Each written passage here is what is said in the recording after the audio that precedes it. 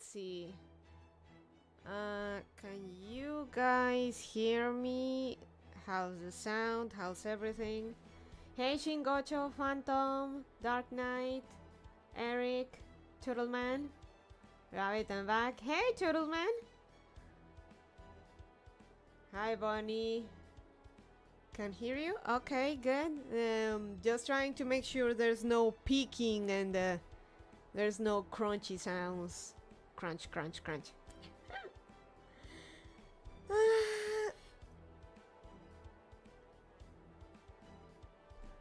1/3 of the volume there. How about this? Better? Did anyone get anything fun for Christmas? Anyone do gifts? No, but I went out to do some shopping with my aunt today. It was nice. Not really, but I can hear you. I'm just trying to make sure I don't go crunchy sound. Guys, I'm gonna need help with something and it's paid, so for people, it's good to spend time with family. Boy, I wish I could say that. Has Bonnie's sister fucked up? She did. I mostly gave gift. I hope you get something, Phantom. I hope you get something. Well, some family. So I'm gonna help us for people that are good. Some other family not so much. So I'm gonna need help with something real quick. So for people that are on Discord, I gave an update real quick. So spending time with Bonnie is enough for me. Thank you, Phantom. So PayPal requested that I verify my business information and my identity and stuff, or lest my account be limited. And today I got the confirmation that the documents I submitted were accepted. That's good. Except that when they were accepted, they changed the name of my business and to my actual name, to my legal name, and that's not good. And so I changed it back to yours truly, and they're asking me for the documents again.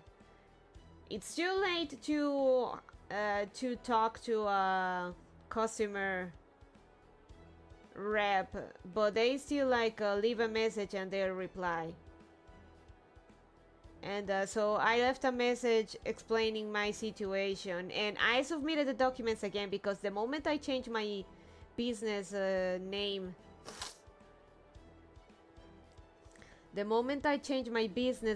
it requested my documents too. So I'm hoping they reply. If not, I'm gonna have to wake up early and get in contact with them.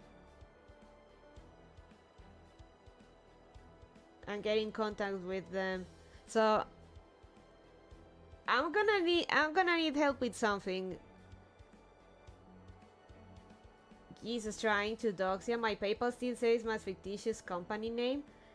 It requested my documents lest my account be limited. I explained my I contacted customer service before, and I explained my situation, but they still changed my name. So I wrote them again and explained them my situation, like, hey, I'm a VTuber, I'm a content creator, I like my anonymity, my business is not formally registered, but I provided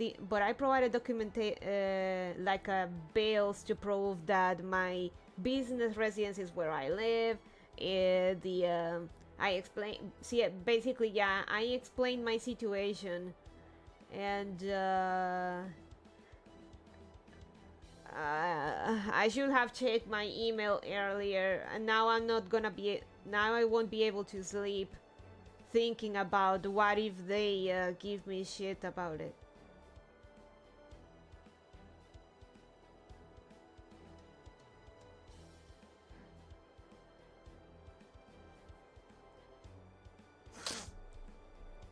Like I even provided, I even told them that if they need further proof that I am who I say I am and access to the accounts and stuff, I could send them the information of my Google AdSense for further proof.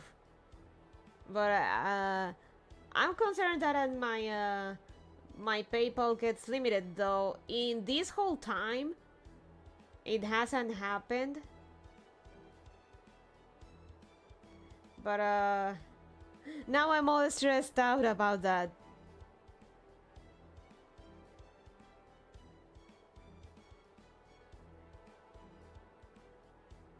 You're lucky, Phantom. Like, your paper says your fictitious company name. So I was going to suggest that if someone could donate like a $1 and test out if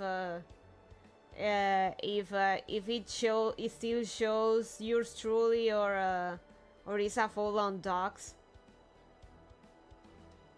But I don't know how much of that is viable.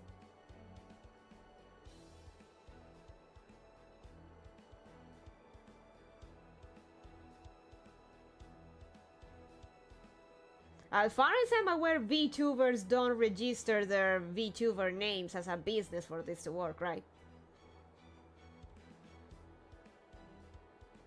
Sure, I'll do it. Okay, thanks, Doodleman. Phantom Tactical Company? As far as I'm aware, indie VTubers don't register their VTuber names as business. So I guess for the big ones like Doki and Mint, they are the business, but they are special cases.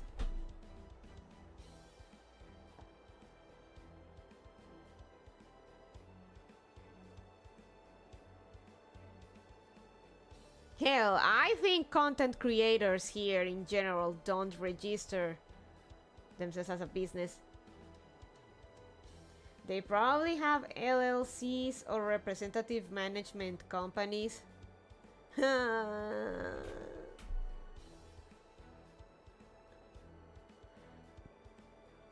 is why I need a this is what I need a corpo. The management part is a bit is overwhelming when it's just you and you alone. Everything says Lara Bunny? Okay, good.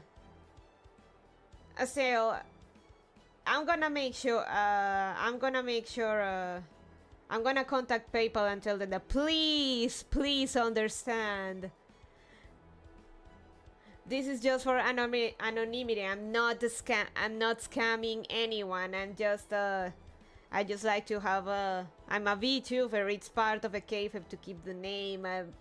My business is not legally registered because I'm just an anime rabbit trying to survive out there.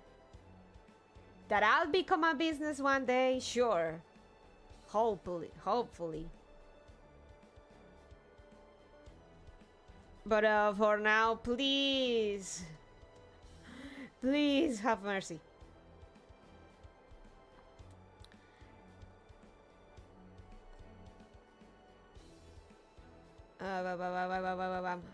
Okay, that aside. So thank you for confirming that, Turtleman.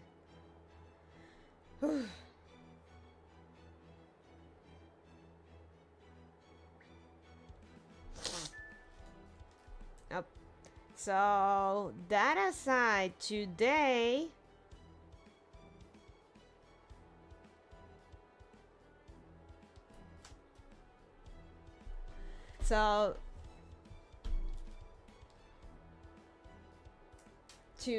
we're gonna I'm checking my phone. So today we're gonna be reading the newest released chapter / section of FGO's part 2 story on NA.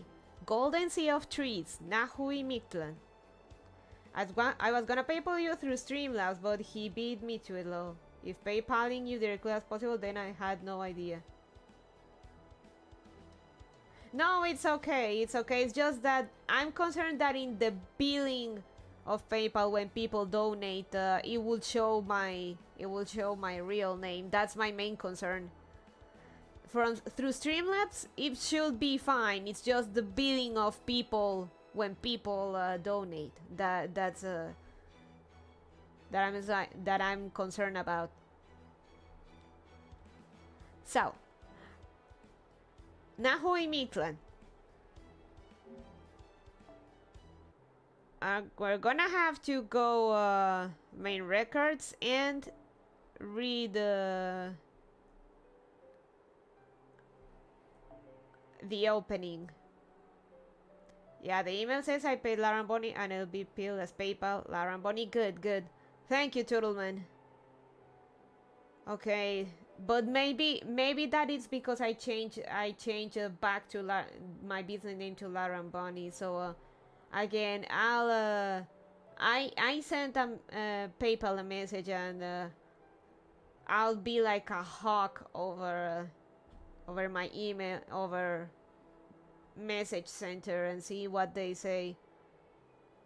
And if they're lenient enough to let me keep my fictitious company of anime rabbits, probably. At least they do that immediately. So Nahui Mictlan. I was gonna say that in True Nasu thing, the introduction took 1 hour to read, but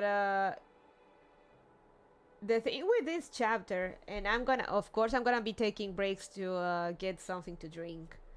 The problem with this is that I don't know. This doesn't have the Nasu taste of stuff. I'm surprised they never asked me for my documentation when I switched my PayPal from personal to business. I don't know. I will say it's Morican privilege. I am not in Morica. I am in Boneland, and then probably they have to be a bit more thorough with that kind of stuff here.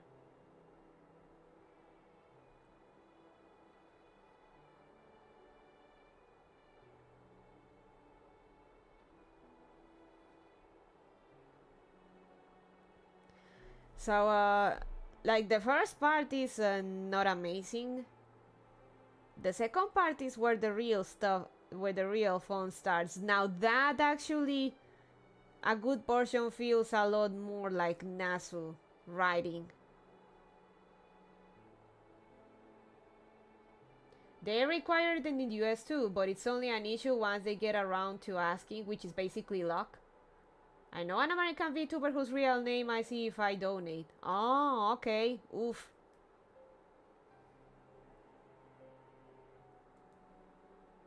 Damn. So it's basically luck if they ask you for documents or not? What is this fucking gacha luck? She knows and doesn't mind, but like... Yeah. No, I get it. It's oof. So basically I had the bad luck of PayPal just randomly decided to ask me for documents. Gee.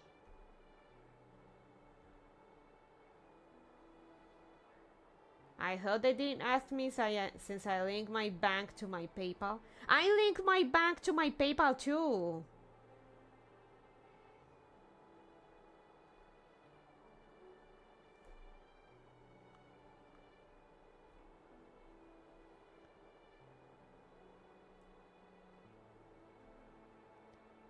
A fake hers is linked. You've just gotten lucky so far. Yeah, mine is linked. Yeah.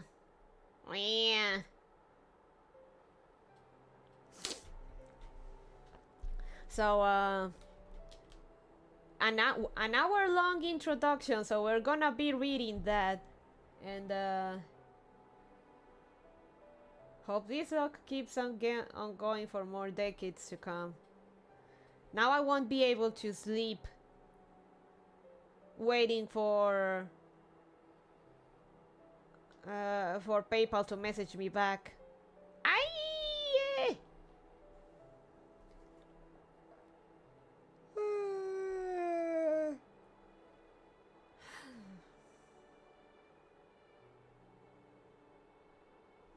I recently learned that my real name is on my PayPal when I donate, which I don't really care. I'm nobody, but yeah.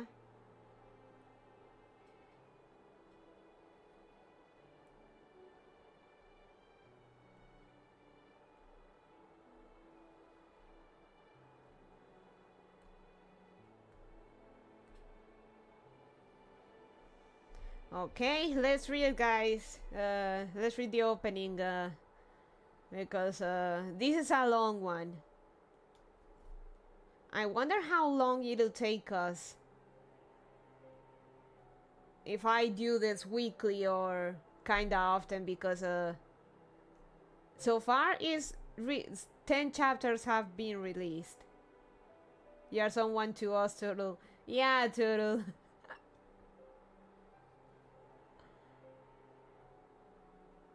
You are Turtle. You are our Turtle. Nice one, Phantom. Okay, sit tight, boys. This ride is gonna get interesting, for a lack of a better word. Last week in Fate Grand Order.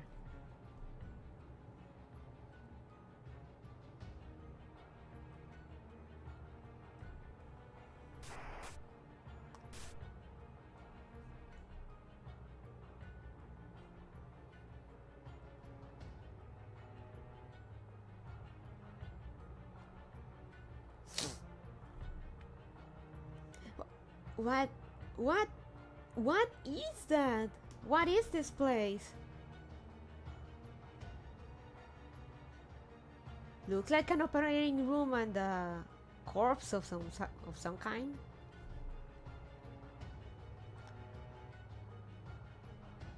It's a twig and a nervous system.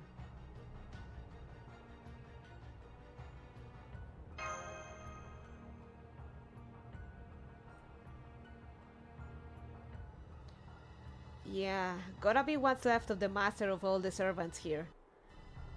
Traum, what a fucking disappointment and nothing burger that thing was. Moriarty called it test subject E. I'm sorry, I blanked out for a moment. I'll start gathering all the data we can right now.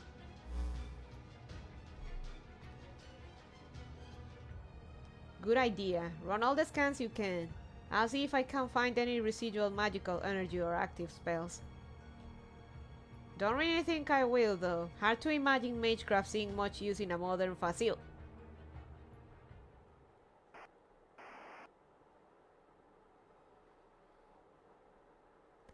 That was...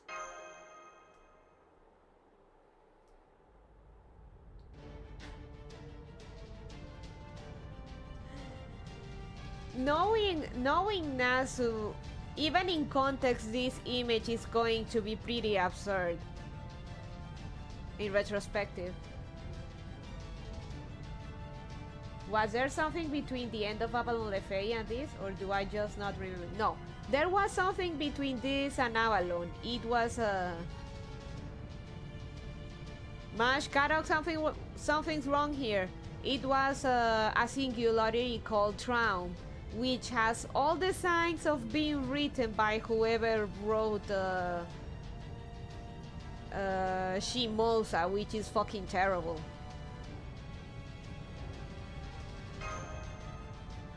Well, Shimosa isn't terrible, it just wasn't great. At least better than Agartha.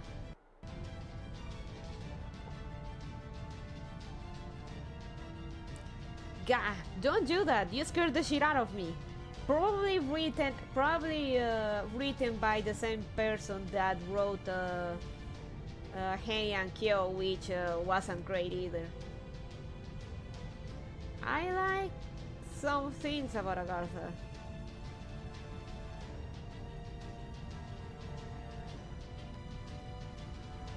Okay, but I know that expression by now. You are serious, aren't you? Mash, hurry up with those scans.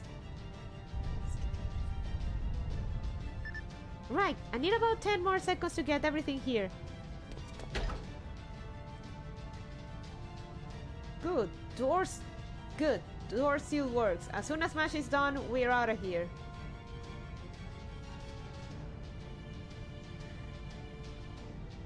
Agartha apparently in Japanese was way worse, and the clearly fetishistic fandom aspect of it was more prominent in the original Japanese text. Come on, Aaron, get over here too.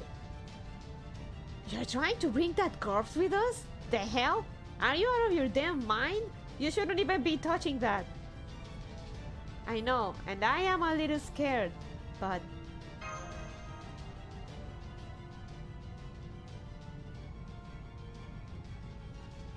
Just leaving it here doesn't seem right. I'm a weeb, I can deal with perviness. I can deal too, but apparently it was really, really bad. Like, dodgy levels of bad. Like, you know, with a dodging, you know what to expect. That basically this was the plot of a porn. This was the plot of a porn dodging, but without the porn. So it's just straight up bad writing.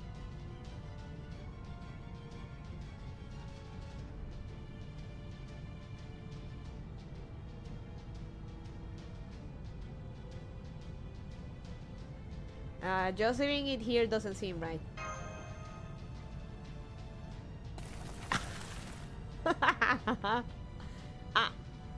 Let me shit. He turned into coke.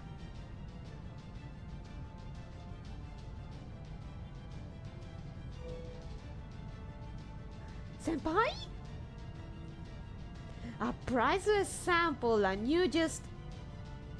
Screw it, can't do anything anymore. You feeling okay? Yeah? Good.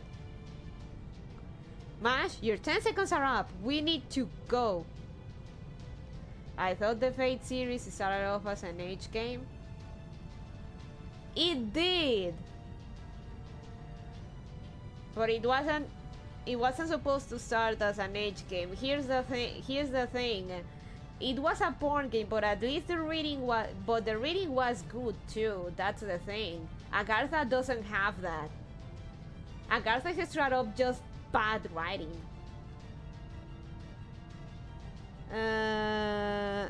Agartha feels like... Give me a second. It was the Wizard comic magical realm. Agartha feels like this. Let me like the Peace World comic. Let me show you real quick.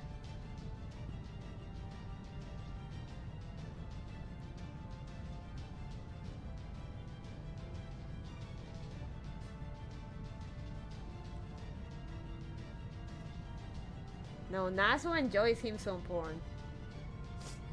You come across an enchanted peace forest. Golden, peacey trees as far as the eye can pee. I, the wizard, have made the peace forest you see before you. Dare you enter my magical realm? Wait.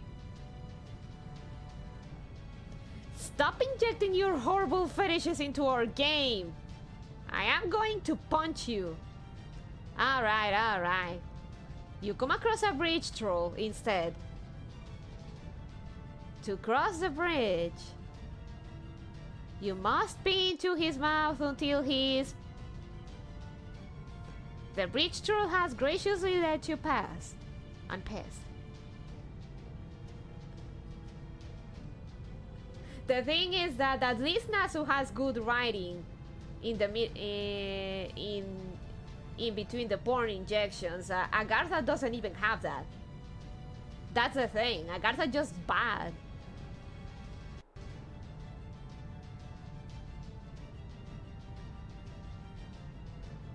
Nasu has a giantess fetish, and he makes it work with what he writes. Can't say the same for for the chuckle folk that wrote Agartha.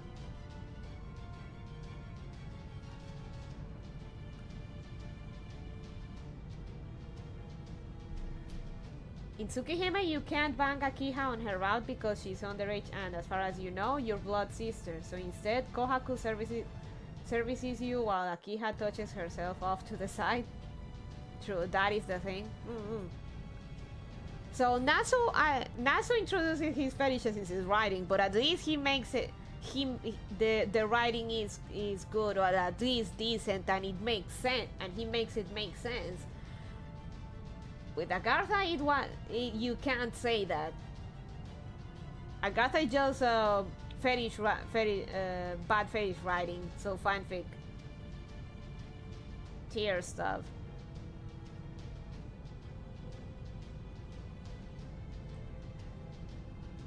So yeah, I forget the name of the guy, but whoever wrote Agartha is the wizard. The wizard. West. I mean, so. Okay, we need to go, Mash. Right, I have all the data I need. Come on, Master, let's hurry. Got it. Take the twig. Take the twig. Take the fucking twig. I feel the twig was more fucking important than whatever that corpse thing was.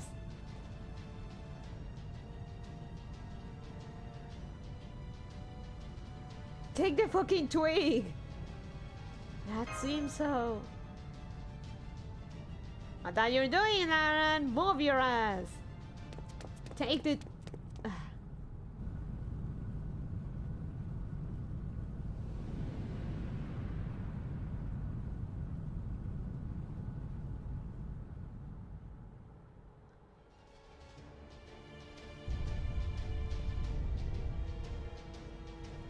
Damn.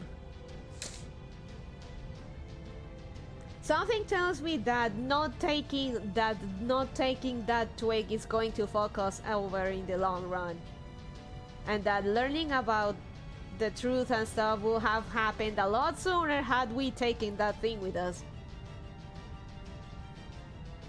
The poles holding physical matter together in here are coming undone.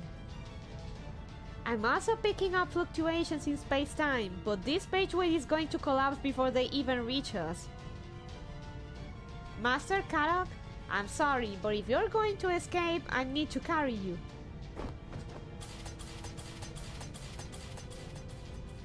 Kirillite? How is she carrying both of us under her arms? Man, she's really, really strong.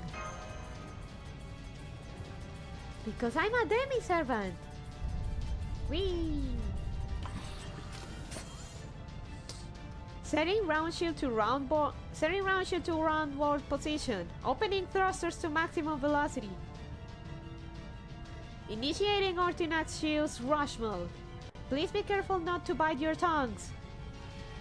I actually bit my tongue earlier today. It was not pleasant. Shield rush mode?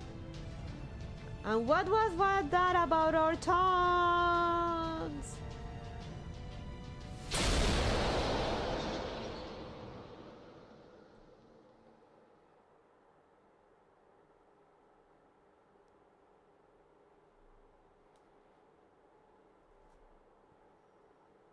I rarely bite my tongue, but I get this out of my mouth pretty often. Success.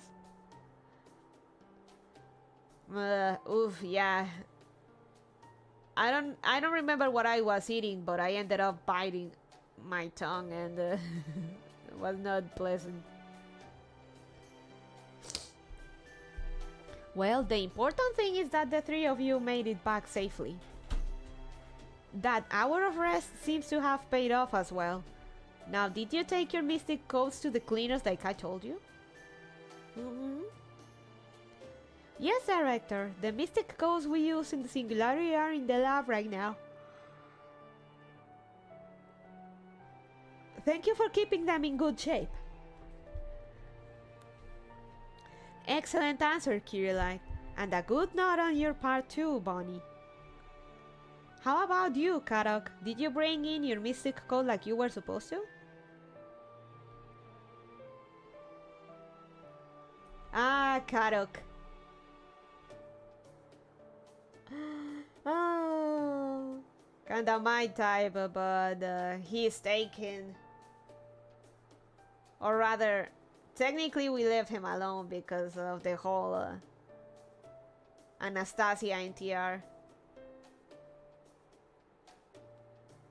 Yeah, I'm not a moron. I'm not about to ignore a direct order from the commander.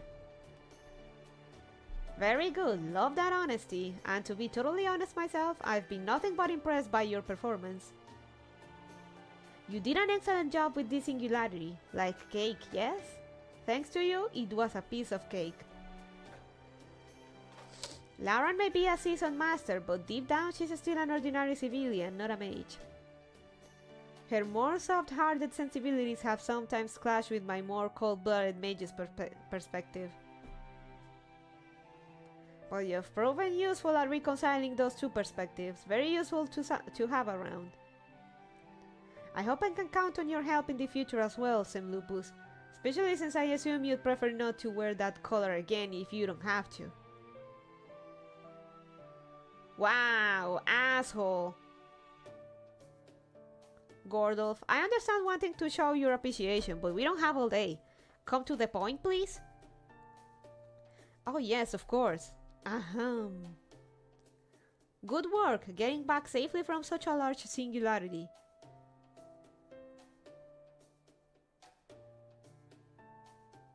Thanks to your efforts, the singularity, which we have decided to call Traum, has disappeared. It's a great shame that our administrative Sherlock Holmes was unable to return with you. But I'm sure he'll be back eventually. And when he does, I'm going to give him the greeting of a lifetime. But we have more pressing concerns right now. We need to discuss the data Kirillite brought back from Area 51. I'm speaking, of course, of that mysterious room and that thing you found there, Test Subject E. Da Vinci and the rest of the computer room staff are analyzing it all as we speak. That includes Sion, Professor, Elrond the record keeper, and Marcus the spiritual engineer, with assistance from Octavia. They're all working as hard as they can, so they should have a report for us sooner than later. So we're just, what, on standby until then? Is that why you confiscated their mystic codes? Yes, the ship is airborne and standing by over North America. We'll be heading to our next objective, the 7th lost belt in the Amazon forest. After you've all had your 48 hours to recuperate. So we have 2 days to rest? That would be a huge help. Senpai and Karok both work very hard down there. Yeah, honestly not my idea of a good time. We could definitely use a break, especially Lara and Bonnie. A good meal and a warm bed will do way more for her than any energy drink. I still need my caffeine though.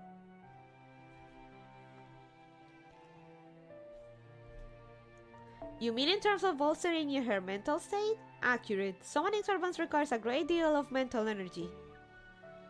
I would therefore like to be certain she gets at least 2 days off each week.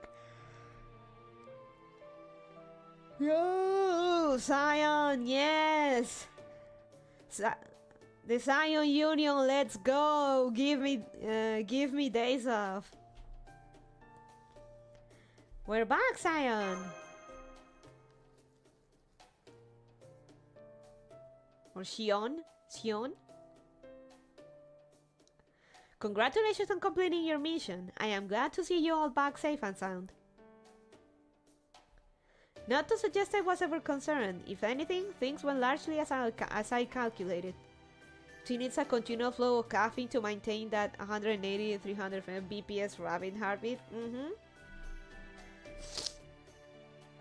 Oh, I think I didn't read that. That's so? Guess it doesn't sound like a joke coming from one of Atlas's elite alchemists. Does that mean you knew about Holmes too? Oh. Did you know he was a disciple of the foreign god? That Moriarty was going to beat him in that singularity? Ah, you certainly do not pull your punches. Or is it bites, as you are a wolf? At any rate, you are correct. I was certain Holmes was one of the foreign god's disciples. For two reasons. First, the report I saw at the Atlas Institute during the sixth singularity. It said Holmes acquired information by synchronizing with three Hermes. That may not sound like much, but three Hermes is the heart and mind of the entire Atlas Institute. That ought to be a big reveal to me, but to be honest, I can't be surprised by that kind of twist anymore. No, everyone saw it coming, Turtleman. Everyone saw it coming that Holmes was a mole. The real twist is that not even Holmes knew himself that he was the mole. Give me a second. I got some potato chips and I'm kinda hungry, so BRB. I need my munchies.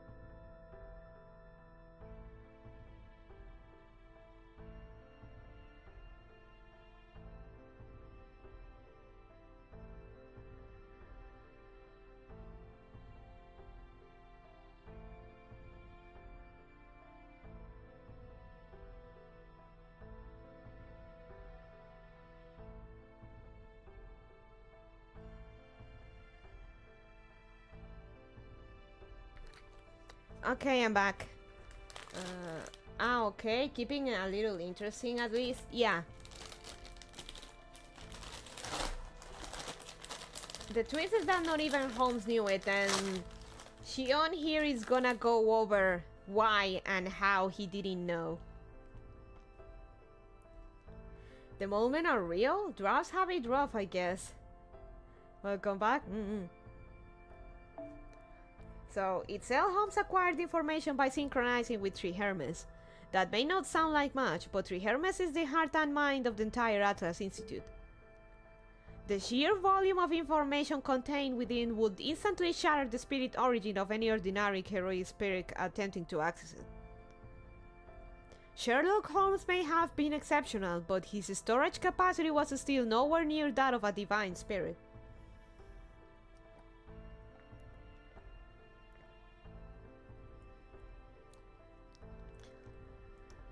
There is simply no way a heroic spirit of a human, no, a standard servant could endure such a thing. That's a good point.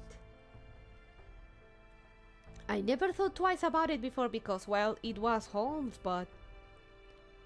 Second, he, of all people, never once even attempted to contemplate what the foreign god wants.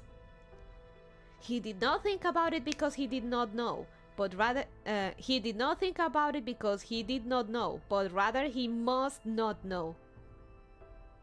A detective who was supposed to reveal the truth was lying about who himself was.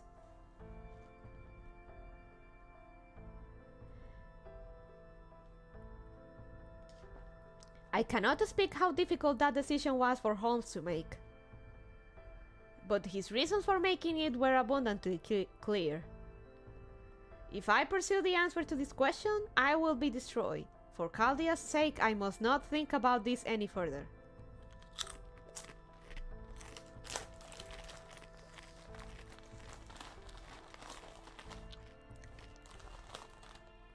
That was the best, if not the only way he had to walk that line. Hello, Nahui. Hey, Anon, how you doing? He may have technically been the foreign god's disciple, but forgetting that allowed him to be Chaldea's friend and ally. And that remained true until the very end. And well, sorry for being late. You are not late, Anon-kun. You're always on time. Everyone is.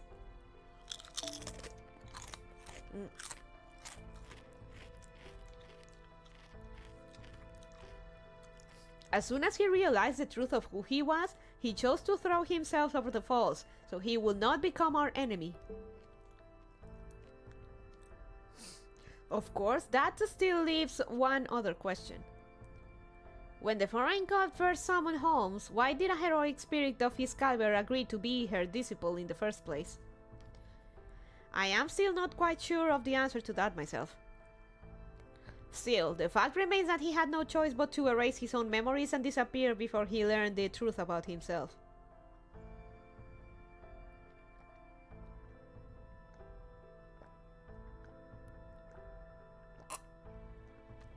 Lord, right on time, not place in my head.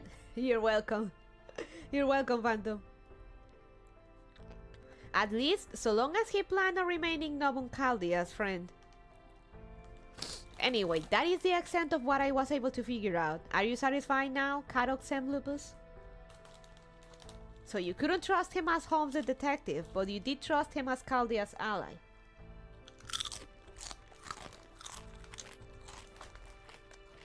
Well, if you know all that, do you know what his goal was too?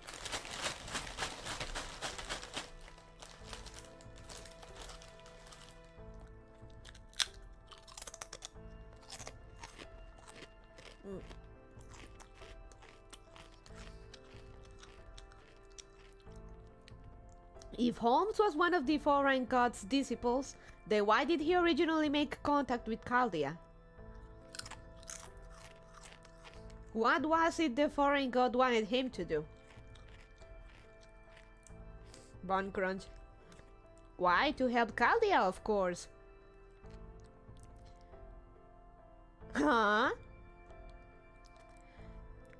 Though his reasons for doing so different, differed as a disciple, and after he forgot that facet of himself, he would have taken the same actions in either case. As the foreign god's disciple, his job was to help Chaldea fight the Lost Belts. That is why the foreign god did not get rid of him herself. He was doing the job she gave him. But once the young Professor Moriarty was chosen to be a disciple, Holmes' days were numbered. My guess is the foreign god's command was something along the lines of, Help Caldia until they reach point A. Then from point B onward, you are forbidden to help them further. In this case, point A was probably the 5th Lost Belt, and point B was everything that came after. Or, alternatively, it may have been something like, once Caldia passes point A, destroy them from within. Either way, that time finally came, and he had to choose between Holmes the disciple and Holmes the administrative advisor to Caldia. Ultimately, he went over the falls. He chose to remain Caldia's administrative advisor. Man, Saj. That's the part I don't get. Even if Holmes did have to lose to Moriarty so that Laramboni's team could defeat him, shouldn't he still have come back alive if he wanted to fight against the foreign god? I agree, it does not make sense. The Holmes we know would never willingly choose to kill himself. Damn, Holmes was pretty baller in the last chapter, I guess. He is the only redeeming thing of that damn chapter.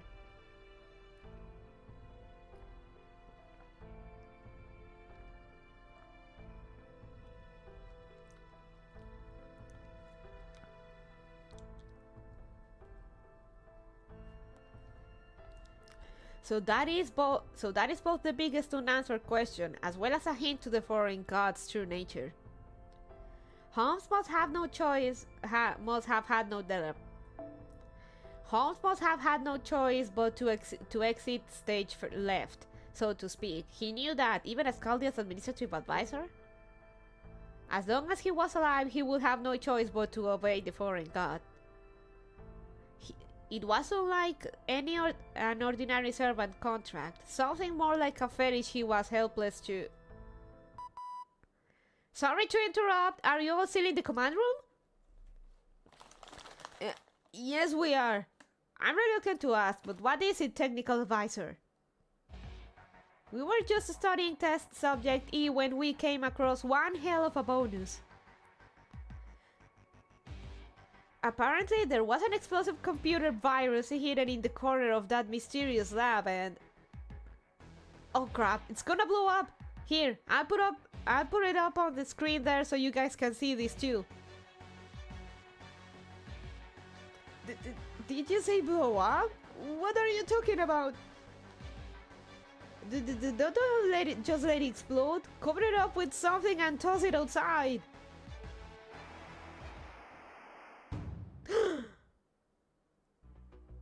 It's him!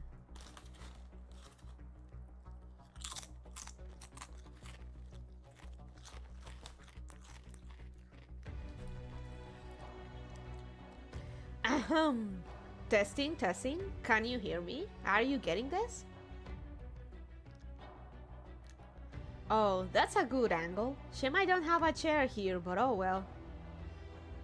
Good day, Caldians. Or is it evening now? I'm James Moriarty, notorious evil genius. You missed Moriarty and Holmes were the best part of Traum.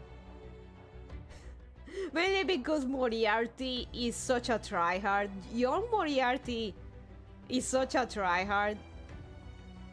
And he goes hard by himself alone, but he still tries. He's still such a tryhard when it comes to Holmes that it's funny.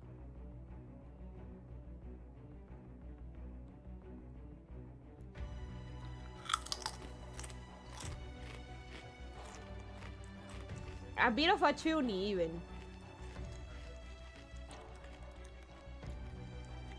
If you've opened this file, then I've probably disappeared. What a pity. So I've taken the liberty of recording this video in case the unthinkable should happen to yours truly. Now, I'm sure you and I have had our share of trouble by this point, but I'd like you to put all that behind you. My goal was to save the world, which has proved to be a task Caldia, or rather, Laramboni is unfortunately not up to. I can save the world far better than she can. Of that, I am, or rather, was absolutely certain. To be clear, I am not doing this out of concern for Master Laran Bunny. I probably did not say as much, since I'm a shy fellow at heart, so I lay it all out here.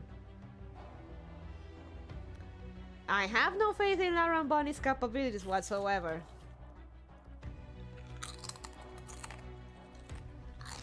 That's a screenshot.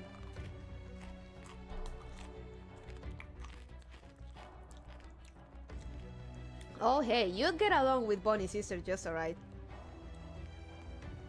I'm sorry, but would you mind if I burn this file out of the data banks? Darn, neither does she. Go, Mash, go, my princess.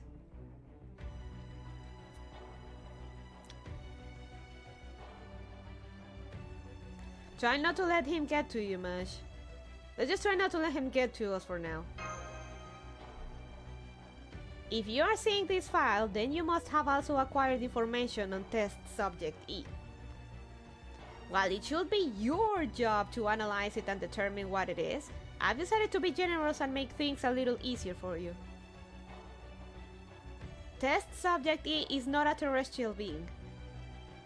It is the remnants of a being humanity secreted away, probed and experimented upon in that facility over 100 years. I believe its cries of agony as it lay dying are what drew the foreign god, its compatriot, here. Unfortunately, I could not determine anything beyond that. I simply lacked the necessary data. Still, with Trismegistus 2 on the storm border, I'm sure you'll be able to arrive at that answer yourselves. Alright, Caldia, farewell. I pray that you are able to uncover the truth. No, on second thought, I don't. Miracles happen only when they're meant to. Praying to God is for students who forgot to do their homework. That smug son of a bitch. He just wanted to kick us when we were down. What a terrible professor. I hope he's not a bad influence on you, Master. I trust Caroxem, Lupus, and Mash Kirillite have finished voicing their opinions by now. Ahem. Before I go, let me give you one last bit of helpful advice. I would hate to live on so sour, unhelpful a note that Caldi ultimately declines to summon me. I am not going to summon you because I don't like you, because I think you are prime bully material. I am not going to summon you because there are far superior choices for AoE arts rulers coming 2025.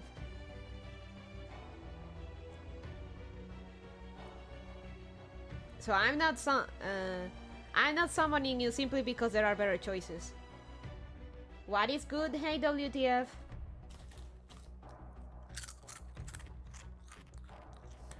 If you want spoiler, it's Summer Melusine coming on 2025 summer on FGONA.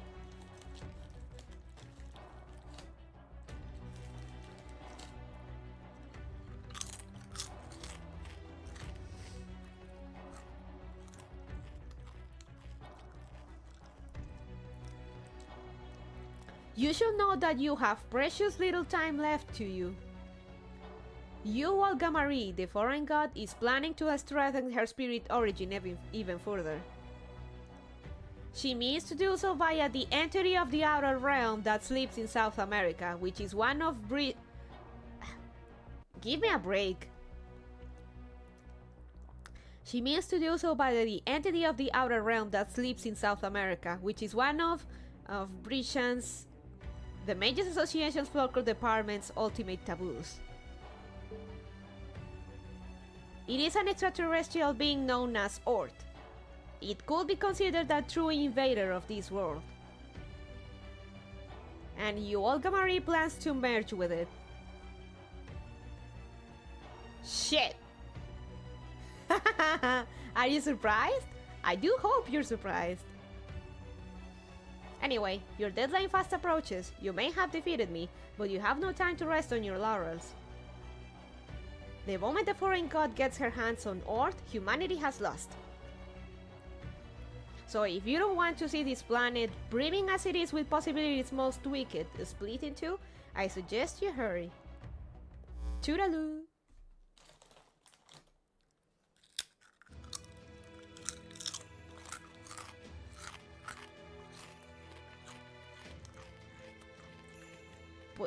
Potato break.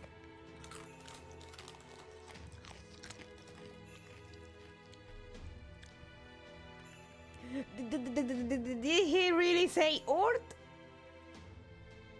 What's an Ort? You mean you don't know? Alright, you wouldn't, would you? Damn it!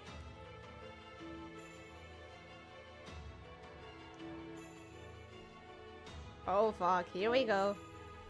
You didn't grow up hearing Ord would gobble you and your whole house up if you didn't go to sleep when you were told. Well, I, for one, am jealous. How do I... To put it in terms even you would understand, it's sort of a ghost story of the mage world. Ort is said to be a monster from outer space that came to South America before the AD era began. They say it kills anyone who even gets close to it in an instant. No mage has ever entered this territory and lived to tell the tale. And yet, for some reason, maybe they decided it was too dangerous to be left on its own devices, or perhaps just out of pure academic curiosity. A Grand Mage and 6 Brand Mages decided to raid its territory in South America back in the 16th century.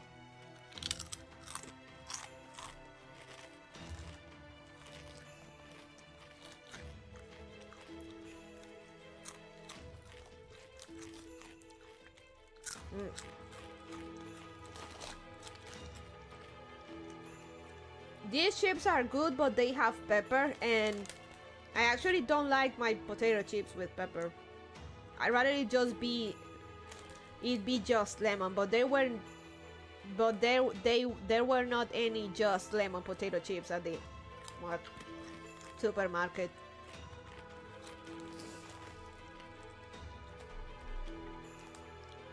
Oh, in case you don't know, a Grand Mage is the very best of the Magecraft world. They're monsters, powerful enough to single-handedly rival the might of entire nations. Grand Mages are one level below Grand, but they're still incredibly talented geniuses who are nearly as strong as Grand Mages. So getting 7 incredibly powerful mages together for a single expedition was something that had just never been seen before. In fact, they say the mood at their campsite before they set out wasn't too far off from a festival. But ultimately, only one mage made it back alive. You must not go near that thing yet. There is nothing alive on Earth right now that can match it. If you guys know your Nasu lore, you know what the guy is talking about.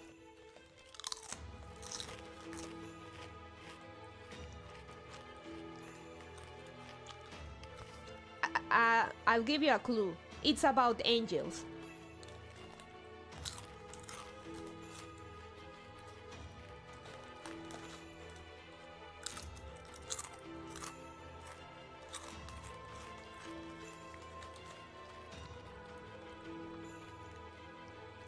Wait for the next era. Let us entrust our hopes to the creatures, whatever they may be, which evolve after our extinction.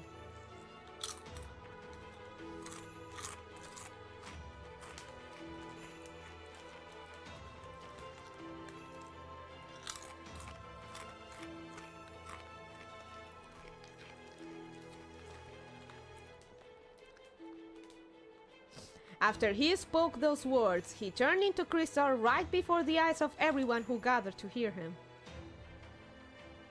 That mage's name was Asteia. He was one of the 12 lords of the Clock Tower at the time. The incident is what prompted the Dean of the Mages Association and Clock Tower to dub the monster Ort. And ever since, that particular region in South America has been known to be off limits to all of humankind.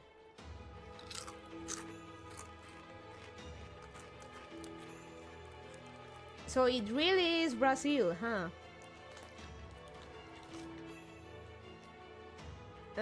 Maybe Venezuela. Maybe throwing Venezuela in there too as well. That is a screenshot, very abusable.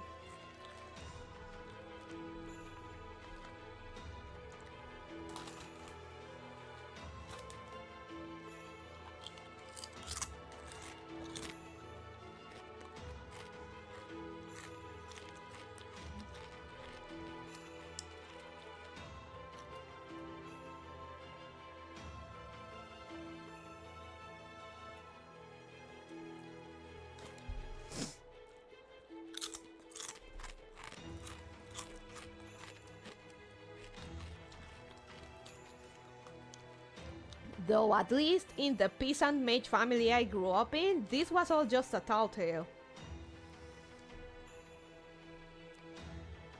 If Gordon's reaction is anything to go by, the nobles must have been told that story as fact though. A fact scary enough they apparently used it to threaten kids into behaving. So there's been another alien on Earth this whole time? Exactly.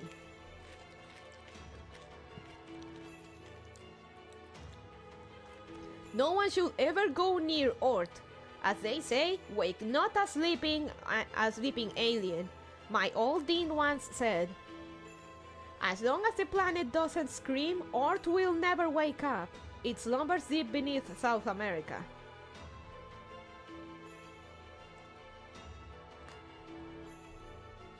Another clue everyone. It's about angels and it's about notes.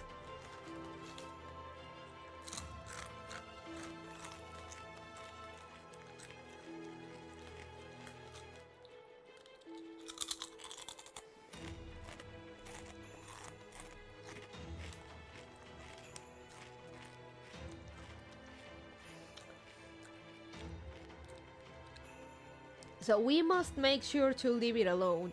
If it stirs, there will be no safe place left on the planet. That's how scary this monster is. It's even worse news than the foreign god. I had no idea a mystic like that was sleeping in South America. As a captain myself, I can't say I'm not intrigued. That right there! That's the kind of curiosity that nearly destroyed the whole world. Don't you dare indulge it! I just remembered something. I once read an article about Ort in Chaldea's library. It said Ort was, at present, the most powerful unknowable life form mages had yet discovered.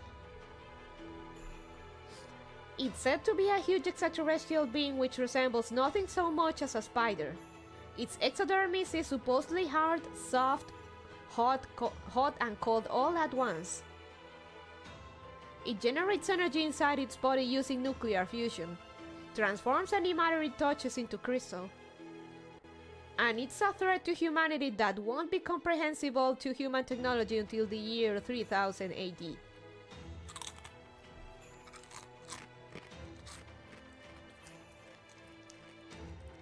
Damn, seriously? It's that bad?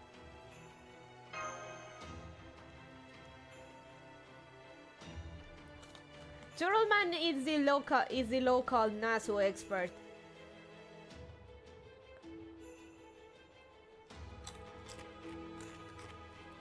My guess is that it's very, very, very bad.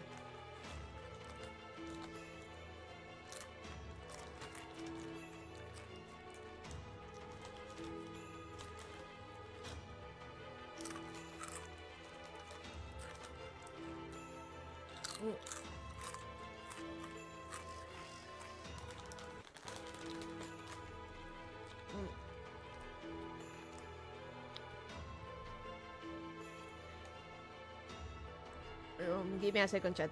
Nom nom. There we go. Continuando. This is far, far beyond anything I calculated. The foreign god wants to merge with Ort? But she is already more than powerful enough already. Why would she undergo such an unnecessary alteration? Well, since she also claimed to be president of Earth, I'm guessing she may just be greedy.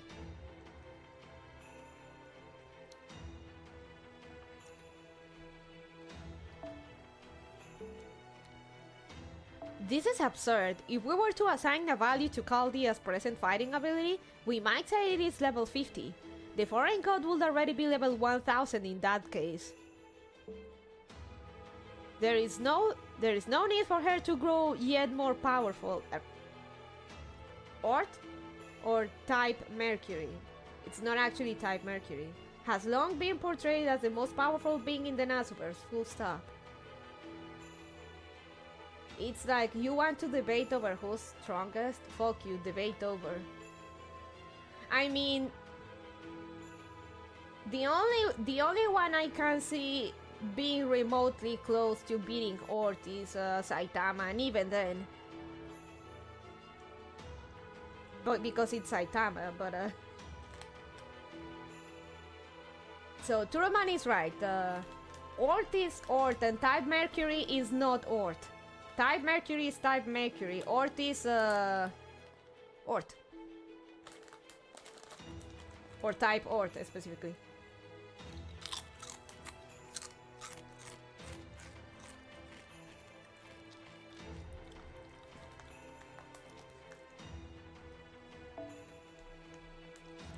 There is no need for her to grow yet more powerful. And yet she wishes to merge with Ort and become, let us say, level 10,000?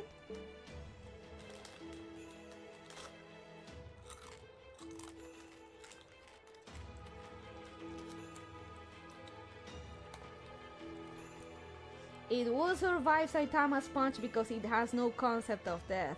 Then copy the power of that punch and spam it back at him. Ah, good point. That could happen.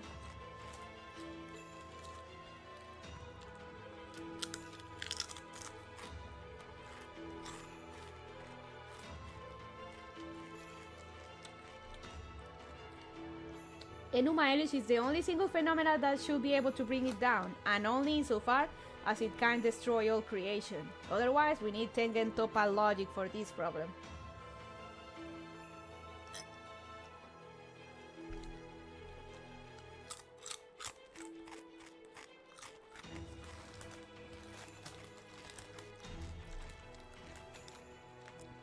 There is such a thing as over-preparing. But yeah, Turtleman. The Ort card is on the table and we gotta make sure they don't play Uno with it. At any rate, if Moriarty went to the trouble of leaving us that video, then it's almost certainly true. Gordov, Da Vinci, I propose an immediate change of plans. Though we need to verify that you Olga Marie is indeed capable of fusing with other life forms at all.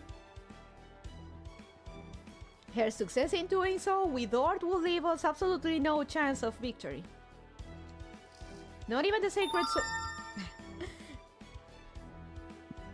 Not even the sacred sword we have finally finished will be any use against her.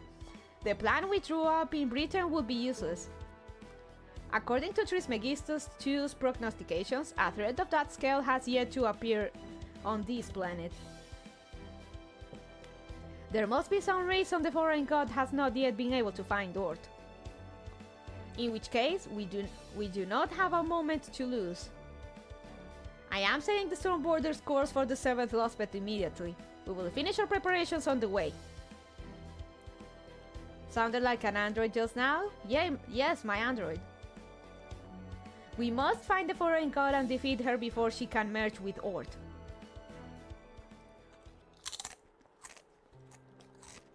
Alright.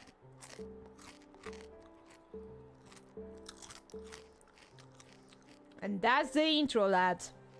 I may have to step out and get more juice. And I'm chugging that down really fast. Oh.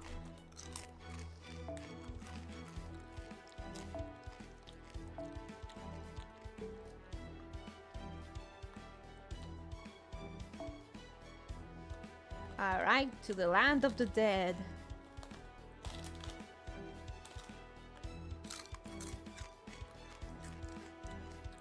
I wonder when will they release part 2?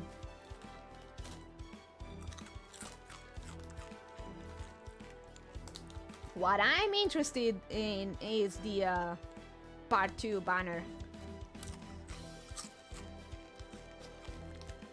Cuckoo.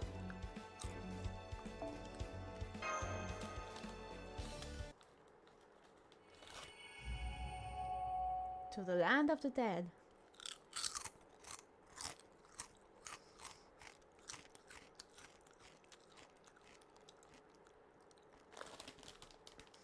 No me gustaron como mucho la pimienta en estas papas.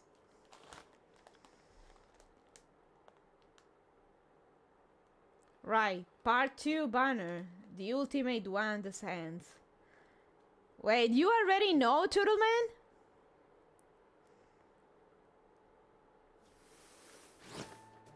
Woohoo! Great, it fits perfectly. Habla did a wonderful job as usual. I've heard rumblings about the most drunken servant, yes. Ah, damn. I know you hate spoilers, so sorry if you got spoiled somehow.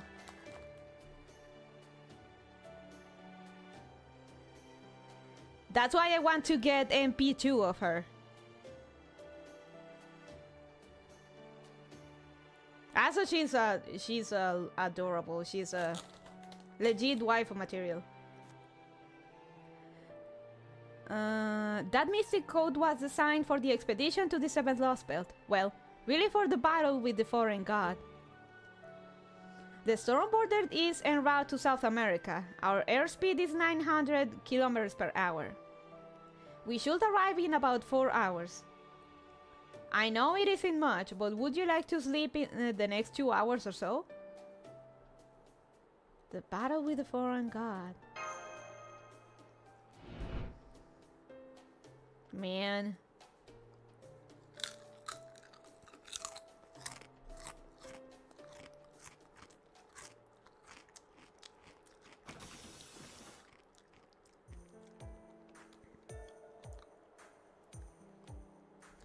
I don't mind FGO spoilers too much, since I'm years behind and I don't plan to catch up soon.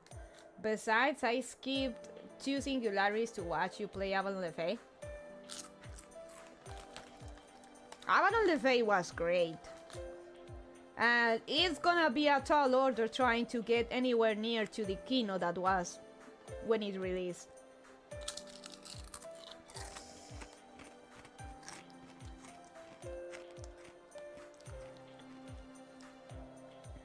Though technically I'm reading that wrong. It should be Avalon LeFay.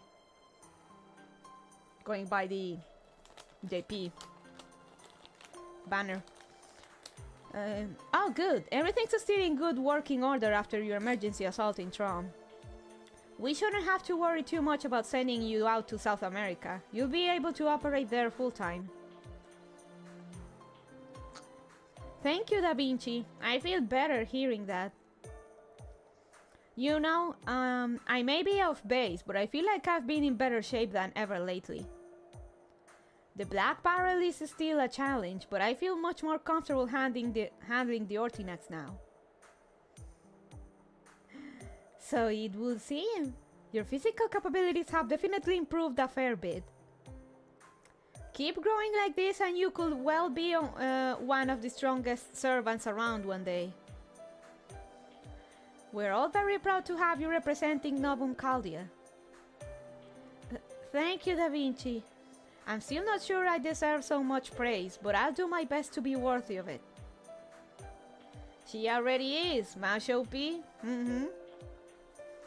Oh, but speaking of the Black Barrel, I will be restricting your use of it even more.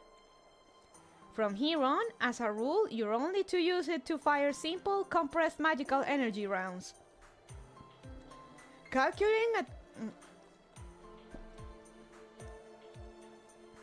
Calculating a target's life scale with the accomplishments measure, forming the black barrel itself, and generating a death counter are all off limits. All of that puts too much strain on your body and relies too much on master's luck. Also, I don't want you firing even the simplest rounds in urban areas either. I've already told Lara Bonnie that too. The rounds affect too large of an area to leave us any hope of avoiding collateral damage. I think that's the right decision. The death counter breaks some of the world's own laws. I understand it's not the kind of thing that should be used recklessly. We're gonna have to use it here too, I'm pretty sure. Because when they always say you can't use this, you always end up use this in the Nasuverse.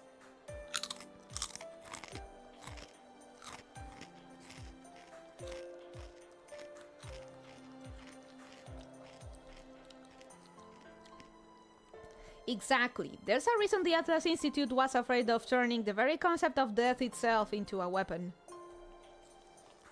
And one more thing. Standard servers have spirit bodies. Even when they materialize, they're still made out of ether. They don't have any actual flesh, and they can never grow beyond the abilities they had when they were added to the Throne of Heroes. But, as you're obviously aware, demi-servants have human bodies which have had a spirit origin implanted into them. You aren't able to use a spirit form, but you do have a real physical body. The advantages that gives you are becoming more apparent. As I've mentioned before, your spirit origin pattern is growing with your body. Well, it does look like that growth stems from changes in your mental state rather than actual physical changes, but never mind that for now. The problem is that you are approaching the state of a heroic spirit even though you're still alive. And you remember what servants are called in the Magecraft world, right? Ghostliners. Sarge. At any rate, if you want to get stronger than you are already, it won't be all that long before you lose the demi qualifier. So I want you to really think about that before it happens, because growth is inevitable, and there won't be any going back. But hey, no need to worry about it too much. If you feel like you're getting too close for comfort, just take off the Ortinex and come back to the border. We're not in the same boat we were before. We have allies we can depend on here in Novum Caldia.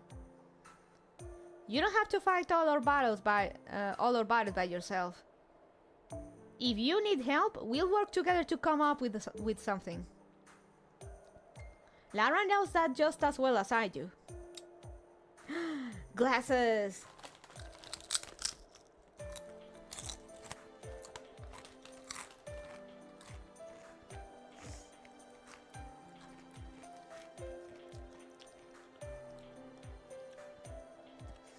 Neither of you have given up on Director Olga Marie, have you? Then I'll be with you every step of the way. I mean, she's obviously the same Olga Marie in Caldia's database, isn't she? Hato. I still have no idea how we can neutralize her, but if we can, there'll be plenty of chances to talk. Yay!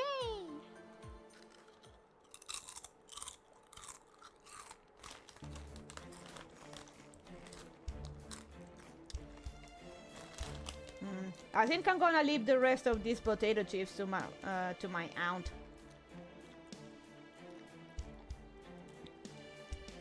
I'm not liking the pepper in this. And I like pepper usually in my food.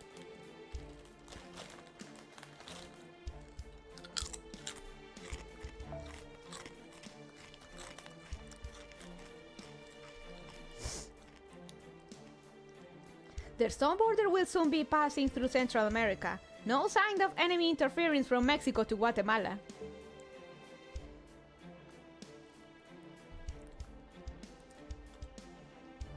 Milady surrendering potatoes? Is this the Twilight Zone? They weren't regular lemon potato chips. I just grabbed the lemon and pepper ones thinking they'd be fine, but They're proving a bit too much for me.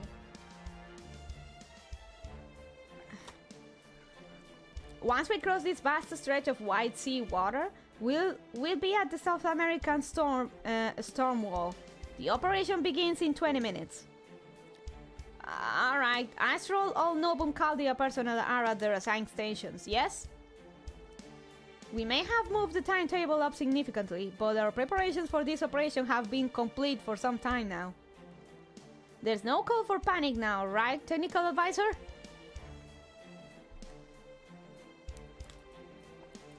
I am now for putting obscene amounts of pepper on almost everything I eat, especially if it's stew, soup, or chicken and rice. I usually don't scoff of pepper, but I don't know. There's something about it that I don't like it with these potato chips. And I usually like to add black pepper to my food too. So maybe it's a bit too much, I guess.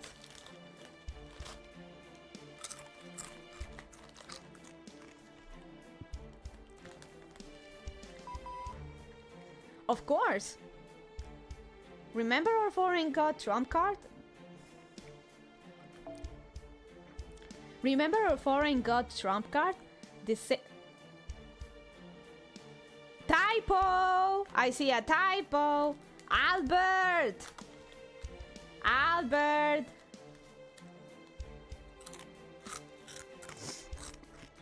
Do you guys see it? Do you guys see it? Albert! What the fuck?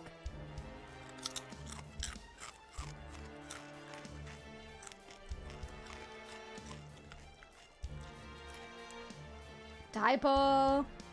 The Melody Sword is scared. What use do we have for a scared sword?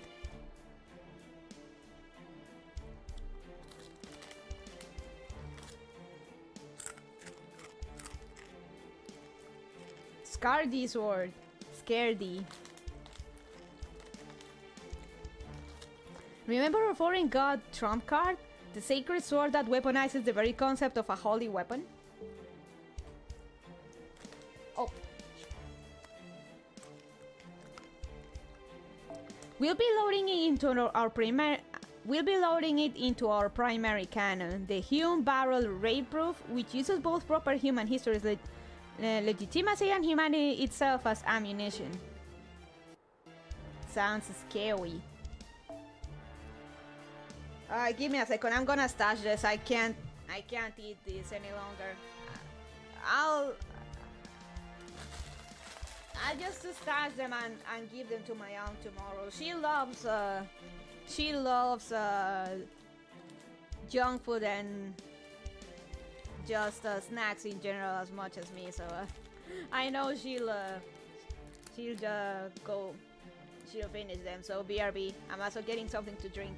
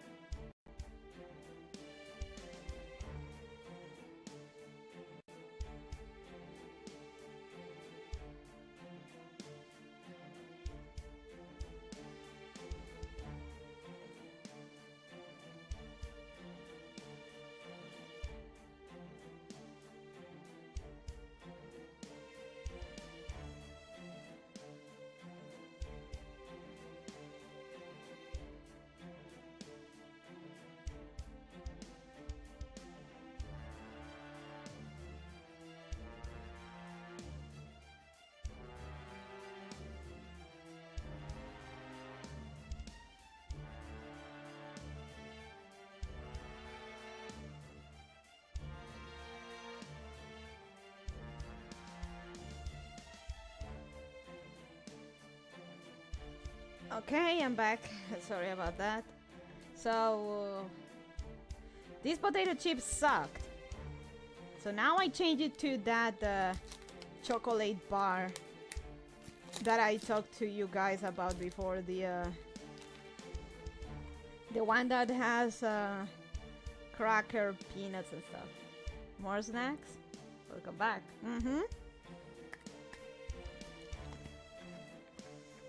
I wanted something salty, but oh well.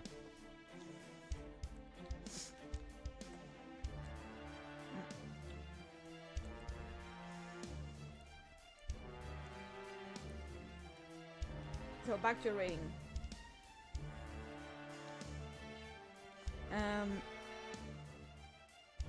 We'll be loading into our primary canon the Hume Barrel Ray Proof, which uses both proper human history's legitimacy and humanity itself as ammunition.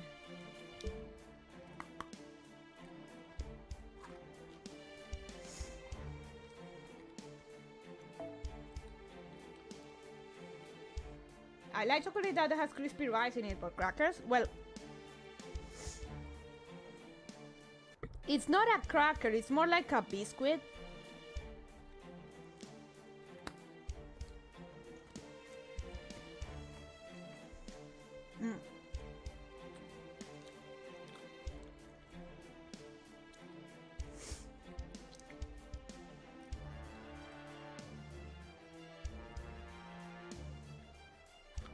But hey, crackers with some chocolate, it's actually not bad. That sweet and salty combination is really good.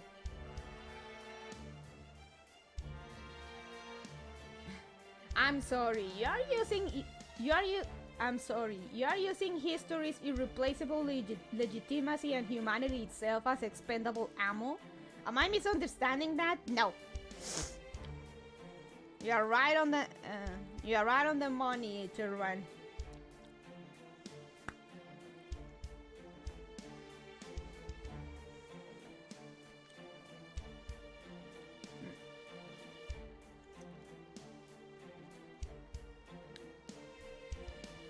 We've run over 100 million simulations with the Trismegistus too, and it's had a 99.99% success rate.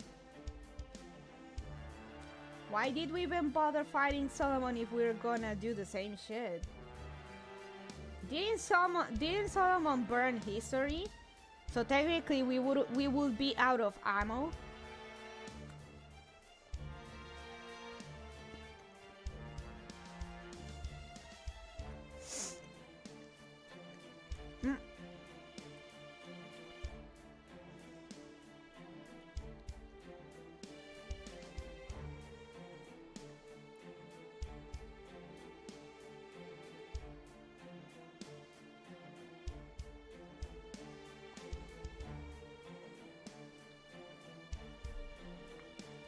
Ars Alma del Salomonis was literally him using the energy that composed human history as a weapon.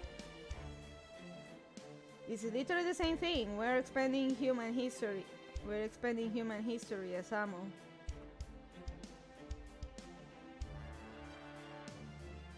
Desperate measures, I guess?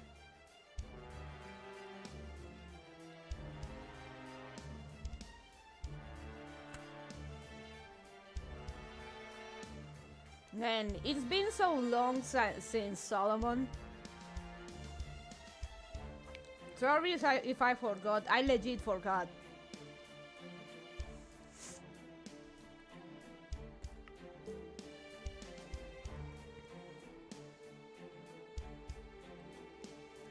There won't be any problem deploying it in live combat, even with this transformation sequence. Do you see? See, Turtleman? Da Vinci says it's fine. It's fine. It could happen. Something bad could happen, but it's not gonna happen. Wonderful. I knew our technical advisor wouldn't let us down. I think that just means it'll work. It'll be fine. Right, Da Vinci?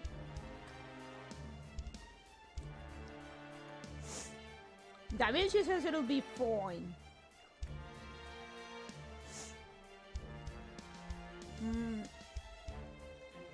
By the way, this primary cannon, does it have a firing mechanism in the command room that looks like a gun's trigger? You'll have to show me later. Not only are we using humanity as ammo, we're giving Goldolf the trigger so he can shoot it whenever he wants.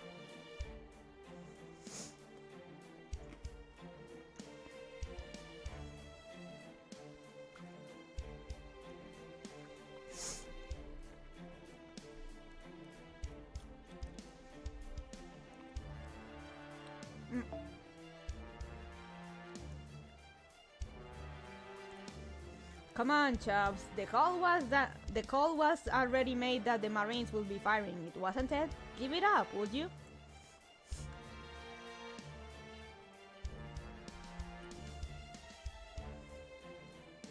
On second thought, whatever that foreign god is doing, I need to reevaluate its viability. They might be the good guy.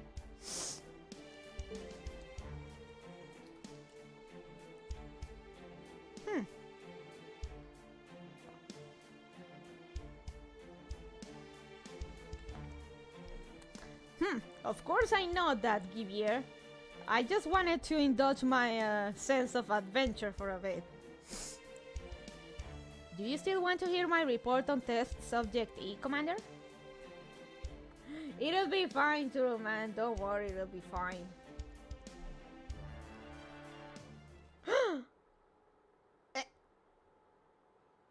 I definitely do. What did you find out? What did you find out? Little of substance, unfortunately. I learned only 3 things. 1. That operating room had cutting-edge equipment from the same level of civilization as our own. 2. Test subject E is of a completely unknown species. Trismegistus 2 had no data on it whatsoever. 3.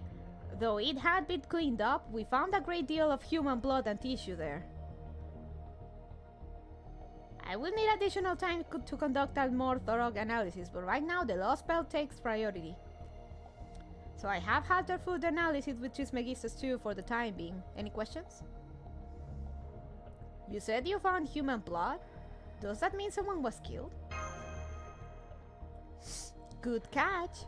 It had been thoroughly cleaned, but we still detected a fair amount of blood and little flesh as well. So yes, barring suicide, it is possible a murder was committed there. But it was an operating room, right? Couldn't someone have made a mistake during an operation? I see, true. There is at least half a chance of that. Though I do not believe most surgical errors result in blood splattering a full meter from the operating table.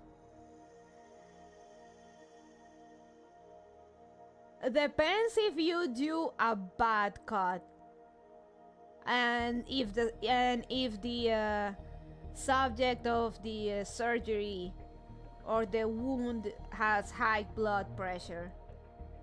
Maybe.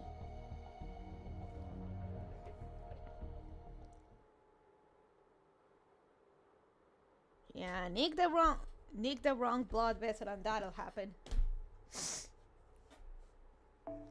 That's enough about test subject E. We'll be in hostile territory soon. How are reinforcements coming along? On it. This is the computer room. Summoning room. For this mission, Trismegistus 2 is recommending we summon 4 servants. While it would be more energy efficient to summon them from inside the Lost Belt, we wouldn't want a repeat of the Britain situation. We've already summoned the first servant. She's headed to the command room right now. Just be patient and we'll have the other 3 on their way soon too. A wise decision. We'd be royally screwed if we only realized we couldn't summon any new servants after we'd already entered the Lost Belt. Anyway, I wonder who the first heroic spirit to help us conquer the final Lost Belt will be. South America has its share of harsh environments, you realize. So I suspect it'll be a muscle-bound, headstrong, uncultured gorilla of a servant forgotten by civilization. Hmm? Nito! Who are you calling uncultured? Such insolence from Chaldea's commander.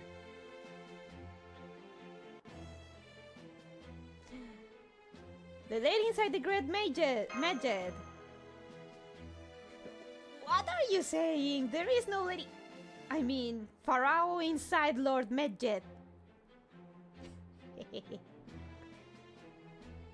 I take it you know this servant? Nitocris, have you retained memories of your previous summoning? That is, of meeting Lara and Bonnie and Mash in the sixth singularity? It seems I have, yes. If you used Chaldea's spirit origin crafts to summon me. That could explain why I've retained memories of that summoning. She remembers! She's Nito and she's our Nito. It's our Nitocris.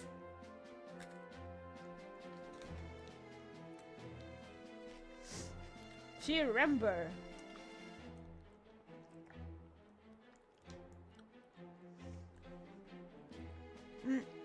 Sorry. However, this is still technically our first meeting, so a proper introduction must be made. Ahem. You may raise your heads, people of Cal... I see they're all already raised. How insolent. I suppose I'll let it slide this once. My name is Nitocris. I am the incarnation of the Sky God and the wielder of the Mirror of the Underworld. Admittedly, I'm not familiar with South America, but the glory of a pharaoh shines brightly wherever she may go. You may pay me homage and rely upon my aid. You were one of the prime farmers back in the day, Nito.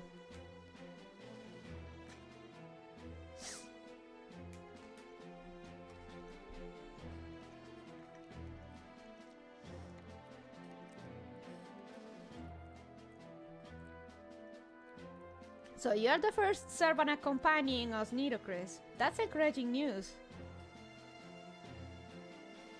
Though you seem a little, different than the Nitocris we met before. That, Mash, is because my spirit origin is different. This time, I have my full power right from the start. A mighty pharaoh reduced to a mere farmer, Sasuga Chaldea. Thanks to the storm border providing me with a vast amount of magical energy, my spirit origin has reached its final ideal form. Peak performance. What's more, I can now move about without my master's presence thanks to having gained independent action. Wow, independent action! That is what you're happiest about? I'm astonished. Or better yet, stupefied. At any rate, this time around, I'm a very independent servant. I require no magical energy from my master, nor am I bound to Chaldea in any way. I am completely free. However, I also understand what it is I have to do, even without the restrictions of a contract. I, Pharaoh Nitocris, will do everything I can to help Chaldea achieve victory and restore proper human history. That's an archer class skill, but okay. Not the time to start nitpicking. Archer still requires magical energy that is not completely free. If she really does not need magical energy through independent action, that means it must be some really high independent action. Are you sure it's action and not manifestation? Manifestation would be a lot more concerning.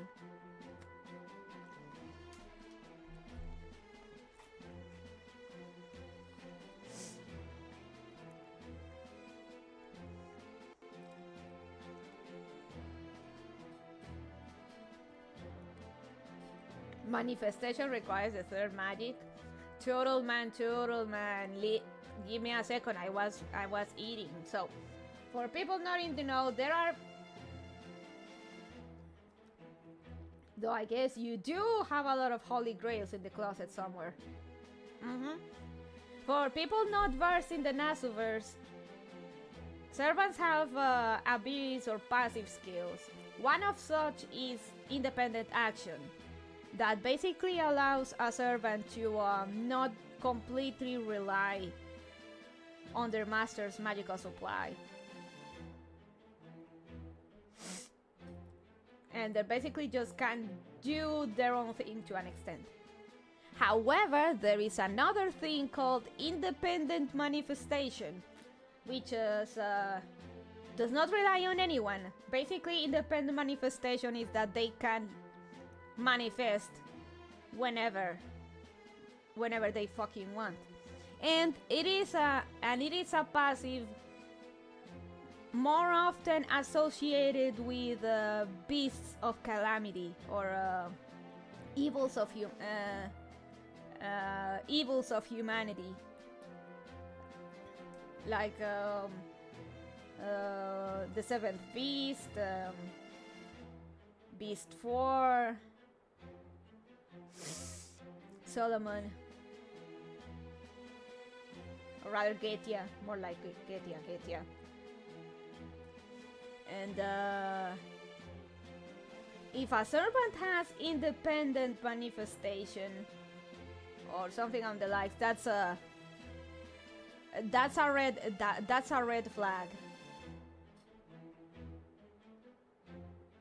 Gilgamesh in Zero had independent action. His master doesn't need to be nearby when he fights. Gilgamesh in Stay Night is manifested and does not require a master to continue functioning. Yeah, because basically Angra tried to corrupt him, and Gilgamesh was so full of himself that he was incorruptible, and he gained all the perks of the possession by Angra without the drawbacks, which is basically being manifested. And if anything, Gilgamesh was close to corrupt the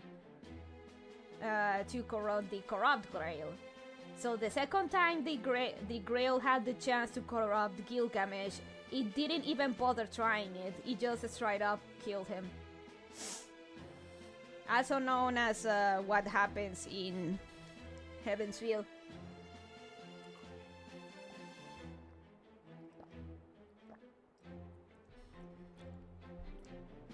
It did have a non-zero effect on his personality, roughly the transition from chaotic neutral to chaotic evil, but failed to turn him into an alter.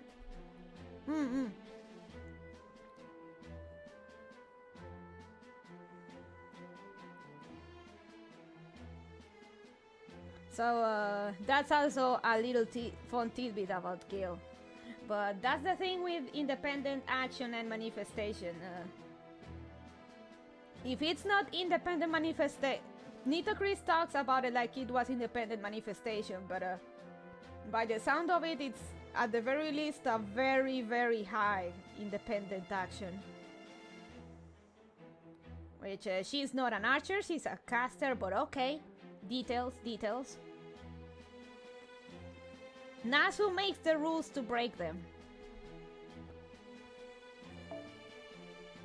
I, Pharaoh Nitocris, will do everything I can to help Chaldea achieve victory and restore proper human history.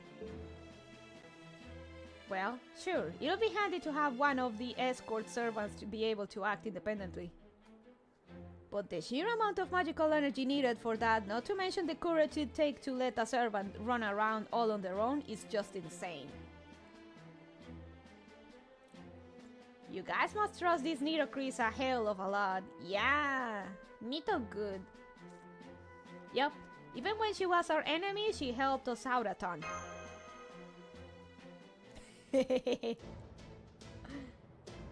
Nitocris, I like you to guard master. Well, the whole field ops team, really.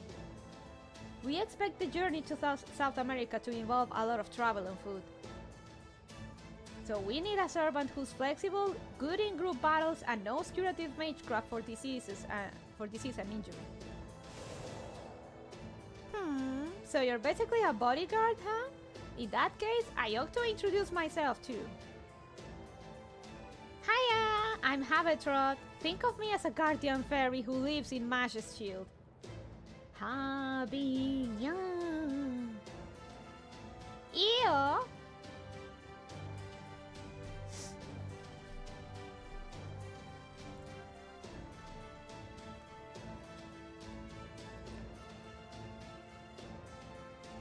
Spinsta! Habetorato! I played this game way too much. What a polite one you are. You must be one of Basted's kin, A pleasure to meet you. What's a Basted?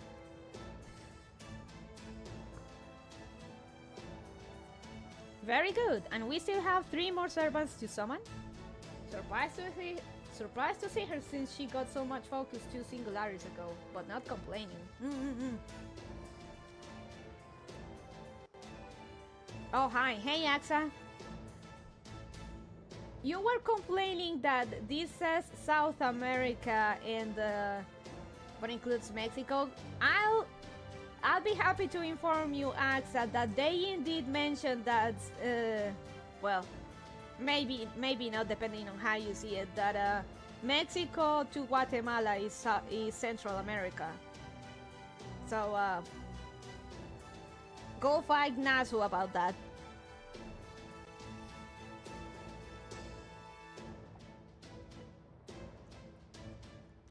Mexico is not north enough, I guess. Very reassuring. I knew I prefer lost belts to singularities. Perhaps now we'll be able to enact the mass servant deployment plan we weren't able to use in Tunguska. We'll have that tree of emptiness cut down in no time flat. Once you've found it, of course. Eh? Oh wait, there is no tree of emptiness reading in the South American Lost Belt. Isn't that right, Sion? It is. We see none of the energy readings peculiar to the tree of emptiness in South America, in the South American Lost Belt. Mexico is North America, but at least they are trying. I know.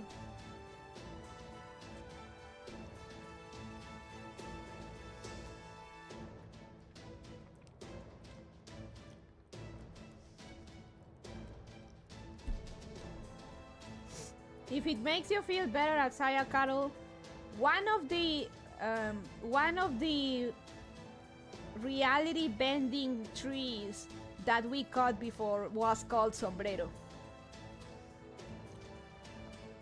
The embodiment of a galaxy and reality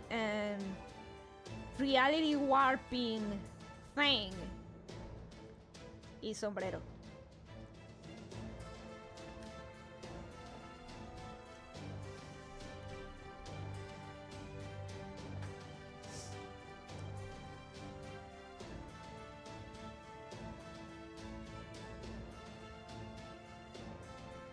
On the off chance that they use the slur Latins in this localization, I'm gonna laugh and cry at the same time. I haven't heard anything about it. And considering the circumstances of this one, I don't think we're gonna see that fucking curse word anywhere near this. You'll eventually see why, Churuman. It is. We see none of the energy readings peculiar to the Tree of Emptiness in the South American Lost Belt. Though, of course, the fact that this Lost Belt continues to exist must mean there is something equivalent to it. Perhaps it somehow died, as in Britain, or, as in China, it may have been hidden. Oh, let me reread that again. Perhaps it somehow died, as in Britain, or, as in China, it may have been hidden. Either way, the Tree of Emptiness can wait this time. Our top priority here is defeating the foreign god. Can't complain much for my people. For my people, everything between Russia, India, and Australia is just China. Ah, ¿lo ves?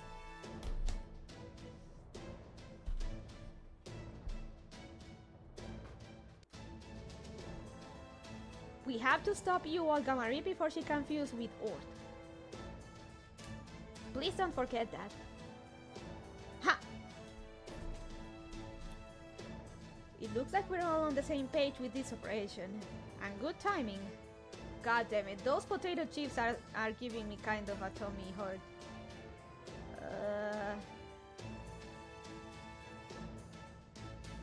Monas chinas, everything anime.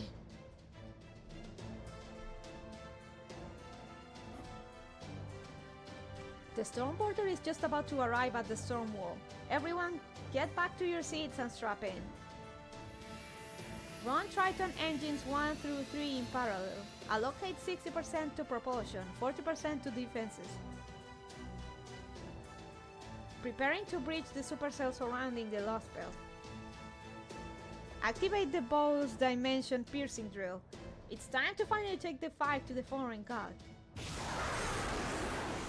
We're going to Brazil!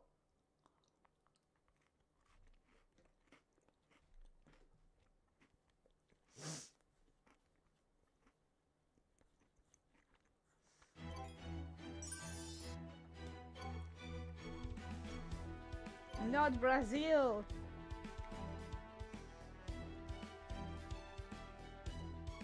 Hey, I got trips on my Saint Quart fragments.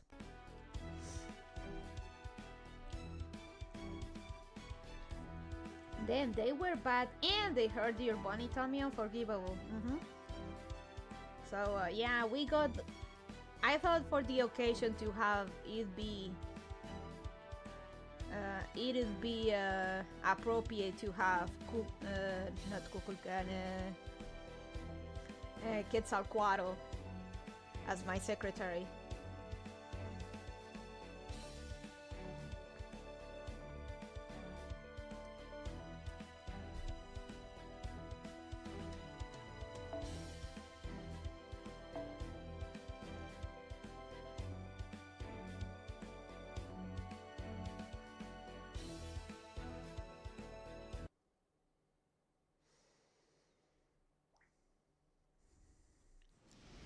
Whoa, cutscene.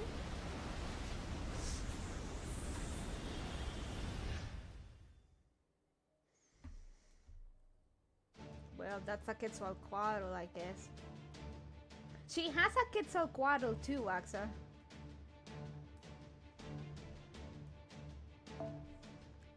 We made it through the storm wall. Damage to the hull is, of course, minimum. Alright. Cut the commentary. Focus on the report. Get me an external view on the monitor. I want to see this lost belt for myself.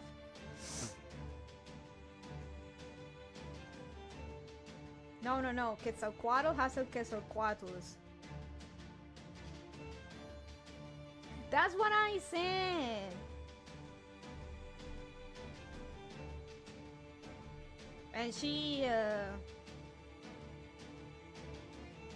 And she's actually Santa and gives gifts to children while flying on her Quetzalcoatlus. She says she has a Quetzalcoatl. It was a pun.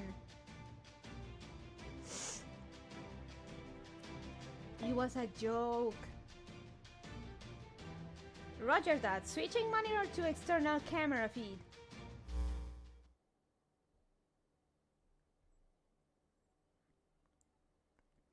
Ain't that pterosaur?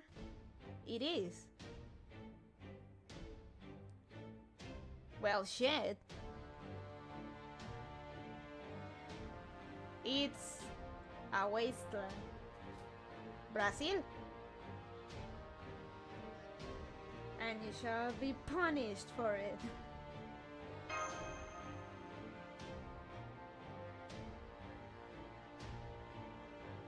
I expected to see the Amazon rainforest. It looks more like we just flew straight into hell. Dry, barren ground. Thick storm clouds everywhere. No plants or animals anywhere. Rain of volcanic ash. The Amazon is said to be Earth's lungs, but this place is completely inhospitable to human life. It's like a prime example of volcanic winter. Even for a lost spell, this is certainly beyond the pale. It is, and that's Darkid, a large subclade of pterosaur. I could not agree more, Gordo. This is a far cry from Biosphere 1. Physically large, not largest in numerous species. I am aware lost spells are dead branches of human history, but this does not even appear to be part of the same tree. What could have caused this? What process could have resulted in such an environment? Yes, this is shocking. Excuse me, but I think you'll want to see this. It's a measurement of the local landmass. What do you make of it, Sion? Dip.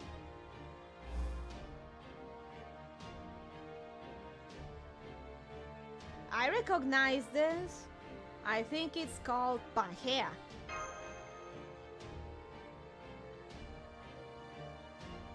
What the? It seems vaguely familiar. Do you know what it is, Sem Lupus? Yeah, I do. I can't remember what it's called though. You tell them, Kirillite. It looks like Pangea? But that shouldn't be possible. I saw Jurassic Park when I was a kid, ergo I too had a dinosaur face. I knew it. It's Pangea. My childhood watching dino shows paid off. Possible or not, that is exactly what it is. The supercontinent of Pangea. I don't understand. Super or not, how can a continent be medicinal? Surely such an inhospitable place as this can't be called a panacea. Mash, get the black barrel. Not panacea, Pangea. Not panacea, Pangea, the giant landmass from the Mesozoic era that every continent on Earth broke off from. Funnily enough, Jurassic Park is the main thing responsible for the warped view people have of dinosaurs today. Like, most of those dinosaurs had feathers in real life.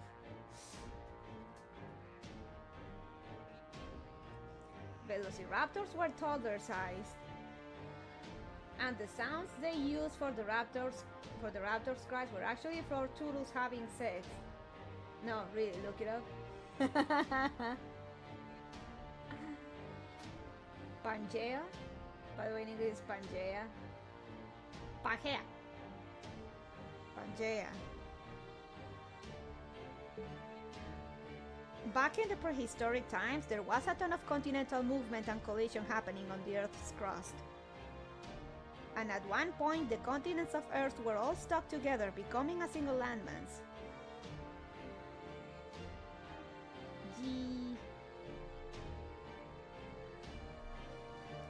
That was the supercontinent of Pangea. As in the era that took place between 252 and 65 million years ago. That one. Yeah, that one. With the Triassic, Jurassic, and Cretaceous periods.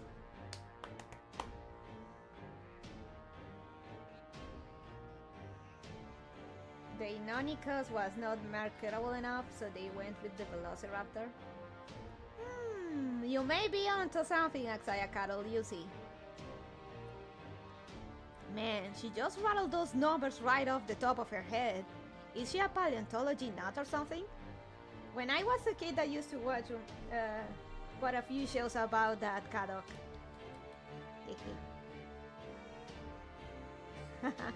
What are you silly billies talking about? You do realize this is 2019, right? So how in the world could we be seeing the Earth from 66 million years ago here? I really wish I knew. Strictly speaking, I don't think this is actually Pangea though. I mean, there's just no chance of an environment like this giving rise to humanity. They say humans' first ancestors appeared 66 million years ago, but nothing could possibly live here. This looks more like the aftermath of a mass extinction event than... Wait, that's it! A mass extinction! Maybe what we're seeing here is...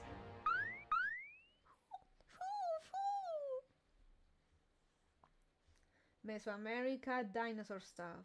I will say it's a weird combo, but we have Warhammer. Sit tight, Taxayakatl. You're gonna enjoy this one. What is it, foe? Are you trying to tell us something? Emergency alert! We have an unidentified object 10 kilometers off of our ball. It's heading right for us.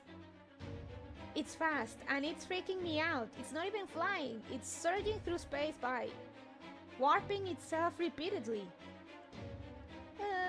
It's closing in on us quickly. What do we do, Captain? Keep it together, Marine. Raise the storm border's electromagnetic barrier and brace for an attack. Look out. Tell us what we're dealing with. Better yet, put it up on the monitor. Yes, right away.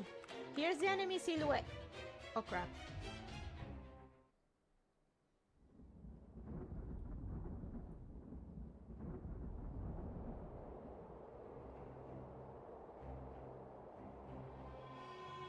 Well, fuck. It's her.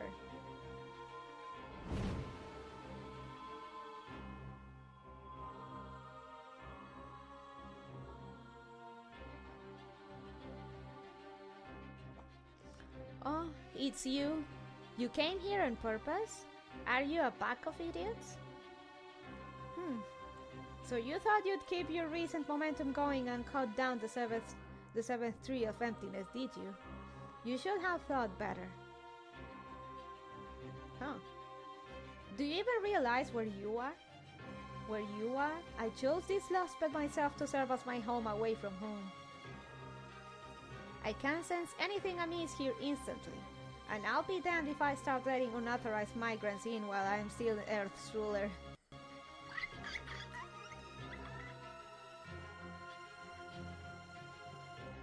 We got the Tsar of the Lost World, guys!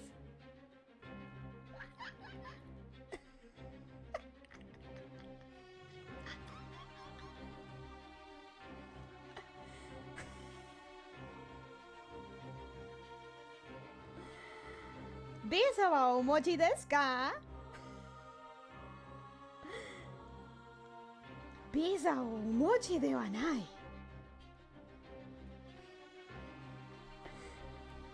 Make FGO great again. More like make Nahui Mictlan great again.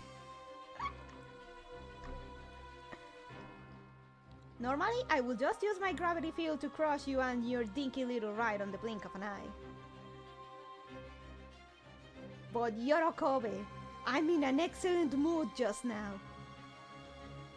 You see, I just killed 7 of your grand servants, the so-called pinnacles of humanity's final magecraft, all at once. So you know what? I'm going to give you all a chance. Time to show you I'm the only being worthy of ruling this planet rather than just telling you. She did what? She just killed 7 of your grand servants, the so-called pinnacles of humanity's final magecraft, all at once. That she did. Hey, Dark Knight. Now, come on out, humans. This will be your final battle, so let's make sure it's at least face to face.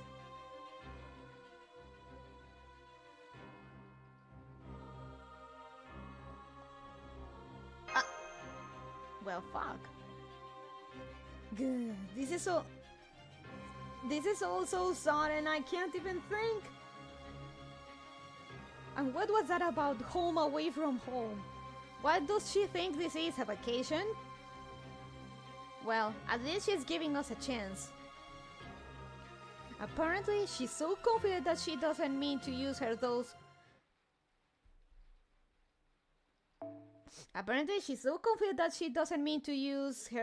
ludicrously powerful pseudo black holes.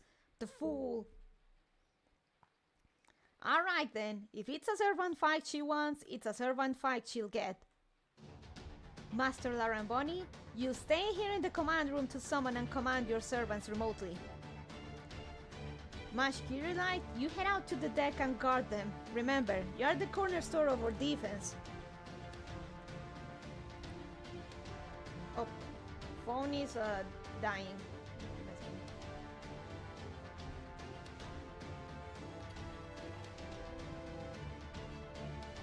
Sion, Da Vinci, you said you were good to go at any time, yes? Of course, the Hume barrel can begin its firing sequence right now. Good, then we'll begin with the operation immediately. Our target is Yoga Marie, the foreign god.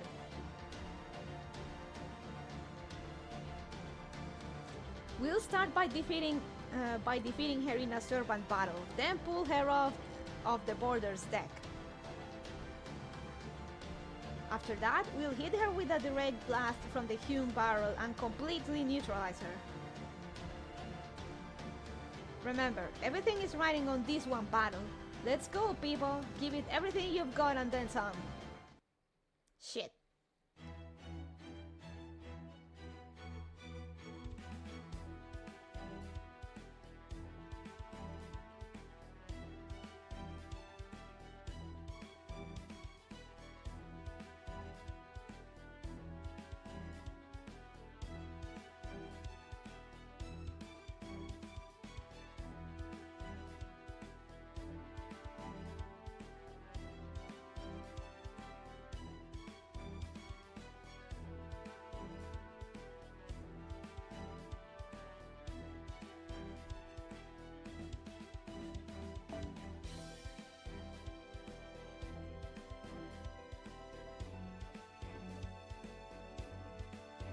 $500 Saint quartz for Nito altar, damn. Oh boy.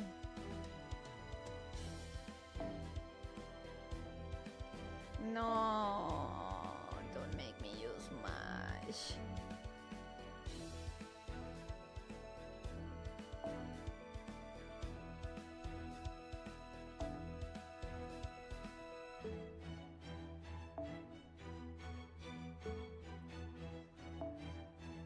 Macho pedo.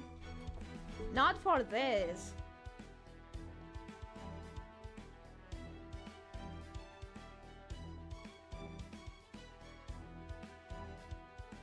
Oh, by the way.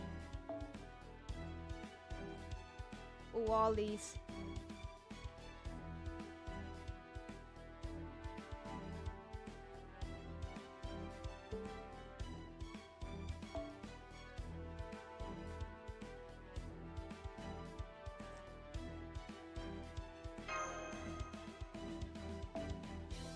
What?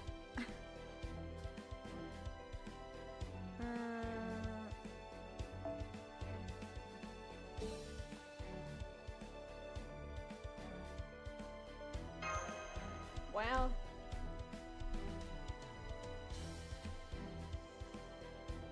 Get ready, lads.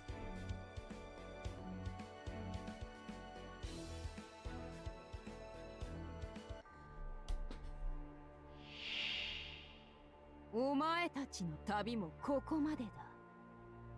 今まで見逃されていたなどと思っていたか？違うな。少し忘れていただけだ。Man. 7機では足りん。100機連れてこい。Beast. Unknown danger.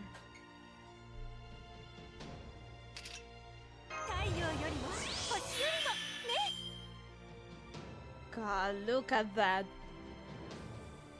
5 break bars. 6. Bro, 6. Yep. 正面から来なさい。見た目通り感情よ。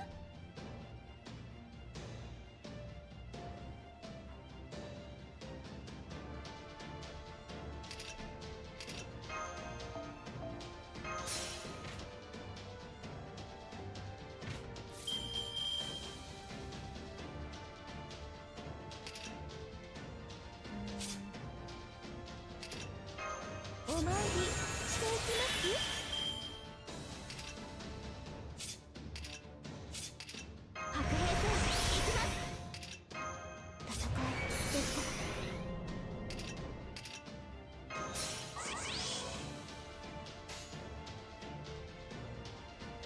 目を離さないでね、マスター。負けないぞ。わかったね。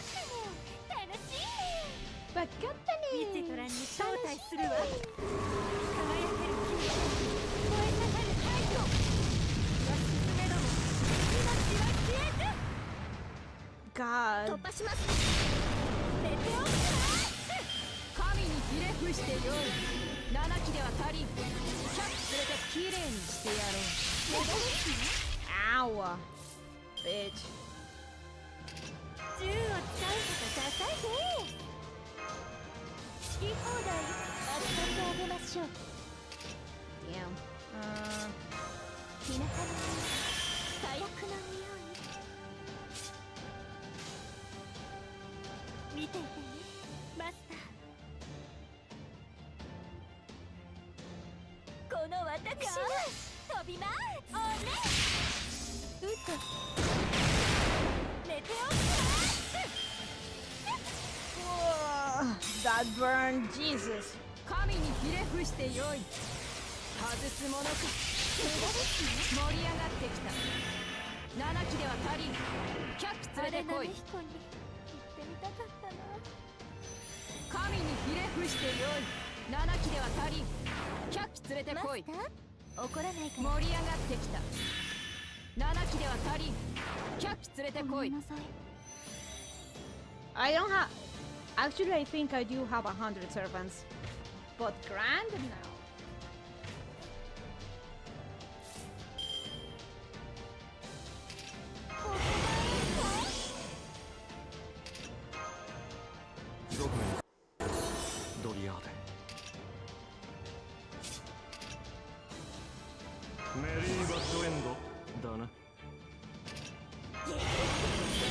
Alright. I forgot that Anderson is dodgy. 何が起こるかな。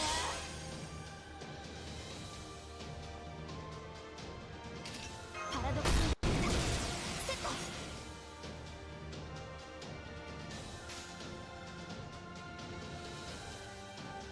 はい、示弾前に出ます。照準、これならこれならまだバーニャ突撃します。ここできれいにしてやろう。沸騰せよ。盛り上がって You きた。 didn't notice, 7 too 機で man? は足りん。100連れてこい。地元じゃ負け知らずなのに。盛り上がってきた。7機では足りん。100連れてこい。 Wait, Sto it's mato the me guys in in are. dodgy? Yeah, yes? 盛り上がってきた。神にひれ伏してよい。 Yeah, Ordenados. Takehito Koyasu. 損害 70% を突破。 I remember Toji's voice super well. I have to. Come on.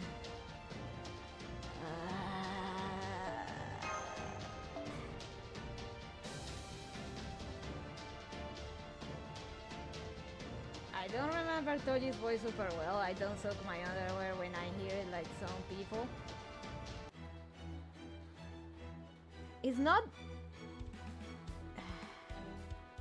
I'm not that crazy over Takehito Koyasu's voice, you know, it's just that he's really easy to spot. He's a good actor, but you can't really miss his voice.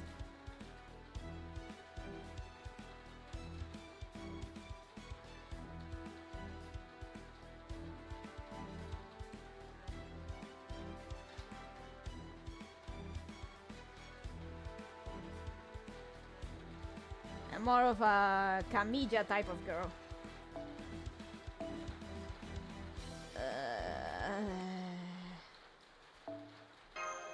Let me see.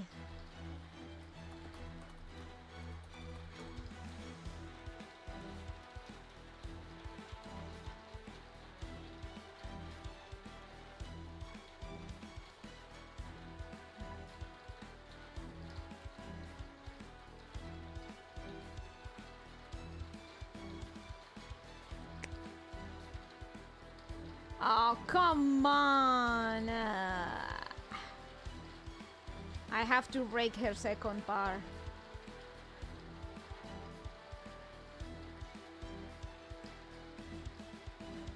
Enumerish nullification. Humanoid. Levitating servant.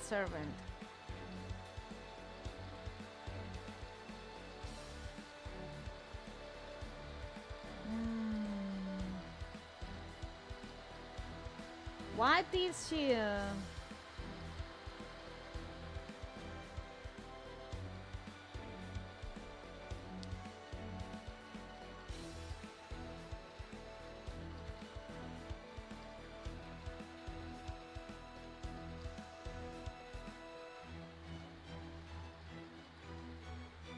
I guess I could.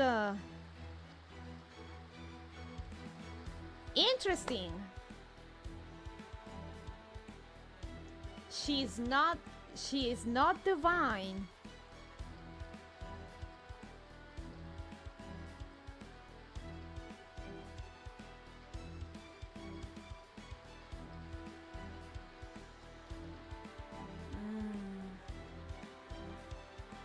What? Camilla? Camilla. Hiroshi Camilla, aka Levi.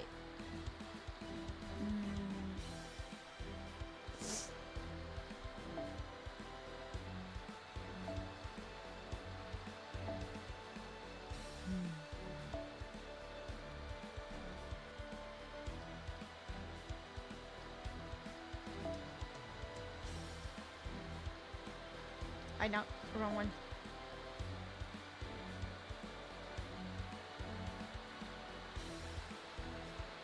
Okay, because JJ Kumiya is like the big bald dude with an axe, so for a second I was concerned. No, Camilla. Hiroshi Kamiya. Levi, he's also Choromatsu Inoso-san. Who else is he? Araragi.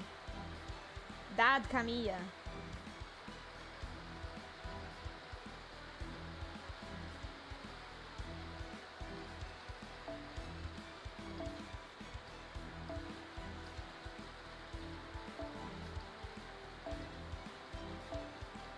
Araragi? Yeah?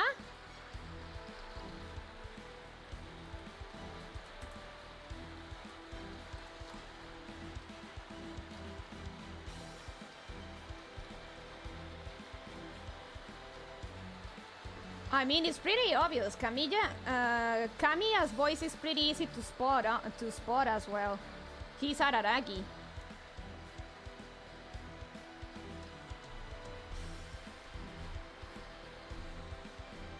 I just knew he was Shinji, that one guy from One Piece. No, he's in quite a few places, but yes, he's Araragi.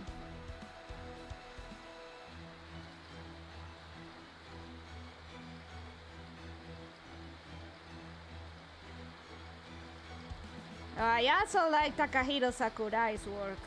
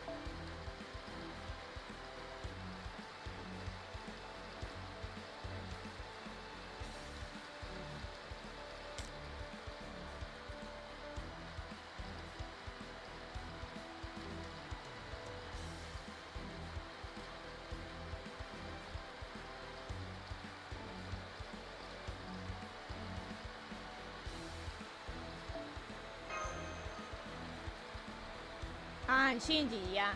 Shinji too.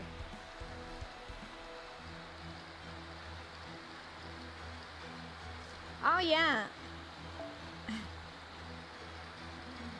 Axa, here I present to you Quetzalcoatl, Samba, Santa.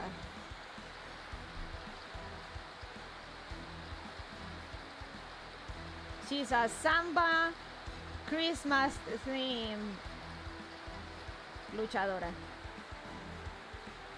Talented guy. Hiroshi is a pretty damn big deal to man.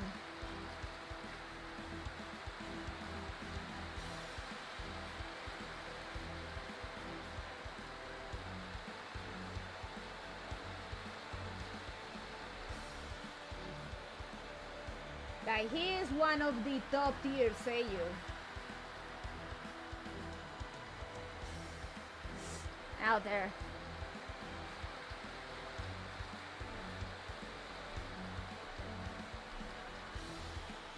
So yeah, Shinji is Levi and Araragi and Choromatsu.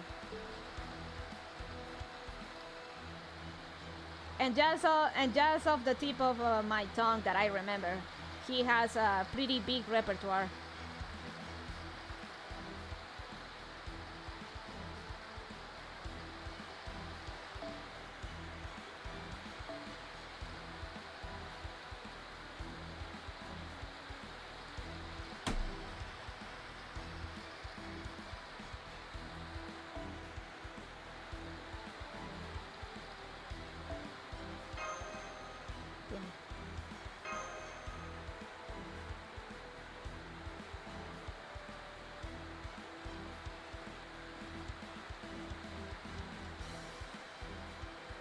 Okay, if they made her Christmas theme as a reference to that time the government wanted to replace Santa with Quetzalcoatl for nationalismo reasons, I would be kind of okay.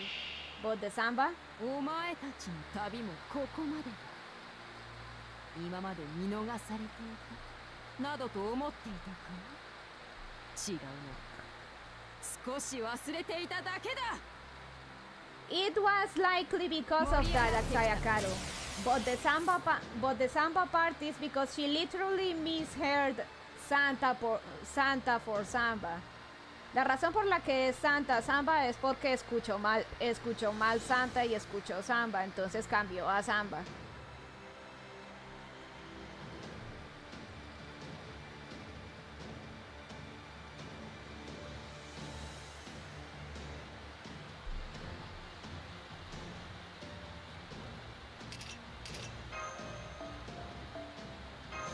Entonces es samba Santa porque es sorda como yo. こういうこともできる。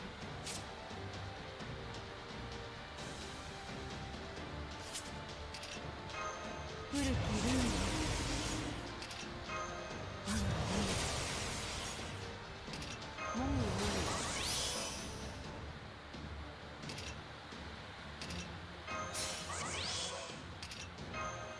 もうどれにしようかな。それだね。そう殺しちゃおう。行くよ。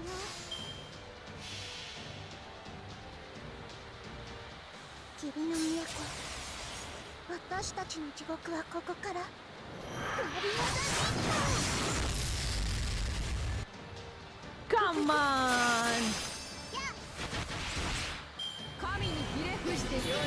7機では足りん。キャッチ外すものか。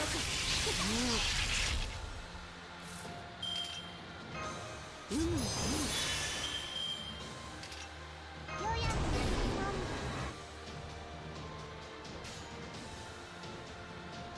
悪性を摘出するよ。行くよ。 I'm going to make a game with a samurai called Wrong Katana because someone misheard running. That actually sounds pretty good.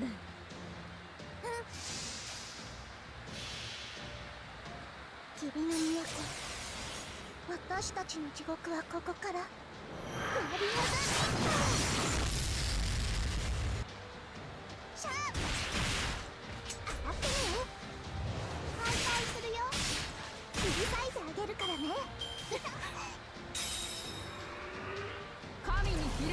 よい。きれいにしてやろう。7期では足りん。100つ神にひれ伏してよい。 Ah! 盛り上がってきた。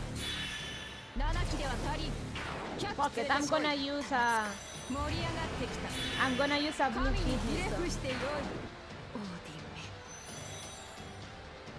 ンめ。 Look, Axaya Cattle, that's fine as long as you don't do what... As long as you don't do what the director of the live action movie for Shingeki no Kyojin did for the live action Japanese movie.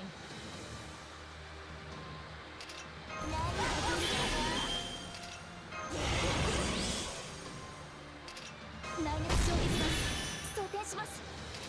パラドクスセット。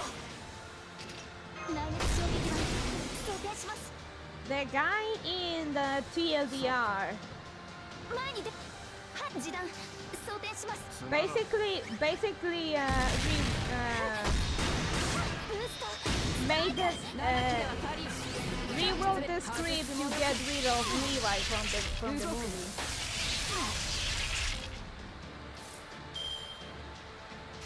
Why? Because he thought people were too stupid to pronounce 示 Levi. 弾装填前に出ます。 I always thought only Hollywood could butcher an anime so thoroughly, but then that happened. He removed Levi and then made 盛り上が a ってきた。7期では足りん。100連れてこい。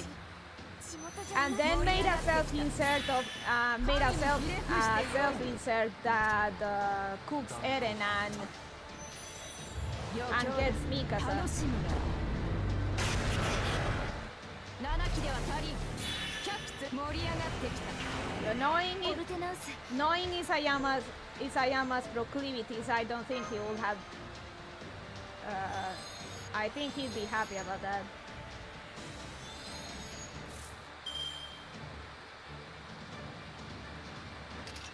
ヨーヤーちゃんの終わり。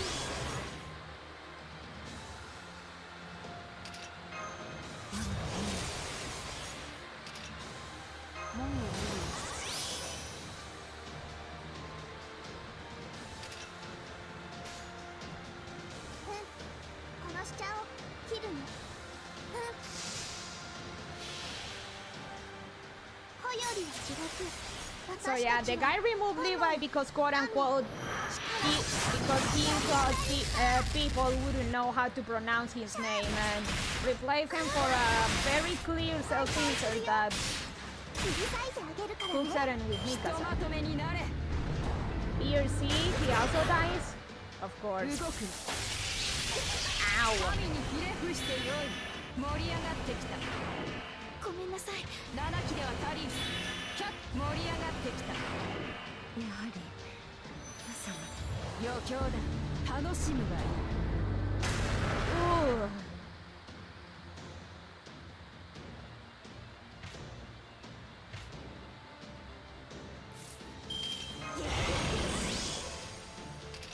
何が出るかな。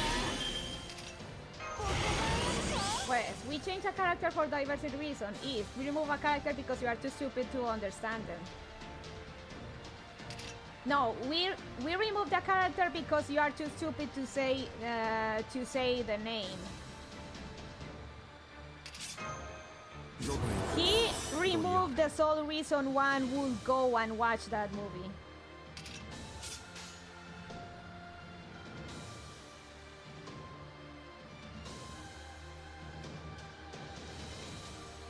ジュラ紀までぶっ飛ば殺しちゃおう。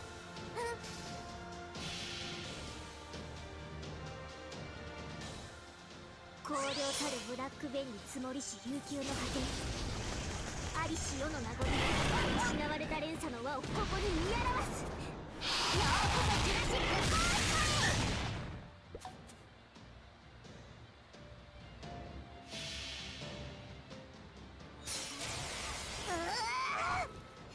無残についえて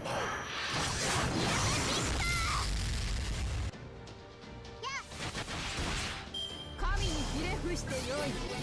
動く。外すものか。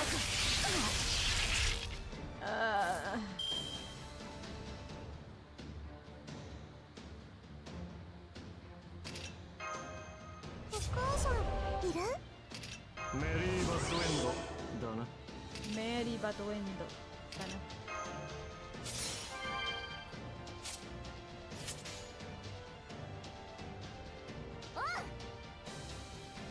いいね。おう。おれ。おれおれ。くらえ。見せたれプレッシャー。 Meanwhile, I think they announced the 進ものか7機では足りん100機盛り上がってきた they announced the 神にひれ伏してよい7機では足りん100機連れてこい余興だ楽しみ meanwhile when they announced the stage 100機連れてこい the stage play for Shingeki.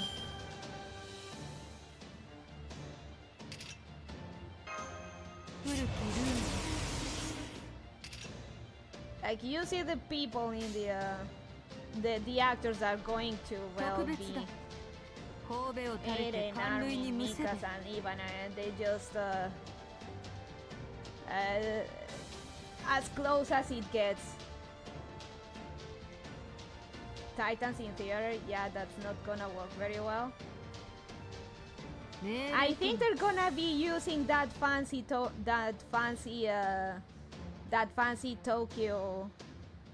theater. Watch Oshinoko and you know what theater I'm talking about.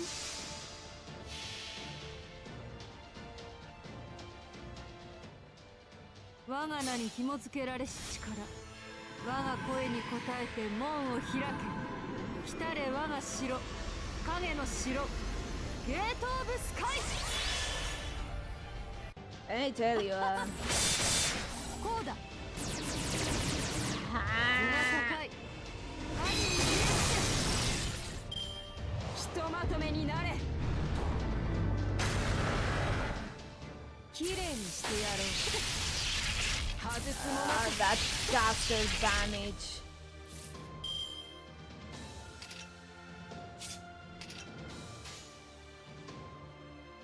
なんだと命令ともなんだとこうだ Let's go! ささやか馬高い神に Attack on Titan on ice. 空見たことか忘れていただけと言っただろう諦めて私に祈るのね Look at the detail on that background storm, damn.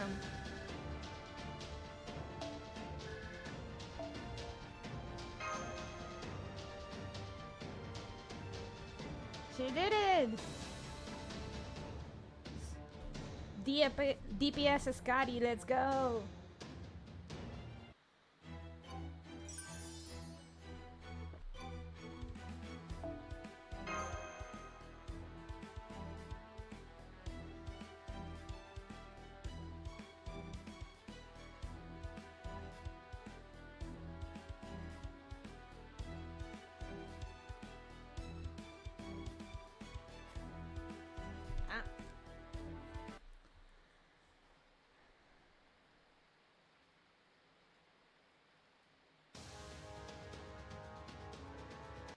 Oh, it's the Barkest theme. One of my favorite, I think it's my favorite theme in FGO. After the Kernunos one.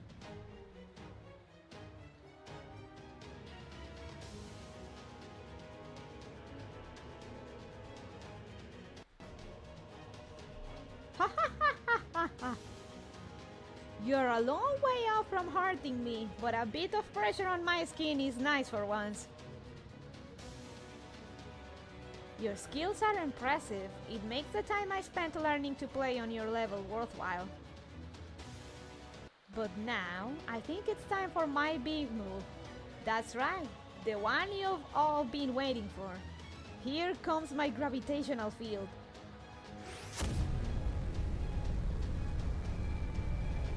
Agujero negro. Not on my watch. I should be able to handle one of that size all on my own. That's what she said.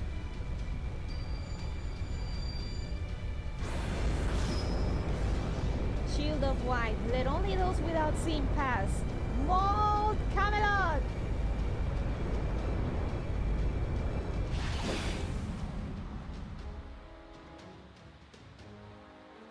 What? You just batted it back at me like it was a ball? Wait, I know what this is. I've seen records of it. Wow, chica, wow, wow. This is tennis, right? You didn't tell me you were a heroic spirit of tennis. The princess of tennis, yeah. I'm not, but I have always... No, I'm not, but I have always wanted to go to the championship. Now, command room. Match for Wimbledon, let's go.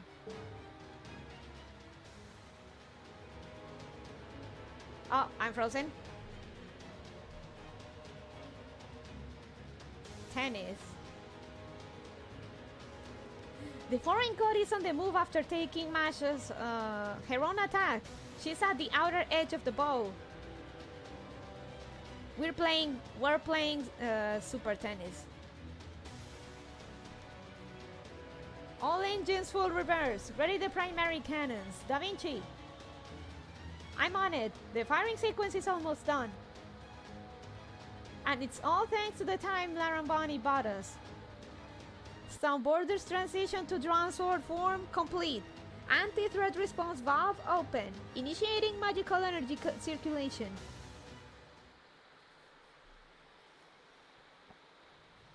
Eh? Oh, cutscene.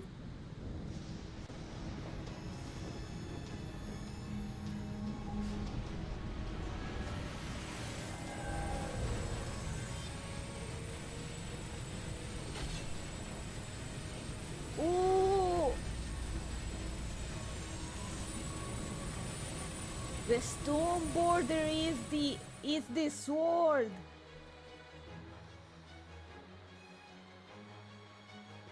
Ooh.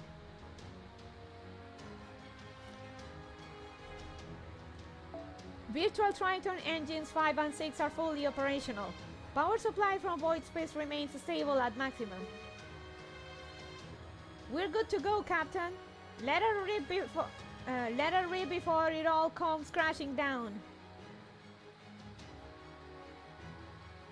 Let it rip.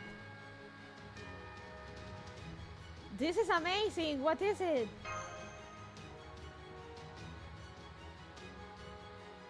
Well, we're basically applying the same principles used for the Black Barrel. The Black Barrel measures a target's lifespan and inverts it into projectile energy.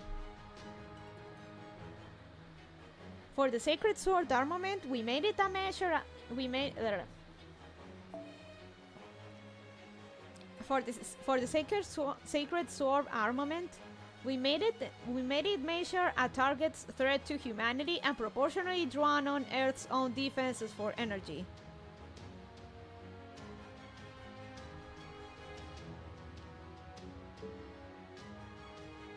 You know how a living thing sends white blood cells after threats?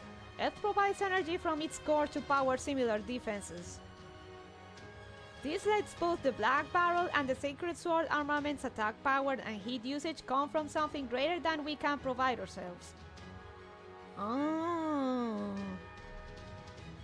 Right, which means using the armament doesn't actually consume too much of the Storm Border's magical energy. We can keep it flying without any problem. Alright, Captain, you're out. You're up. Gunner, lock your target and make sure you hit. We'll never get another shot at this. Don't worry, our target may be on the small size, but the primary cannon's emissions cone is phenomenal. Hello, Boy-chan. Hey, Jeff. Correcting for margin of error. Releasing Sheba firing safety. Sorry.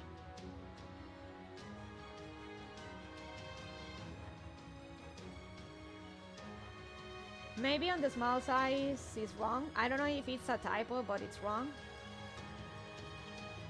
Oh, right, I didn't notice. Damn it. The expression is on the small side. I think it's a mistake. They probably didn't know.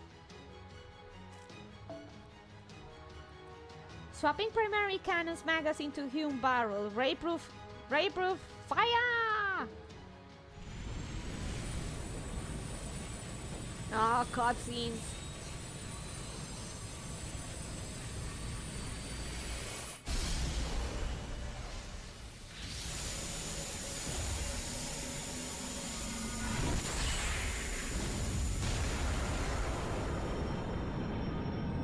Damn.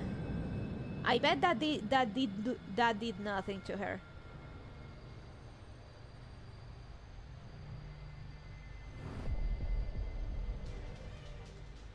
Maybe?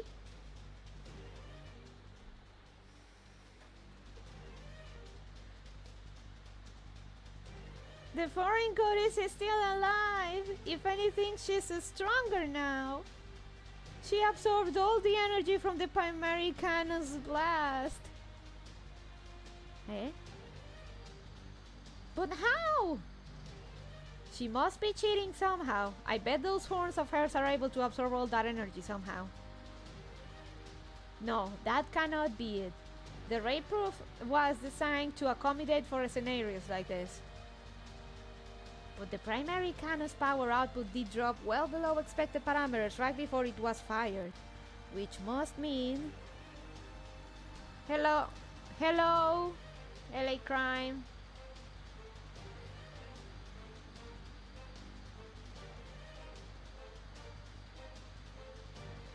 So we're going to shoot history at her. Can we use the bad parts like slavery or the French Revolution?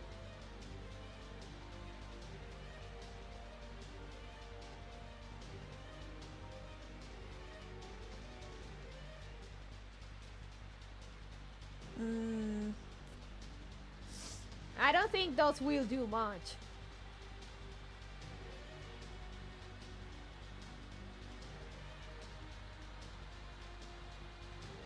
Which must mean we sure fucked our shit up. I think the Black Plague will do more damage, if you ask me.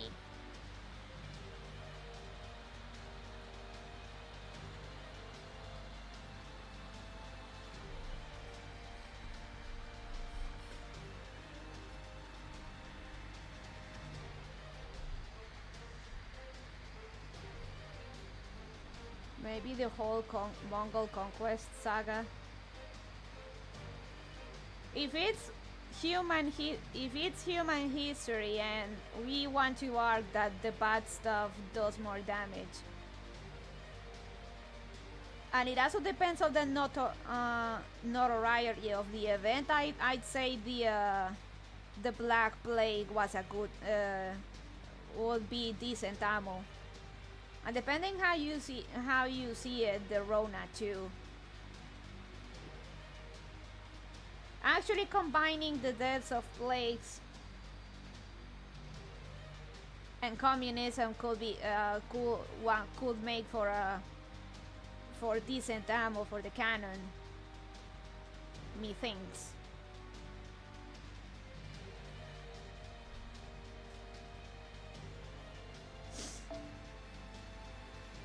But the primary cannon's power output did drop well below expected parameters right before it was fired, which must mean... Like, if we cannot use all of history, I would at least use those. Snap out of it, damn it, all of you, just look at her. Eh? Even she has no idea how she survived that blast. And it's pretty clear she's really, really, really mad.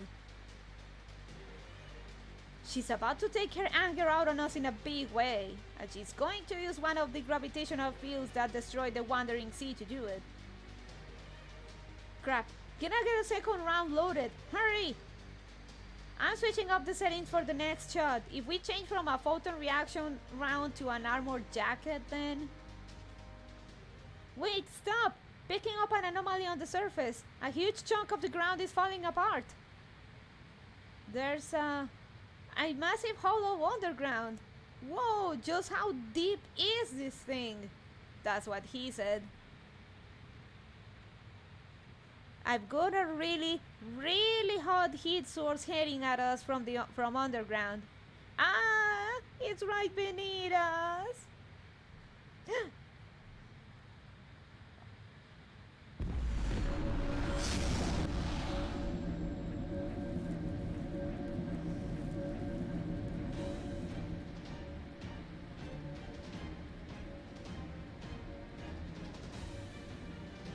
Male epic. What is that? Don't tell me that's the foreign god's new attack. Mis ojos. This feels like when I have to go out and the sun is blasting. Full force. No, it is something else. The Foundation of Humanity rating just gave it a negative value.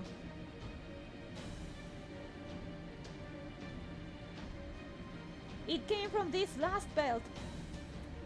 Internal pressure 200 billion, temperature 16 million degrees, density 160 times that of water. That is a sun, no doubt about it.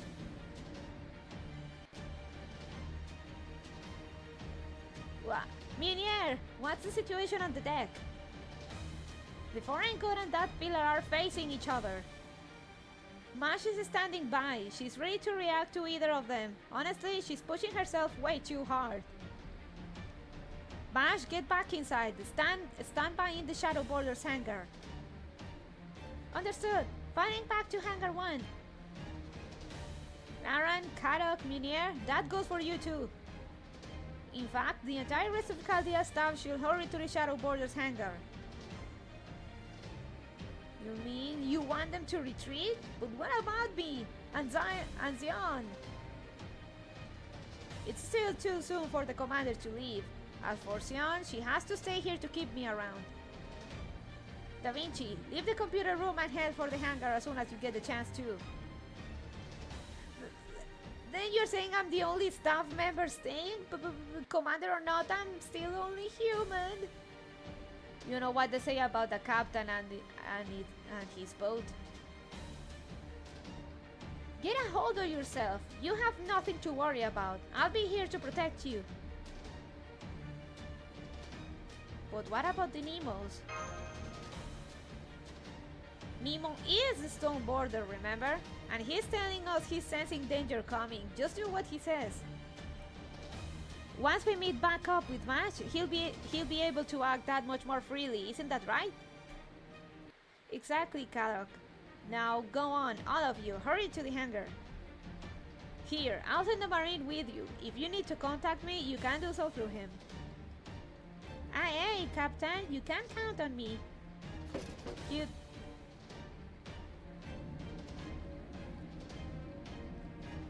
What is this like? I didn't see anything like this in that subterranean world.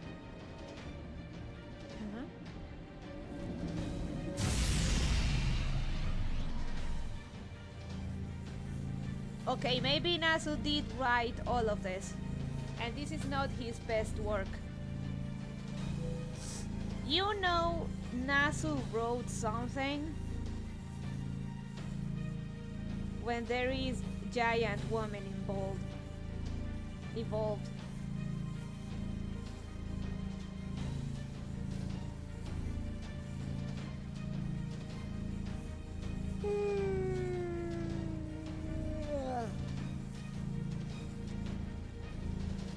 Okay, yeah, this is a Nasu one. What do you think you're doing? This ship is my quarry. Leave it alone, or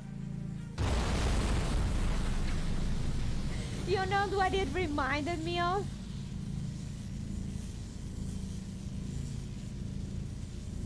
This sensation.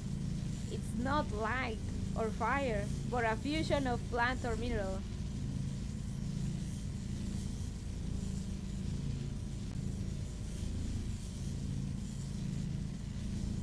There wasn't one in FSN or Zero though, or Tsukihime, or Kara no Kyokai. Well, I guess Urobuchi wrote Zero. But remember what Nasu said. If he doesn't include giant women in what he writes, he's gonna die of giant women deprivation.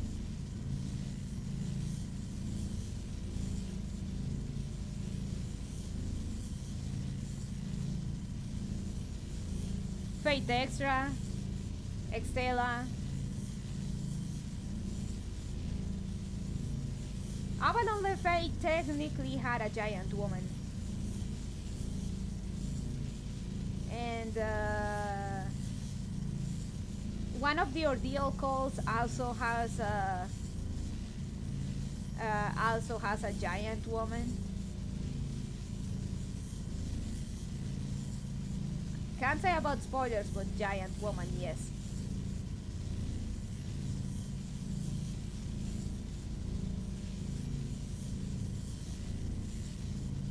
Reminds me of a regular show when they say back off. Let me look for it.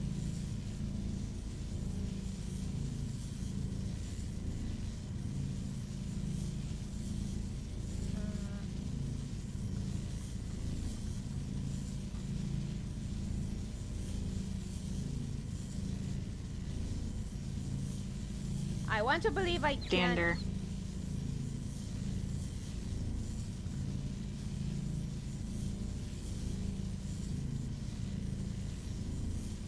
I want to believe I can show it the back off. The regular show back off.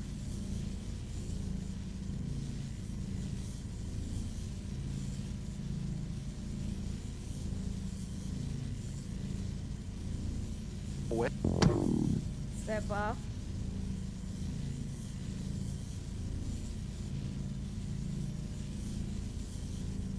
What? Regular show. Let me see if I can see it.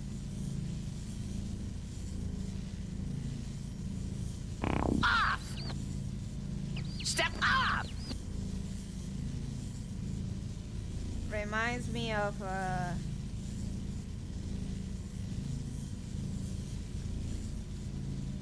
it's just 2 seconds. It should be fine.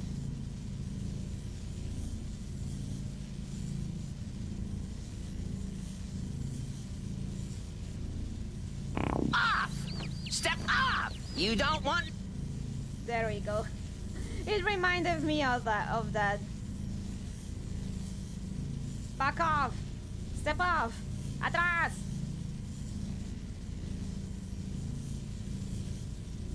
Okay, quick fact that he never said that it's just a meme, and though JP is aware of it, it's an enemy. Really?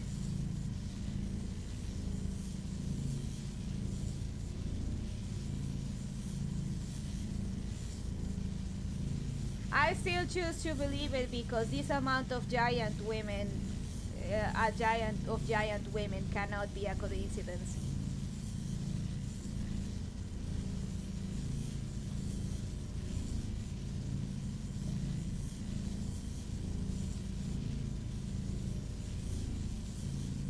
Step off!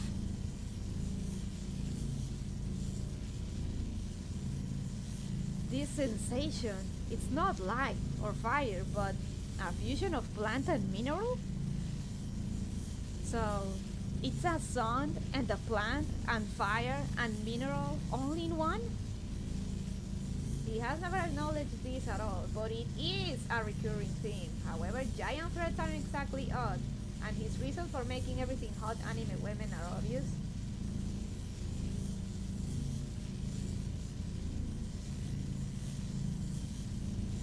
Giant threats aren't odd, but again, the fact that they're all hot anime women.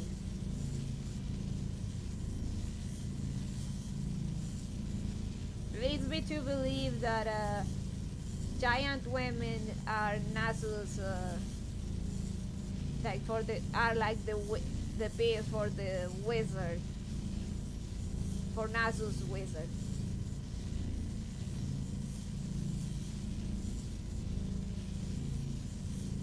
So it's a sun and a plant and fire and mirror all in one? But nothing like that should exist anywhere in... Damn, I can't hold it off. Is it actually more powerful than me? That seems like it.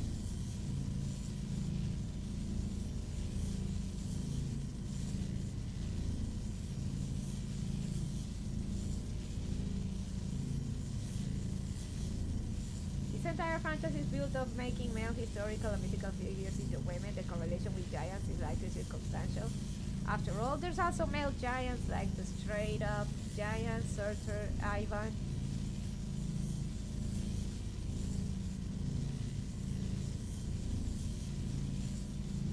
Hard to act for Surtur, but I will say that Ivan has his fans for the non-conventional forays. So he technically wouldn't be a bird, he's a mammoth. But details. Oh, and Barghest, by the way, Barghest actually likes Ivan. Barghest likes Ivan. She, basically, he's her type. Size-wise. That makes way too much sense.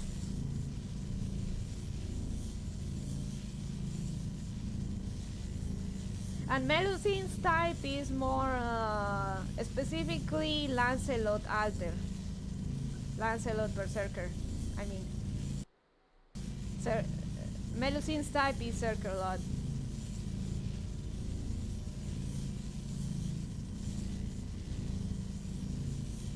Gotta guess why? That also really adds up in uncomfortable ways.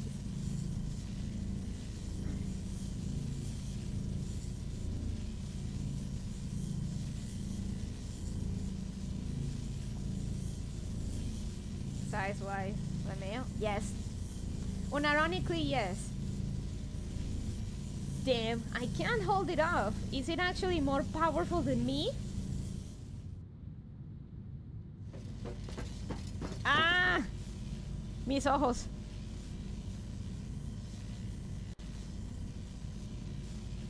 Oh man, I don't like the sound of that at all. And then there's the heat. What's going on out there? Just make sure she never blows him. She's liable to chew. No gawking! Running time now! Nemo wants us in the hangar so we can get on the shadow border. And that means he thinks we might crash. Right, Laren? Yeah, right. Bro has a type and is the 1 ton? More like she. Wait, really? Oh my gosh, you are so cool under pressure, Captain. That's way outside our area though. We just carry supplies, clean, give reports and stuff.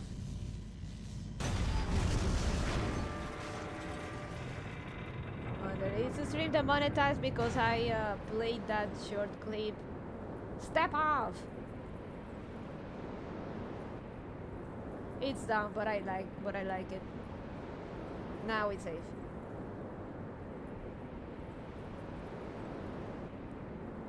Ah! Oh shit. No way.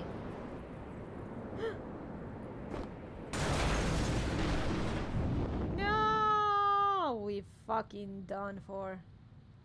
Ooh! CG!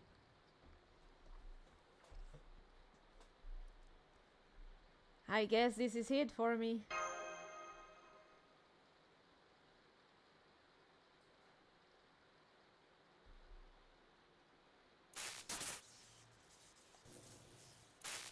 No, Nemo!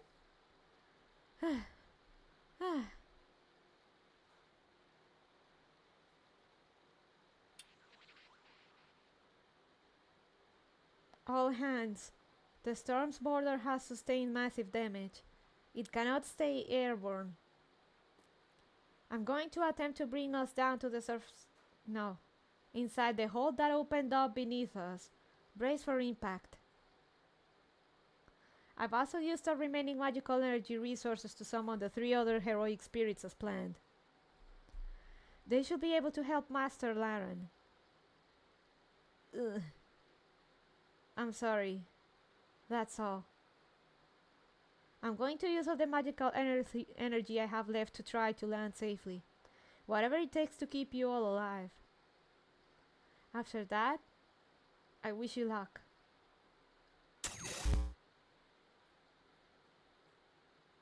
I hope they're like Karna, Emmy, and Gilgamesh.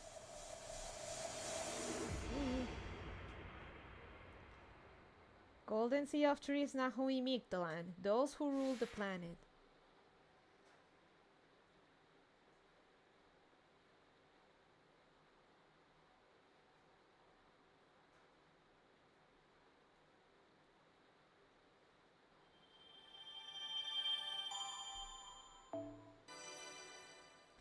Yoo-hoo! Mash upgrade.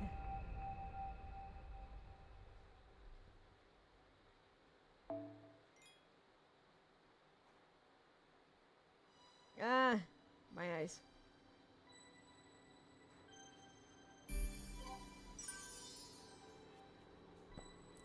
Give me a second.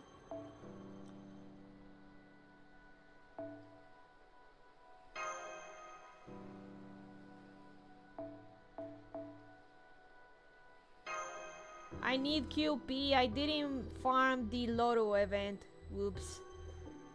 And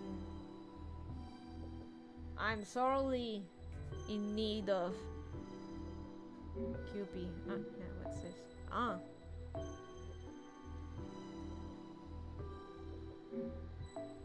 Just in case you're curious.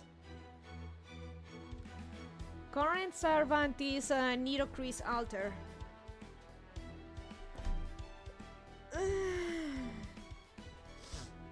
But she is permanent and I'm not gonna roll for her.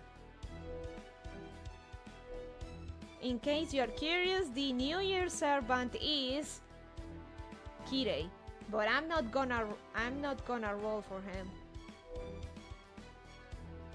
And this is the GSSR for the Start Dash, but it's kinda terrible, so I'm not gonna roll it. But I already have paid Saint Quartz for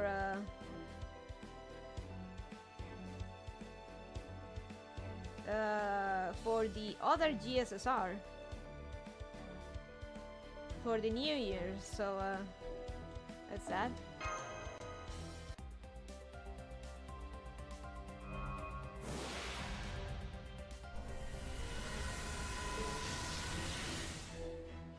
So Nito Alter, yeah. いらっしゃいマスターくん。カタログはこっちだよ。マナプリズムと交換。用意した甲斐があったな。We're gonna need this. Okay. It will disappear if not used before 2025-02-28.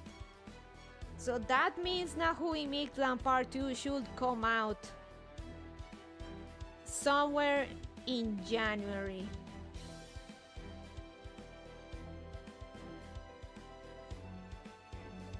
Part 2 is a bitch, and going through it on JP was not pleasant. Certain fights in particular are the ones that are absolutely cancerous. We're gonna need this.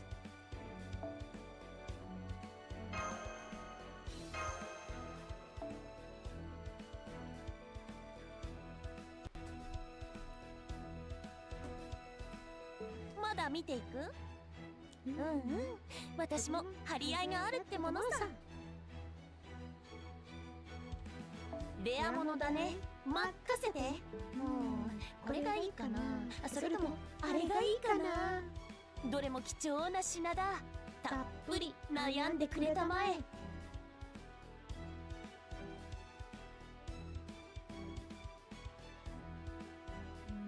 Nada nuevo. Okay, let's continue.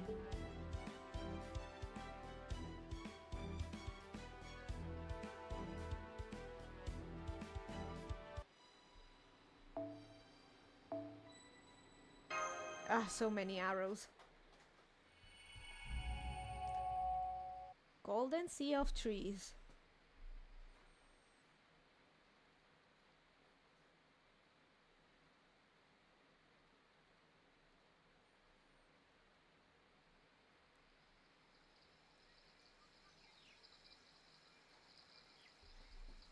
Oh.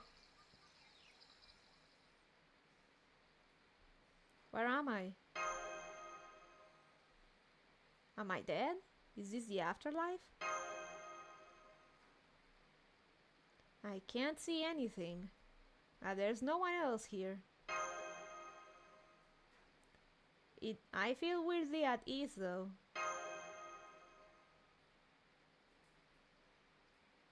Well, no sense just staying here.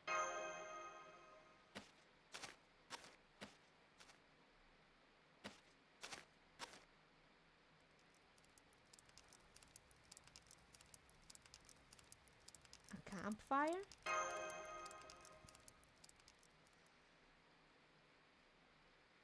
Oh, it's terrible art.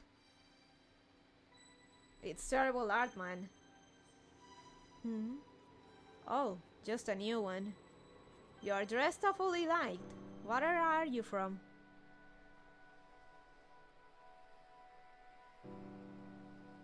Never mind. Now you're here, we're all the same. Tired, yeah? Go on, take a seat.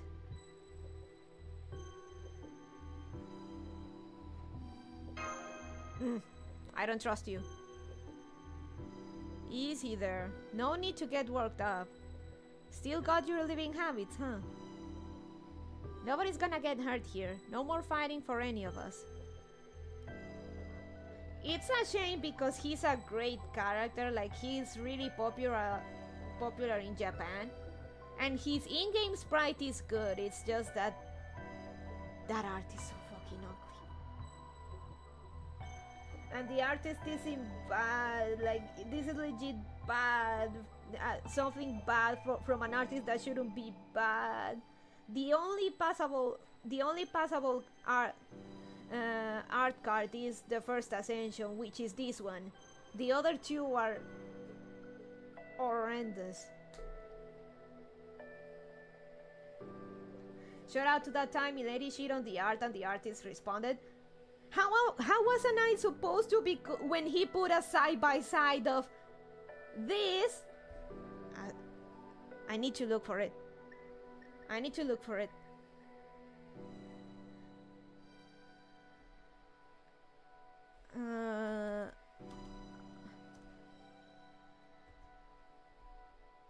Like how?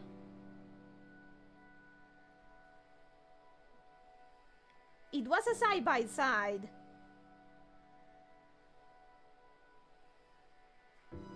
The guy really I gotta give it to him. He really loves his guy. Let me pull up. See if I can find it.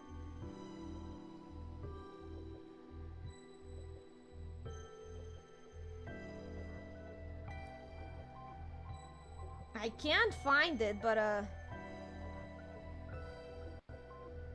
it was actually a side by side, and it was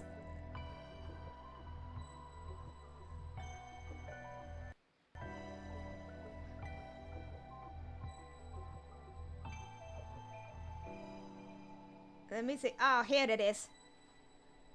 Let me wait, what happened? Oh, just that I Sharon showed Tajima's art of this servant in particular, and he actually responded to me.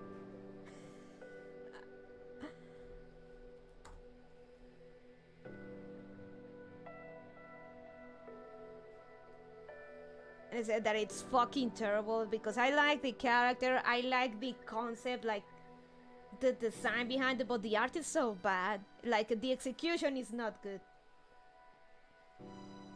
He barked back at me, Lady on Theater. I believe she had quote retweeted. I did. Zashu. Hey, Jump! Hello, welcome, welcome. So, let me... First, let me show you. At least the guy loves his servant. I'll give him that.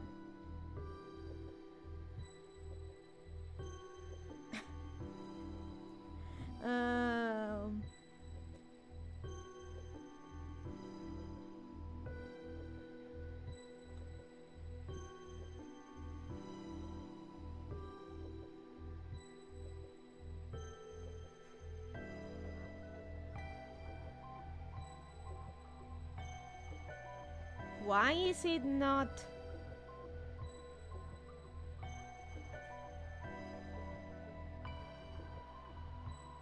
There we go. So, the artist Sho Tajima.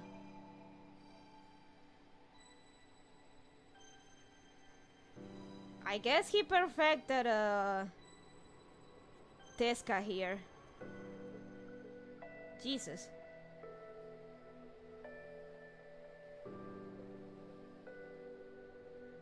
And I quote retweeted on this. Let me look. This is the OG art, and this is him sketching stuff.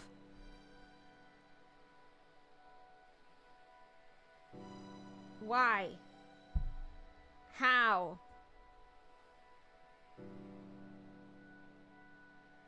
It's bad. Right is bad. The right one is bad.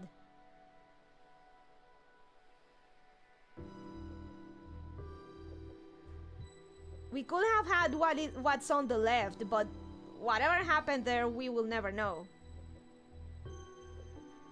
I want the art on the left. I don't want to hear complaints about Burika's art being bad or Parvati's when this exists. When this exists, and let's not get over his other ascensions. By the way, he has the voice of Revolver Ocelot. In JP at least. So I shot on the art in a quote retweet. I didn't expect him to reply, but he did.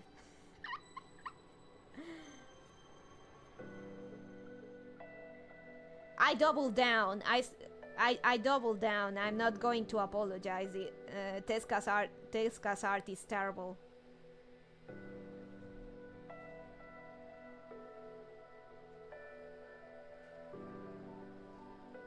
But look at this.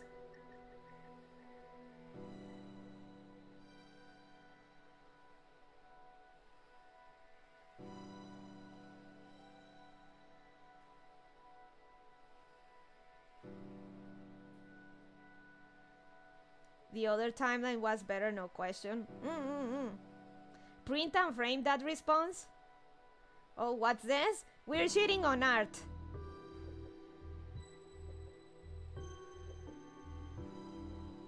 The guy is a good artist, but we got that.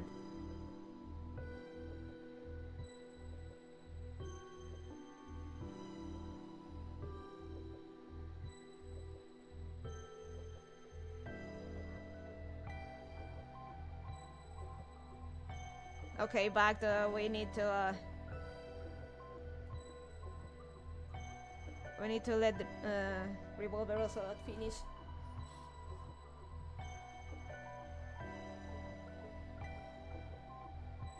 Concept art? No, it's final art. Dark Knight.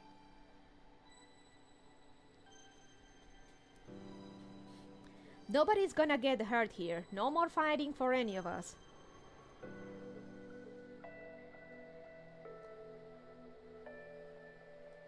The concept art was dramatically better than the final art.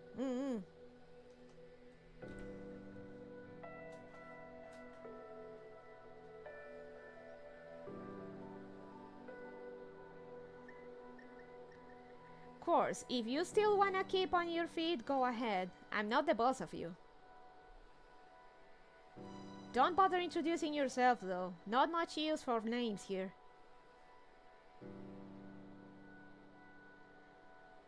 No. It is a stylistic choice, Dark Knight.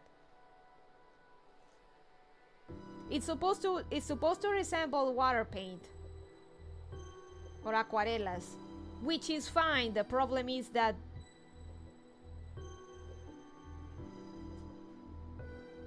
well, there's a lot of problems with that. The problem is that just because it is water paint acuarelas doesn't mean it has to be it has to be faded. It has to have faded colors.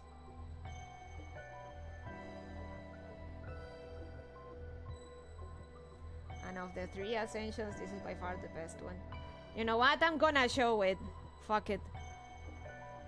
Let me.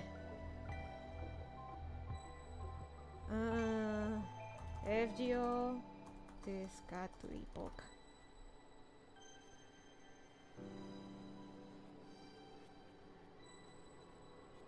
So art.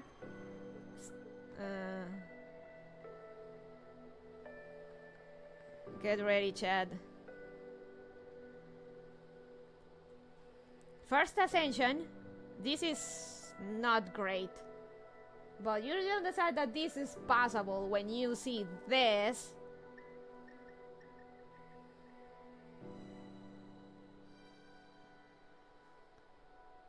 And then this.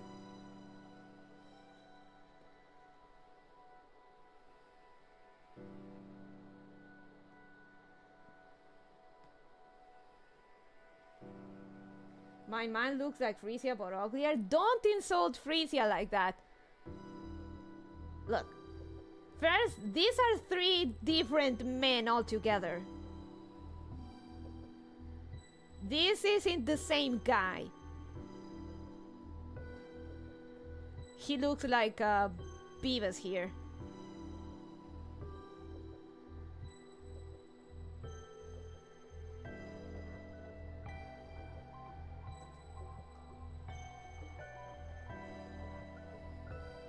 There is this.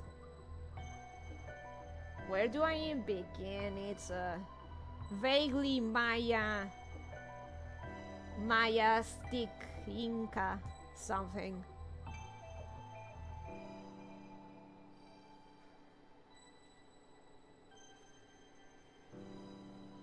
At least the background in this one is alright.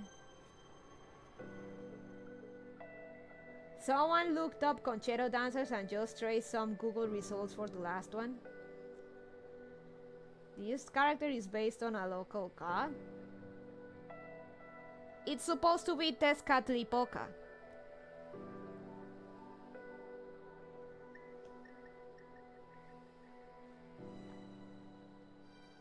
Like, and I've shot on this art since it came out, and that was 2 years ago. Tezcatlipoca. Tezcatlipoca.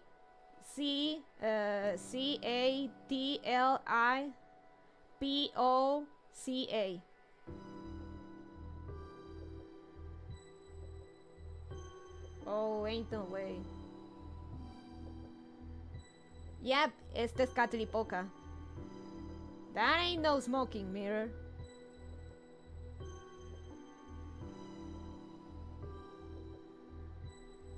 Concerto dancer just traced some Google results for the last one.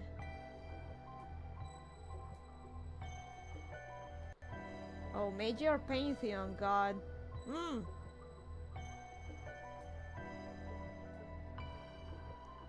His Valentine's scene is actually pretty good. He actually ends up starting a chocolate business, and it becomes like super huge, and then it crashes, and then he gives you what's left of that for Valentine's.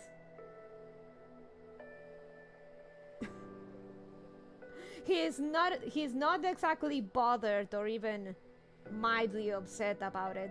Like, yeah, shit happens. Have some chocolate.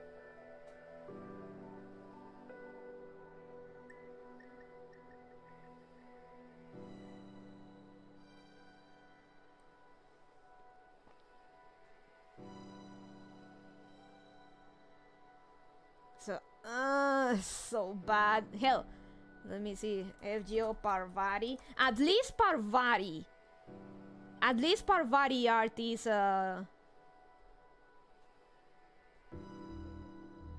look, you can complain about Parvati's art, but at least there is detail in her design.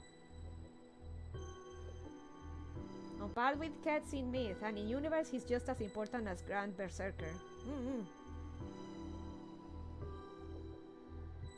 And it goes, and it becomes more detailed as she ascends.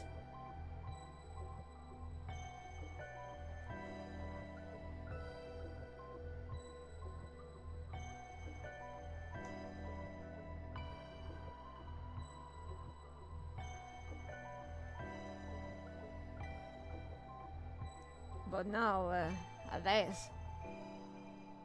The fuck?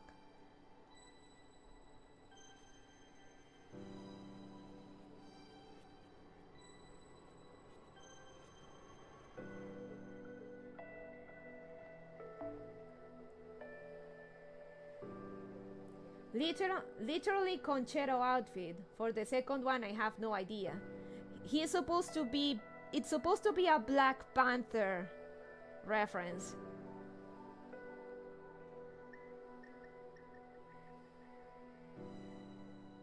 No idea why, but... Oh, I didn't see your message, Axakaru. Literally conchero outfit. For the second one, I have no idea. Oh, wait, no way. That ain't no smoking mirror.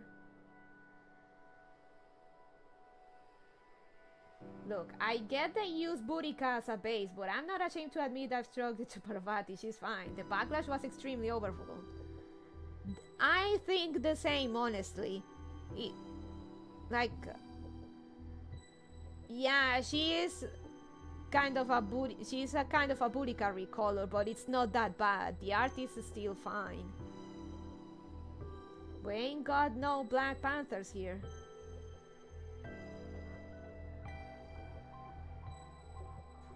I think you do, Axaya Carol. I've talked about what's the thing about Black Panthers. If you got Jaguars, you got Black Panthers. Just you don't know what they're rare out in the wild. Because Black Panthers aren't their own thing, Axa. Las panteras no son una especie aparte, las panteras son jaguares negros.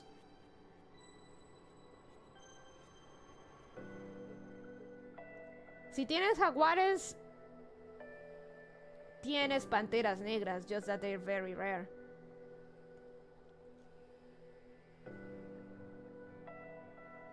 There is another Black Panther in this story, which will show up ahead, but the art is no better.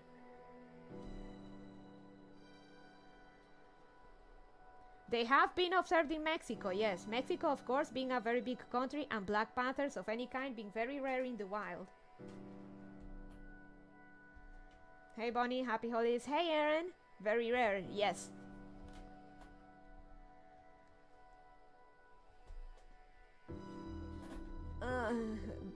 But we left the guide hanging. Let's continue. We got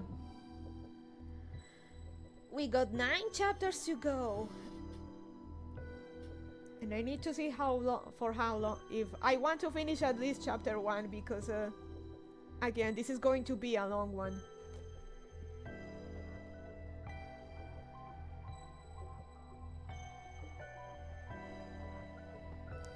Don't bother introducing yourself though. Not much use for names here. Hansher could do. That's the custom nowadays, yeah? Man, and it makes me angry because he's so cool and he's so cool as a character.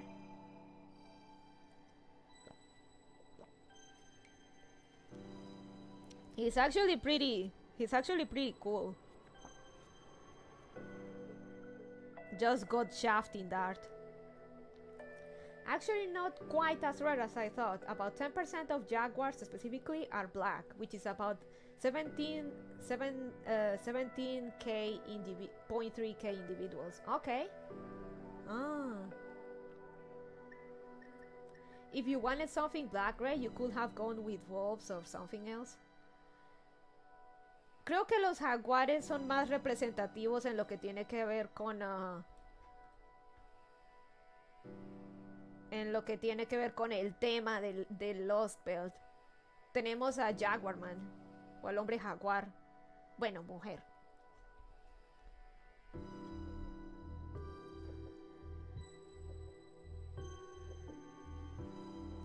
Still, Mexico's huge and you're not gonna be seeing wild panthers anywhere in the civilized parts. Handshake will do. That's the custom nowadays, yeah?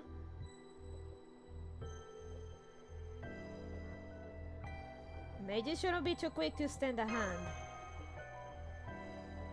That's so. Too bad. I wanted to see the hand of a warrior without a single injury for once.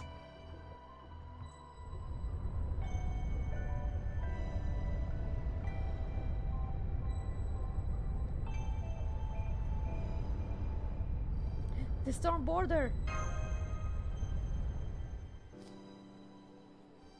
Not a bad weapon.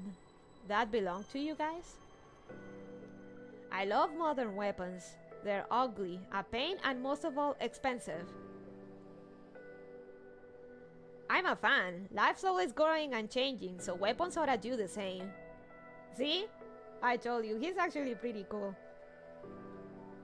Can't say I'm impressed if you were the ones using that weapon though. Have you been fighting a war worthy of it?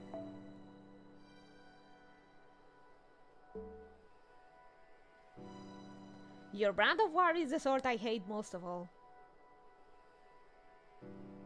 Goals, drives, all that is fine. No problems there. Your methods though? A war without casualties? What a crock. Speaking as a gun owner, they're far from ugly. Guns are so fucking cool. I mean, they exist, but the regular Jaguar is the one prominent figure in Mesoamerican culture. I guess some of the artists watch way too many marbles up when they were working on the art for the characters here. So we got 2 Black Panther references. So we have to make do with what we have, Axa. Lo lamento. Sé que es el jaguar regular, pero ¿qué más se puede hacer?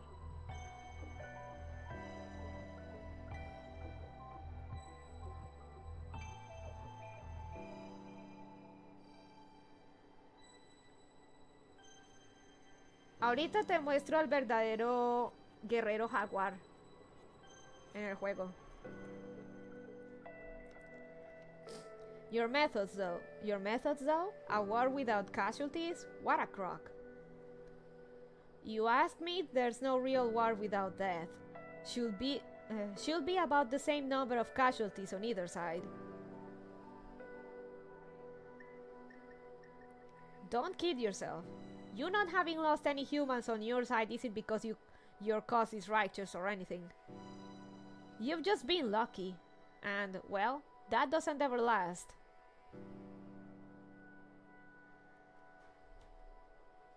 The most common Black Panthers are jaguars because it's a dominant gene. That means if they survive well enough, they'll likely take up more of the population over time. They were probably much rarer when the myths were written. They're just big cats that happen to be black, and they're cool. Do you know that brown bears can be other colors than brown?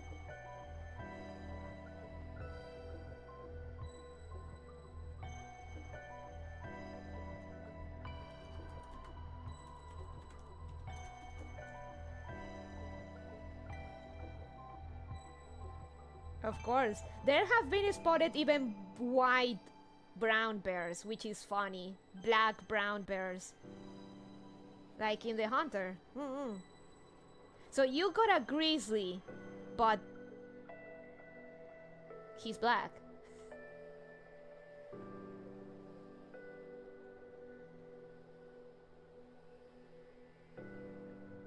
Like in the hunter. But I find it funnier in the case of bears because there can literally be redheads and albinos. All animals can have variants technically.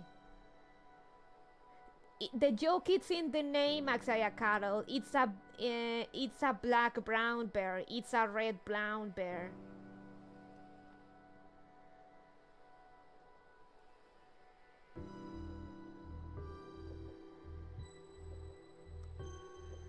Black people can be albino. Yeah. Actually, when I was in college, one of the students that was working part-time at the campus cafeteria, you can tell he was albino, and you can tell he came from an Afro family. But it's not as funny. It's not as funny as with animals. It's in the name. A black brown bear, a white brown bear, a red brown bear.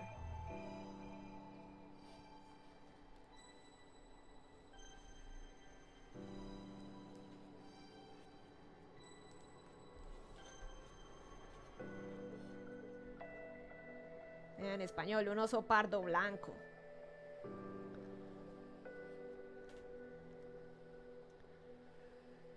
You've just been lucky, and well, that doesn't ever last. Boy, if I didn't know.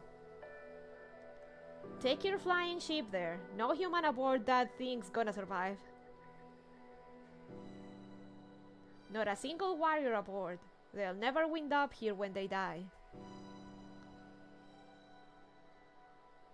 Wait, is... Does that mean I see you as a warrior? I don't know what Blue was thinking. Ah, whatever. Probably just another fluke.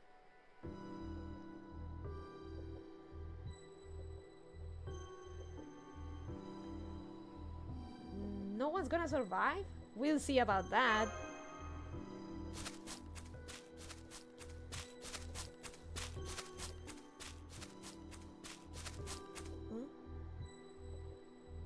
Take it easy already, will you? You'll never make it to that ship. Anyway, they're still alive in there. They're falling from the surface, from silencing... Oh, damn it, here comes. They're falling from the surface, from silencing Ilwikatl. ¿Lo pronuncié bien, Axayakatl?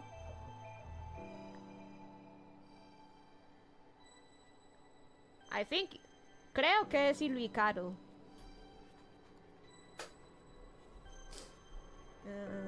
From silencing Ilwikatl. The Latina Bunny is better equipped than most to handle this problem. They're flying from the surface, from okay. I'm not blind, then it is an eye. Okay. They're flying from silencing Ilwikatl.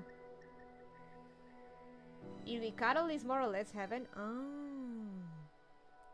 They're in a whole other world from your dead self.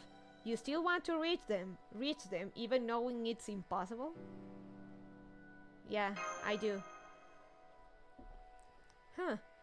Didn't think my opinion of you could get any lower. But here we are, still. Since we've met, my job is to guide you. Dead? Huh, we can't die. We're the main character. So, I'll give you directions in exchange for a weapon. As you can see, my tastes tend towards the modern. I'm particularly fond of 21st century firearms. That is a good taste, sir. So what can you give me to help your doomed friends? Got any valuable weapons? No, I don't have anything like that. Shame. can't send you back then. You'll just have to stay here like the good little corpse you... But these are the most powerful weapons I do have. My commands! Shit.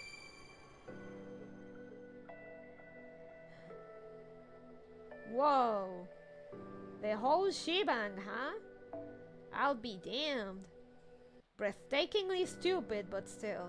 You've got guts, if nothing else.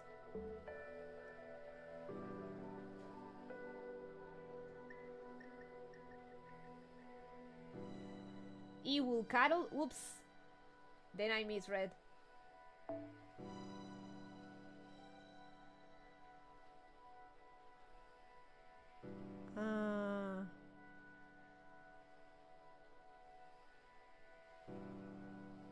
Then they wrote it wrong.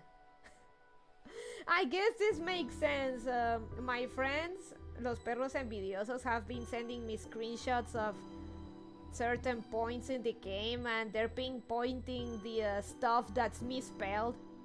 And of course the Aztec stuff, they're butchering it.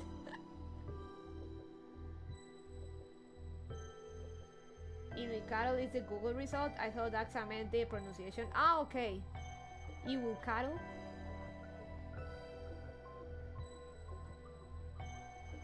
Ah. Iwikaro.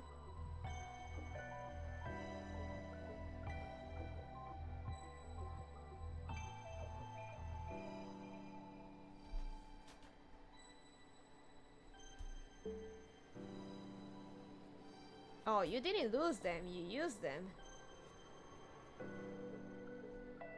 Alright then, I've got no use for those myself, but I can't tell they're the greatest weapon you have. You've got a deal. I'll get you out of your doomed destiny. Now, step away from the fire. Gonna launch you over that way in a second here. What are you looking at me like that for? Don't need to be thanking me. Really don't need the tears. This is a business transaction, pure and simple. Oh. Now what will Joe's...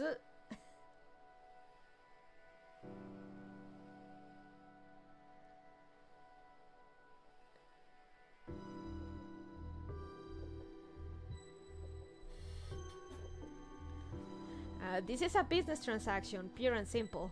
Oh, but there is one problem that needs to be solved. Hang on. See, this weapon is worth more than your life, and the decision itself is worth even more than that.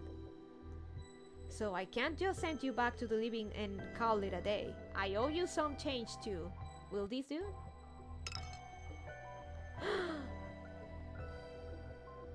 It's a sugar calaca. Es una calaca de azúcar del Día de los Muertos.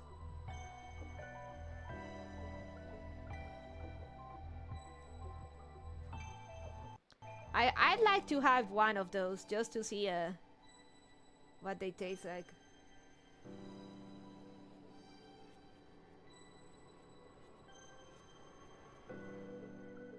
Actually, fun fact, Axayacaro is actually pronounced Axayacaro. Emphasis on the ya part. Ooh, okay. Chocolate skull? Actually, it looks like a chocolate skull, yeah. We don't normally eat them, they are pure sugar. Even better. Axayacaro tuve una idea estúpida. ¿Qué tal hacer de esos cráneos pero de tamaños de cubitos y venderlos para el café o en los restaurantes? Y les cobras una chingada a los turistas por esos. We make small chocolate versions though. Nice. Pequeños cráneos de azúcar para el café y te los cobras como a $50 la bolsita a los turistas.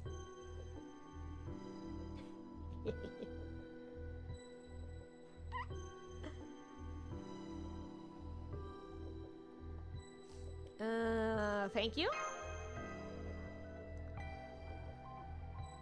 I knew it. It's a calavera de azúcar, a sugar skull. People who like them really like them. I knew it. It was a sugar. It was a sugar skull. We already sell small versions, but it's a rock of sugar. If they want to try and have a go, they can. Okay. Well, it's not a chocolate. It's not a choco skull. It is a sugar skull.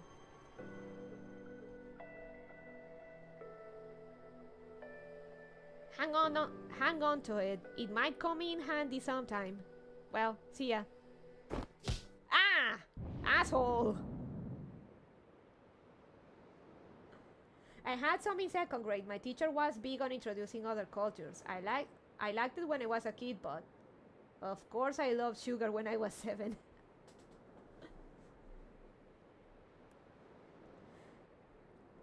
I'm falling!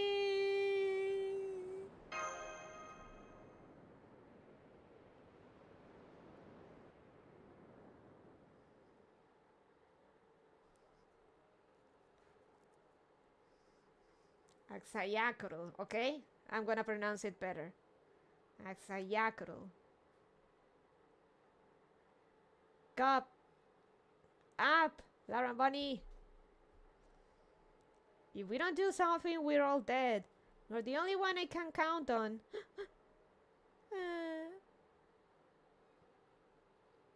I, as an American, will continue pronouncing it wrong with zero shame.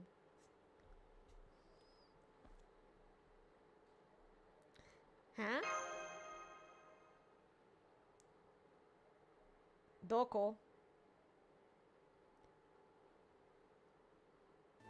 Nemo!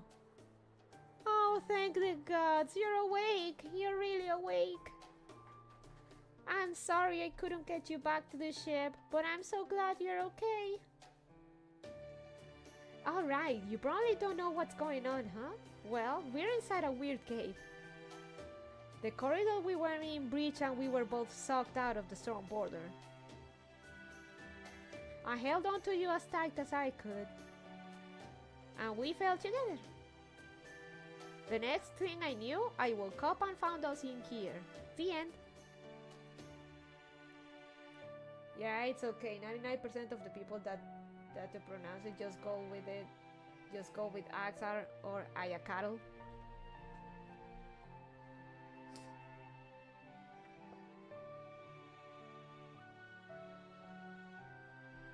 I see. Anyway, why are you whispering? Oh, about that. Look over there, Lauren, but really slowly, okay?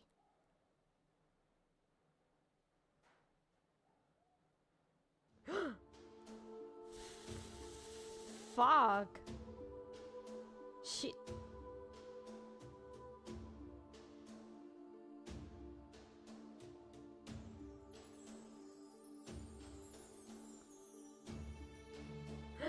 The president of Earth? Ah, why are you shouting? You're gonna wake her up.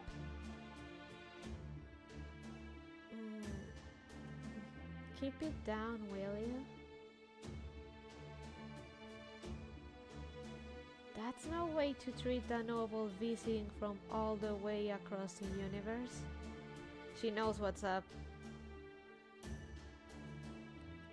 You know, I expected a parade to welcome me, but I didn't even get so much as a round of applause. Huh? Would you accept axolotl? Who are you? What are you doing in my home? I didn't invite you. Wait, you didn't know it was my home, did you? If you had, you'd never have dared sneak in. And the fact that you don't seem to have attacked me while I was shut down must mean... I see. It must mean you two are harmless primitives. Fortunately for you, I am not so bereft of options as to kill a couple of hapless earthlings who happen to wander into my lair.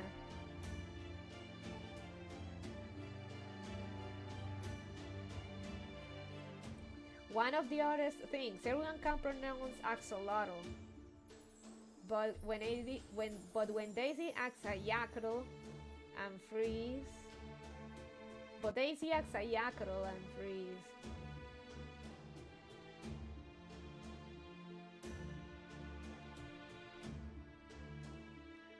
Very well, listen up, Earthlings. I am the higher being who has come to rule this planet.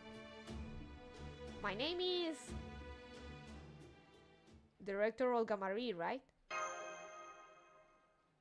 Indeed, I am you, Olga Marie. How did you know that? Who are you? Are you not just another mysterious creature? No, wait. For that matter. Who am I? And why am I here talking to you?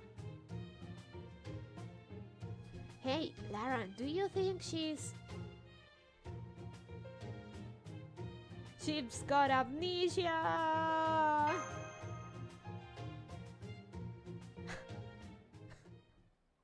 Okay, that helps a bit. So, let me make sure I've got all this straight. You're an alien. You came here from outer space. You remember your name and your goal. But you were grievously injured in some sort of accident. And now you don't remember anything else? That's right. Not a bad summary, Earthling. You could make a worthy secretary. More specifically, I teleported here rather than simply journeying here. And I made this vessel in order to let me operate in this space-time. It came out pretty well, right? So, what about you? What's your name and goal? That goes for you little steward here too, of course. Ah, I'm Marine number 4. Please don't kill me. Please don't kill me. Ah. Please don't kill me. Huh? So your primary objective is to prolong your life? Interesting. So what's your name then? Larambani. That's a face. Did you say Larambani? I knew it! She's angry! Please don't kill me! I wouldn't just kill you for no reason, especially when you have only just told me your objective. Still, that's weird. The instant I heard Larambani, I wanted to pop you in the mouth. Huh. Well, anyway, now that we've met here, you and I are friends. Reluctantly, but still. Well, that was easy. I'm not thrilled that my first Earth friends are a couple of weaklings, but making first contact is still important. Besides, meeting people halfway is the first step to opening up negotiations. So then, now that we've taken care of the introductions, show me around Earth. Narambani, Marine number 4, I am appointing you both as my interstellar ambassadors. What do we do, Lara? The press here is not listening to a word we say. I really moved up in the world. Oh, you can thank me later, since I'm sure you're nearly bursting with gratitude. I can tell from your brainwaves that you're both quite stressed. If I'm to rule this planet, I can't very well turn a blind eye to its people when they are in trouble. Now, let's get out of this cave. I think the exit's over that way. This is horrible. She's totally going to kill us if we don't do what she says, right? I can't say for sure, but I don't think that's going to happen. Really? Well, off to a good start.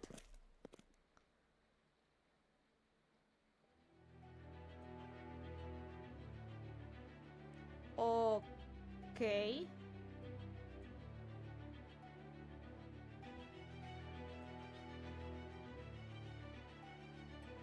A cone?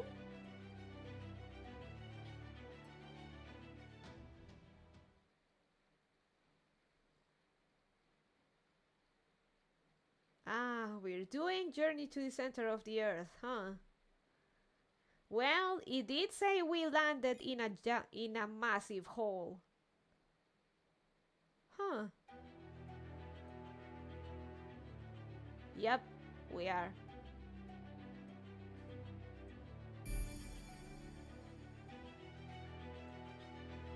Chicomostock.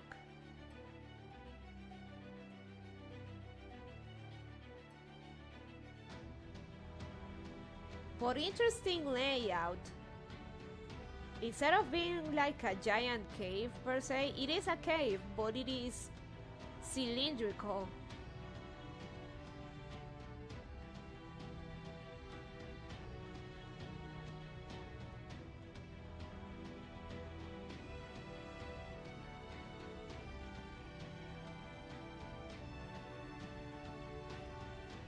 Man, that must really fuck your sense of direction.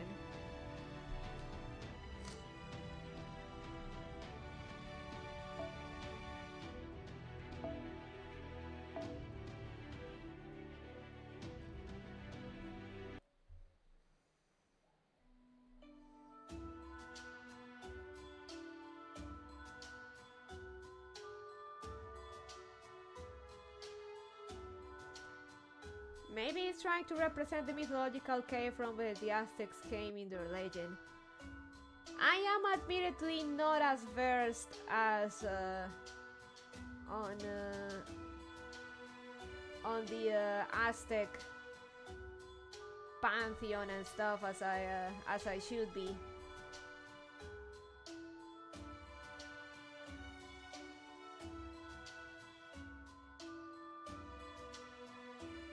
You are now the appointed local expert, Axayakaro. Educate me, illustrate me.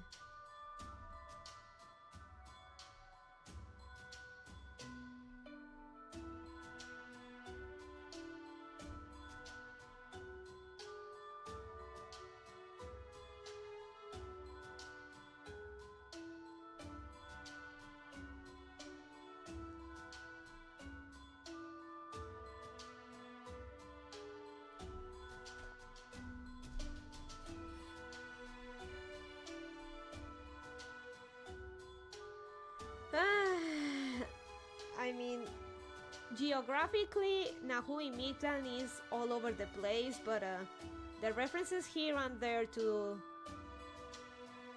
some of the stuff, at least they're alright.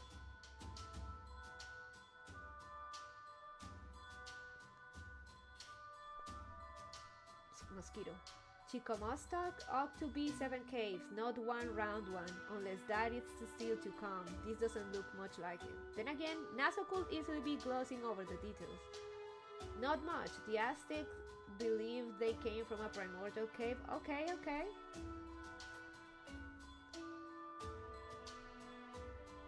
So, Chicomostock. Alright, and we're inside the thing. That's what I said. Alright. See what's going on in this place. Wow, you can smell the plant life everywhere. It's a real South American rainforest. There's sky and wind and sun and everything. And it's hot too. I'd be sweating buckets if I was a human. I would suppose they are taking some artistic liberties. Taking into account Quetzalcoatl is a blonde bimbo. ¿Que no en algunas de las leyendas de Quetzalcoatl cuando tomaba forma humana no era una mujer rubia?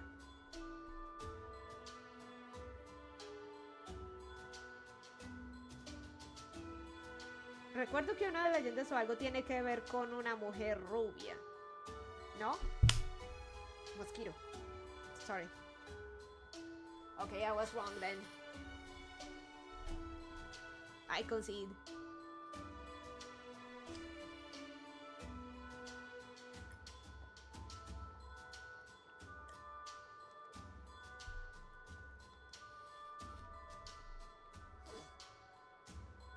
Okay, corrected.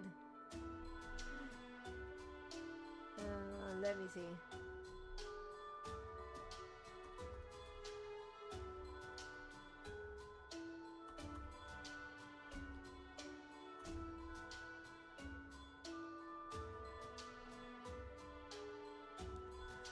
There's a sky and wind and sun and everything, and it's hot too. I've been sweating. There is the god Quetzalcoatl, and then the legendary wise ruler Quetzalcoatl, who was depicted as white.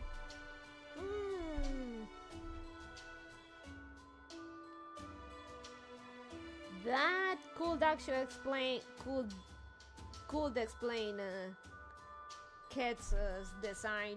Probably a mix of the god and the ruler, or a reference to the ruler, because this Quetzalcoatl is specifically the god. One thing.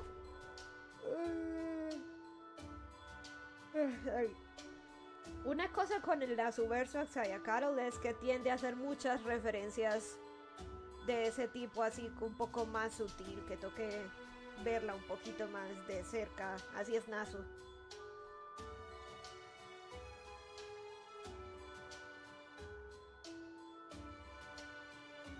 He also tends to, like Turuman says, tends to gloss over the details or mix and match a little bit for his own references. Look, Laran, over here! I've never seen a flower like this. Is this an agave or something? What a funny looking plant! I don't think that's good.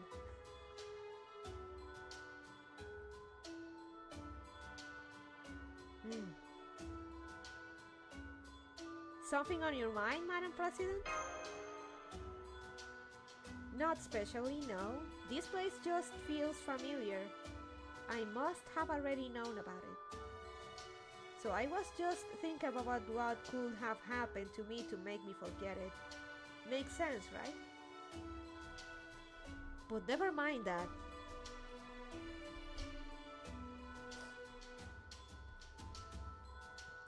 Now I know that if I see something I knew from before, I can remember it. I mean, it's okay, they tried, and even if they only got some stuff right, it's still cool. Alright. I think you're going to like a certain god that's going to show up. Axa.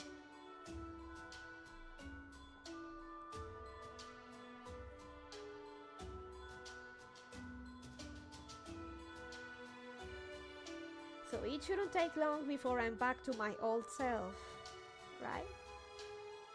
Anyway, I'm not impressed. Are you sure you can survive with that mindset? I'm detecting creatures moving this way. Their brain waves suggest violence. Ferocious animals, probably. Are you going to be okay? Marine, behind me!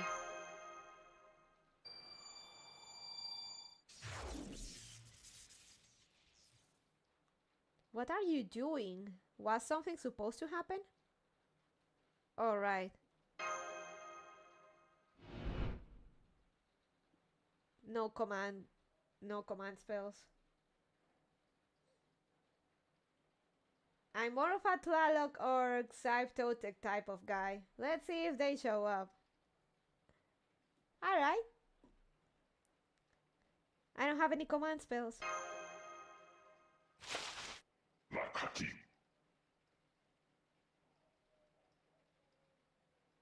Oh god. It's the El cartel del jaguar.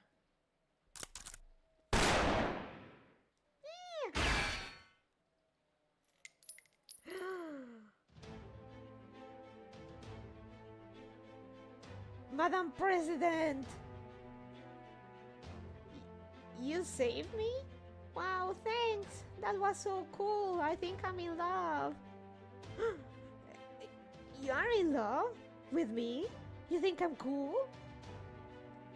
I see. Then I suppose you're going to continue being impressed, because these things are no threat to me whatsoever.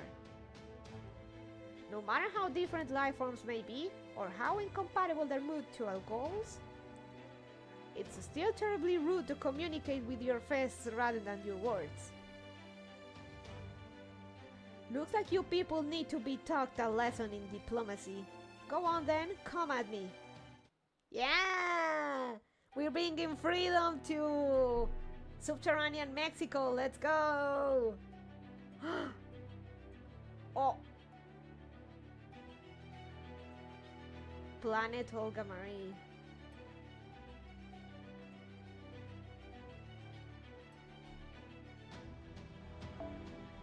Okay.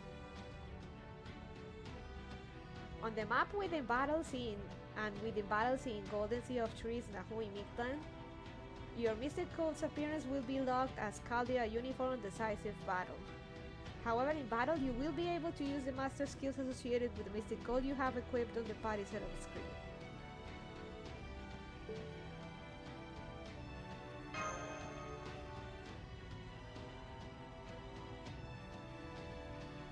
Hi Nara, there is a game called Love and Deep Space from the same creator of Infinity that has become popular among girls. Yes, I know. I know about Love and Deep Space. No, I'm not going to play it. Right, the one that makes Selma impossible to work with.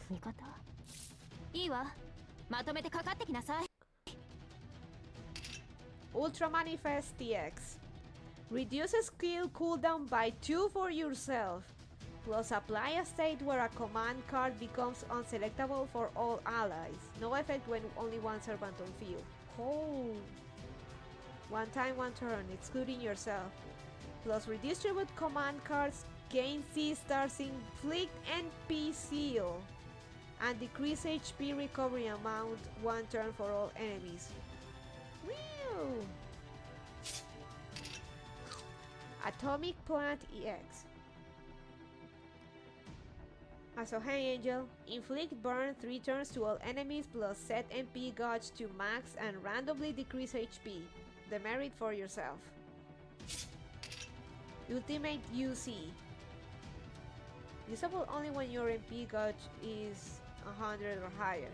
Set MP gauge to 0, demerit for yourself, plus apply ignore invincible, plus increase buster card effectiveness, increase crit strength, and NP gain for all allies.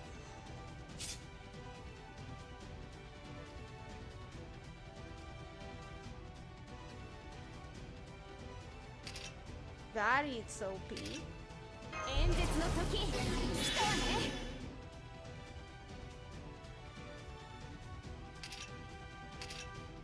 この星を滑るものである。演説の時来たわね。ああもう。あの辺りね。ああもう。はははは。 Oh, that laugh! That laugh! 1兆分の1になる。 AoE and Buster. Extra attack and Buster AoE. Damn. 演説はここまでよ。反論がないということは理解し合えたということかしら。 Oh, we didn't see the MP, damn. New material. A knife made from obsidian containing magical energy. It may be primitive, but its cutting edge is extremely sharp.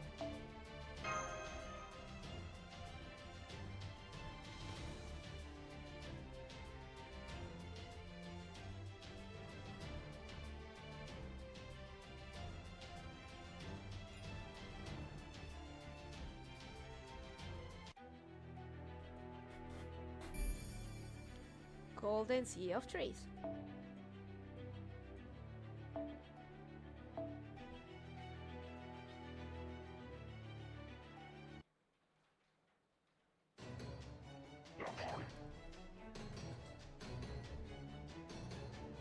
Portuguese.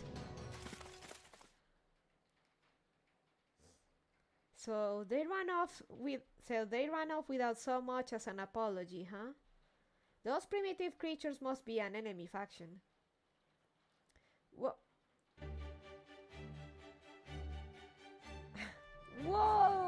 so strong!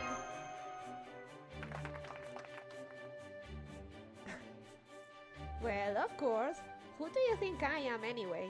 I'm you, Olga Marie, the future ruler of Earth. Something like that is barely a typo on a document. Once I found them, I can erase them with just one finger. That's pretty juicy coming, considering we'd already had a few typos, Olga. You better set Albert straight.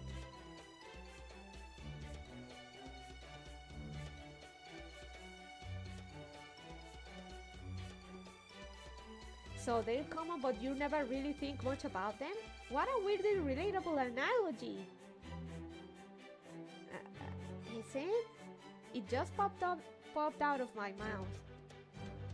I don't remember them, but maybe whatever education materials I had to learn about Earth weren't the best?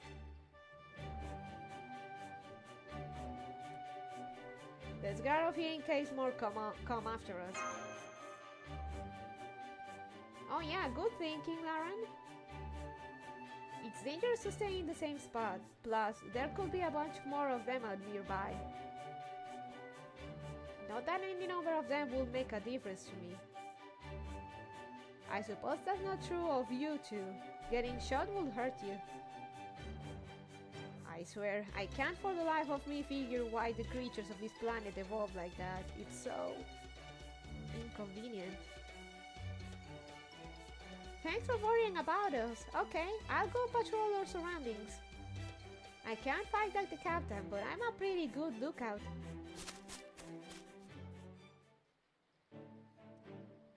He's going to patrol? I thought he was just going to keep hiding behind me. He just wants to help however he can. Sounds boring, at least from the perspective of a being from outer space like me. I've never heard of such a weak creature not just letting the stronger one handle everything. Are you like that too? Since you didn't fight in that battle, are you an explorer or something? It hardly seemed like your first battle since you knew to run behind a tree to get a safe vantage point. But have you really been in that many battles? With that fragile vessel and so few years in operation? What are you guys doing? Come on! I found a big plant over that way. I think it's wood. The shoe. Hey Diego, welcome, welcome. Hello. Let's go check it out. I bet it's yummy. What? Huh? What's wrong? Uh-oh, are those jaguar guys coming back? No, you just grabbed my hand out of nowhere. But earlier you were emitting red wavelengths at me. Red wavelengths mean wariness, fear, but now it's only blue for conversational. And for some reason, Lauren was sending yellow wavelengths my way. For joy and friendliness, right from the start even. Man, we really can't let go of Olga, huh? Well, you're still kind of scary, but now I know I don't have to be afraid of you. Thanks again for helping us. Sorry to Shion and the others for saying this, but I definitely vote for you for President of Earth now. Hey! You Olga for President! She was a little late to the run. A little late for her, unfortunately. Gonna have to wait 4 years for that. What did you say? I helped you out a little bit and now you're willing to support me? Is this a trap of some kind or are you Earthlings actually this easy?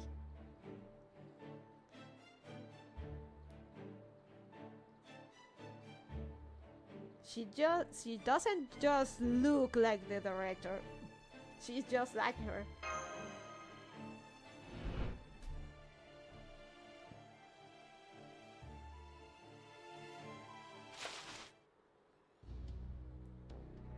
Right. Olga. That kinda rings a bell. I feel like she might have been on my screen for 5 minutes like 7 years ago. Wasn't she trying to kill you just some moments ago? Perdió la memoria. Como buena novela mexicana. Perdió la memoria. What was that? Huh? That wasn't me. Maybe it's more of those guys we just saw. I thought they'd come back. You could just tell they're tenacious as all heck.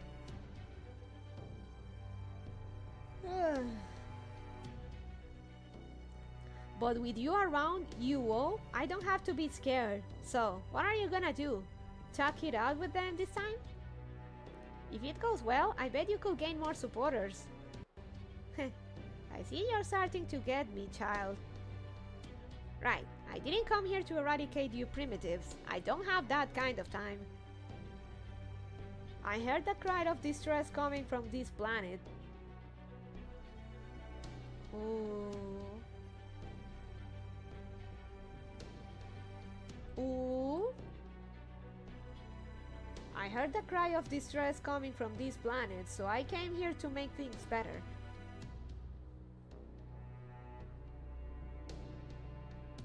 So no matter how ferocious or belligerent or indiscriminate these creatures may be, I'm going to start by talking to...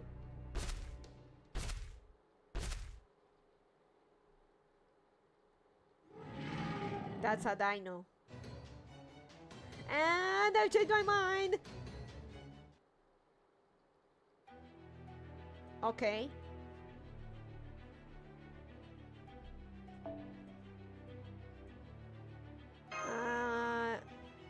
Tanomu Shacho.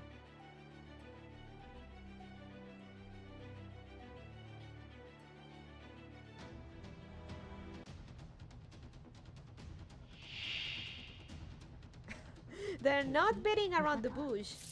いいわ。まとめてかかってきなさい。 It's a dinosaur. This is all over the place. Sit tight, Axa. It's gonna... You're in for an interesting ride. At least they have feathers. Kinda. I believe it was Gil who said that the beast of the end would inevitably begin to move after one beast had already appeared. Dinosaurs being there is also a journey to the center of the earth thing. Yeah. So this is South America. Central and South America with Jules Verne thrown in.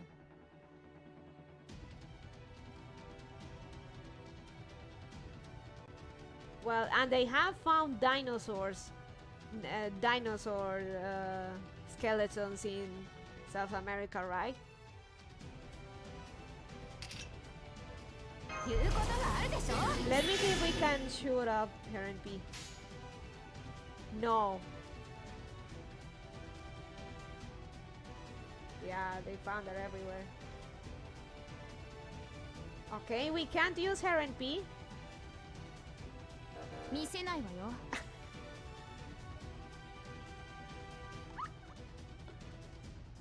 見せないってば。 Okay.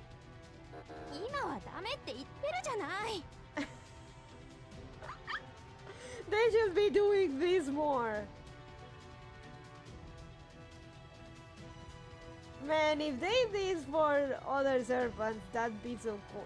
That'd be so good.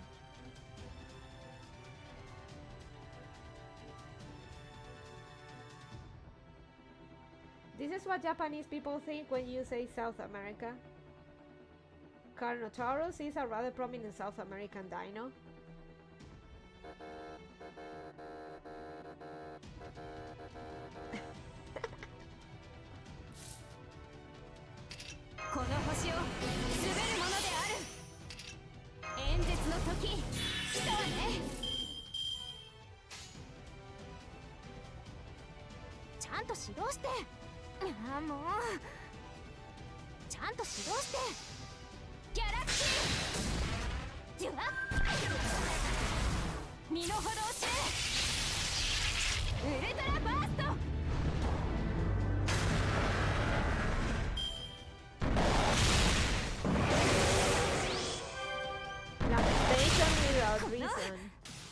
Just like me, for real, for real.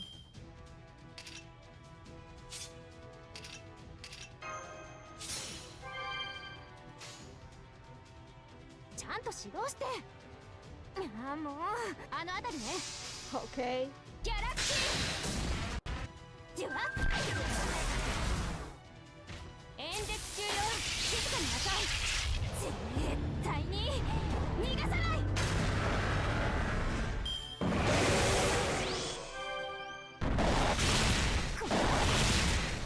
Ow, ow. They hit hard though. あのあたりねちゃんと指導してああもうはははは身の程を知れ Well, they're dead. Retreat! Retreat!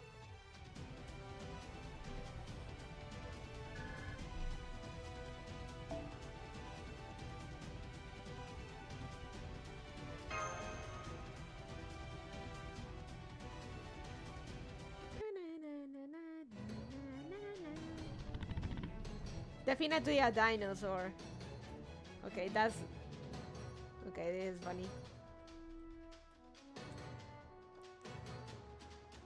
Ah! Forget it. I hate these things. Retreat! Retreat!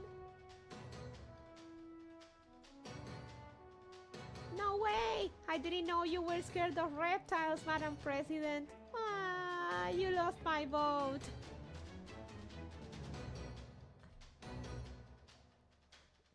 Come on, everyone's afraid of something, right? Lara, get over here and do something. You must have some kind of trick up your sleeve, don't you? I wish I could, but I've got nothing.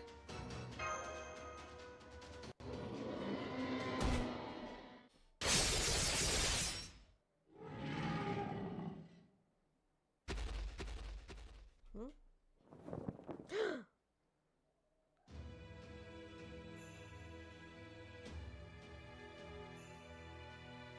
Hey, it's him.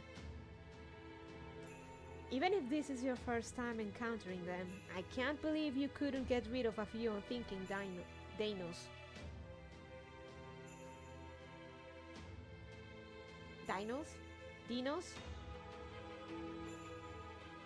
You are supposed to be the last master of humanity. What a pitiful showing. Or maybe you've led the last six spells you dealt with go to your head. Such foolishness will certainly be on brand for you.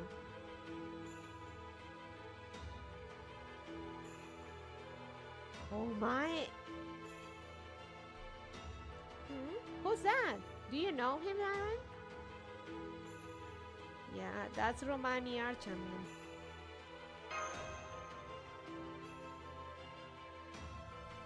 Or at least someone claiming to be him. Dinos? Dinos? That's what he said.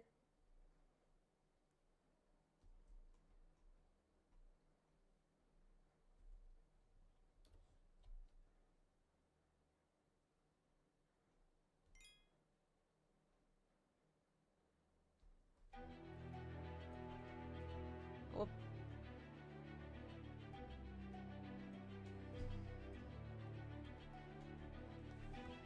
Okay, this Brazil trip is getting interesting.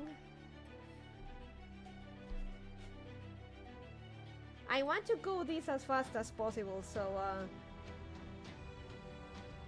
we're gonna have FGO reading streams for a while.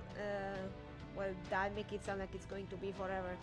We're gonna have them semi-frequently, or at least a few times a week, to go over this quickly, because I want to get to chapter 10 as fast as possible. Dino is a Pokemon, that's all I got. Dino.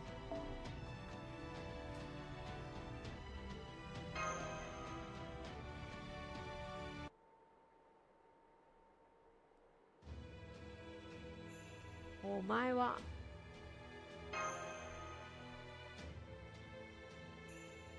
just claiming to be Romani Archaman? It's true. So, for the moment, I'll use that name. Humans often say it's what's on the inside that counts. A name, even a false one, is just a convenient address. You know I'm not who I appear to be, so I see no issue using whatever name I choose.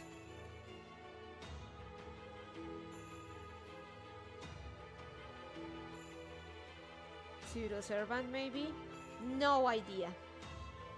Legit, even to this day, no idea.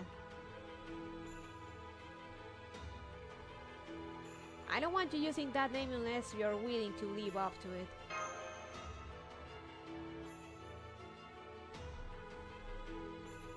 I see. I see. Our opinions will seem to differ greatly on the matter. Still as stubborn as ever,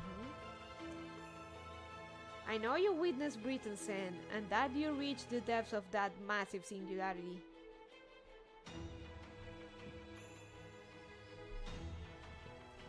I'm also fairly certain that you have not sustained any fatal injuries thus far. So why are you not summoning servants? Have you endured some kind of mental trauma? It can be a problem with your mystic code, or you wouldn't be able to survive in this subterranean world at all.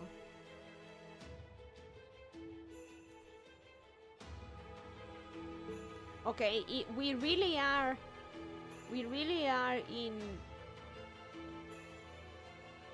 in a cylinder underground.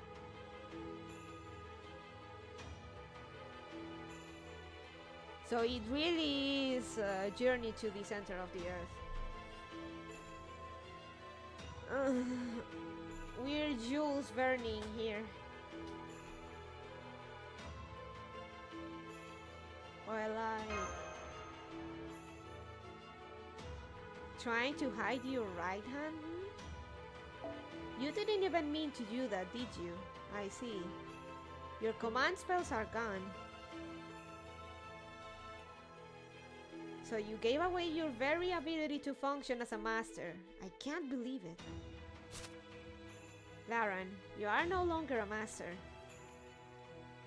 You'll never be able to call on servants as you are. If you want to survive, you'll need to alter your tactics. Mate! Well, that answers it, Turtle Man. I didn't use my spells. I gave them away.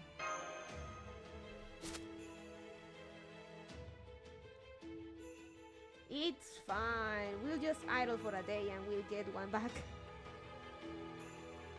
What? You have no business with me. As you are now, neither do I have any with you. Don't you want to see MASH? So you've traded your offensive capabilities for a new capacity to hit where it hurts.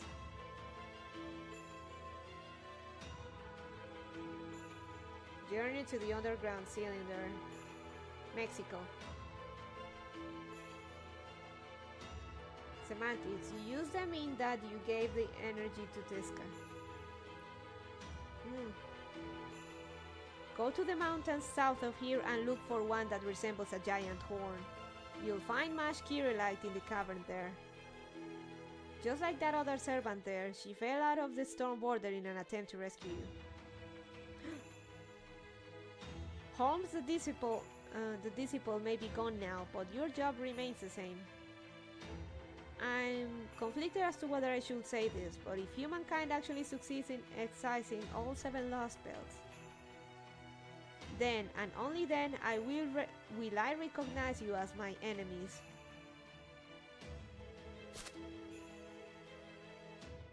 I don't expect that to happen, however. You're up against David Sam Void, and defeating Ort is simply beyond your means.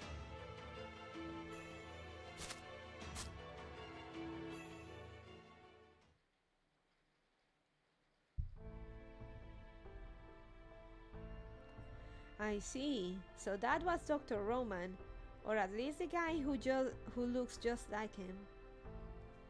I'm sorry. We've information about the doctor in Caldia's database. so I didn't really know how to react. What about you, Yuo? You seem like you were kind of freezing up.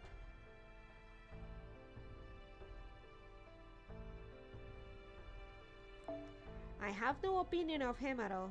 Is he even a living being? He gave off no wavelength at all and completely ignored me.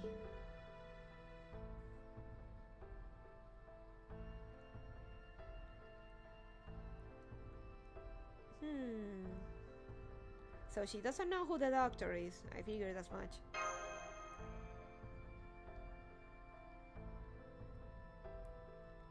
Anyway, he said we should go to the mountain all the way over there, right? I guess we may as well do that. Oh yeah, that's right. He said Mash was there.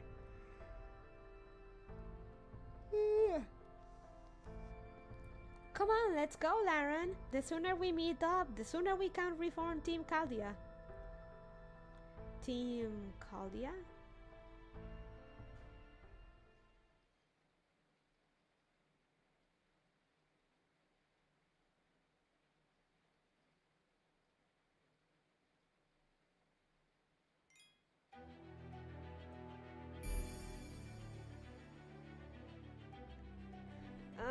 Give me a second, guys.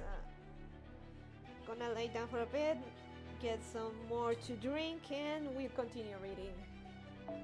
I want to finish section 2 tonight. So 3 hours to go. 8 sections to go. So BRB.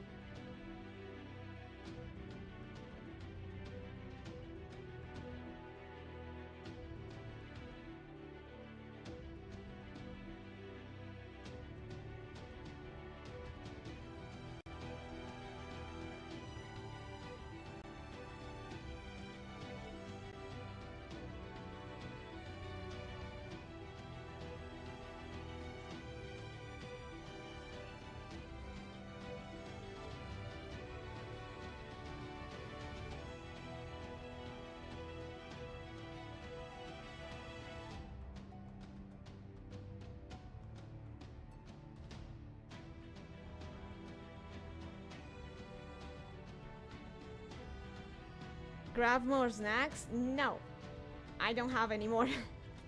Oh well, I do. I still have those leftover potato chips, but I didn't like them, so I'm just gonna skip.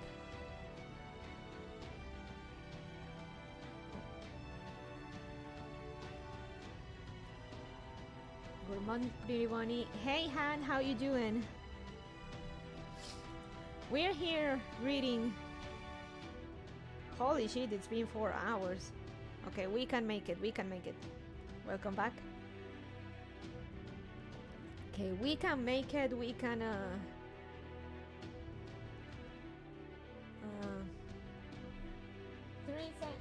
three arrows, we can do it. And that'll be it for now.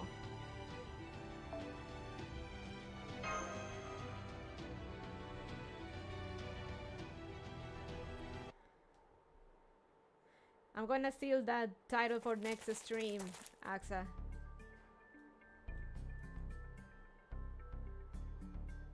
"24-hour bunny stream? It's been closer to 5 hours. Yeah. Oops. Oh man, I'm so tired. This should be the cave we're looking for, right?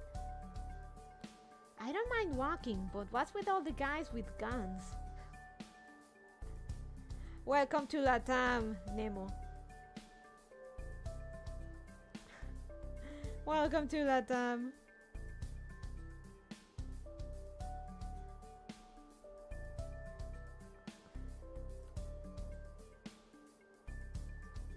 That's a very screen capable. I've lost track of how many times they've attacked us along the way. I think they work for this Lost Bells king. Oh.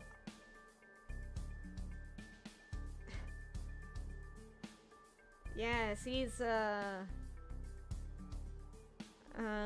cartel king.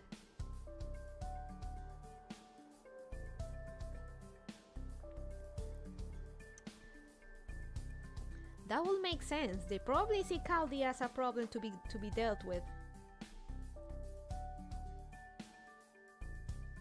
If they do, that will mean they already know about Chaldea. Hey, what's that word you were throwing around mean? Hey, what's that word you've been throwing around mean? You're Laramboni, right? And you're Marine, right? So who's Chaldea? Is there another of you out there?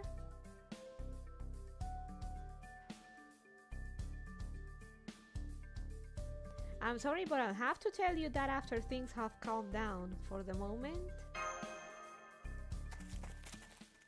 we continue.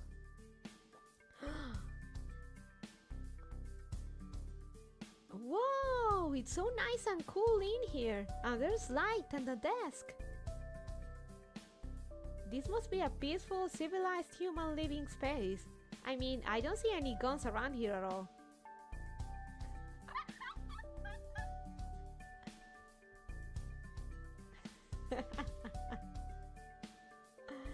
I bet whoever lives here is really kind and gentle.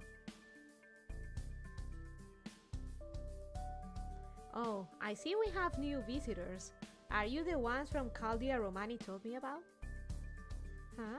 Did you guys hear that? It sounded like it came from the wall. Haha. Did I surprise you? My apologies. I'll turn off my camouflage now.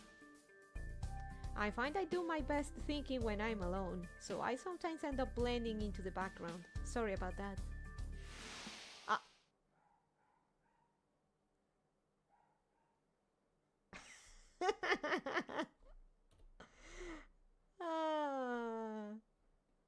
What? Can we get what's in chat? Dragon Bird Dino. Does that look more like you had it, like dinosaurs were supposed to look, Toodleman?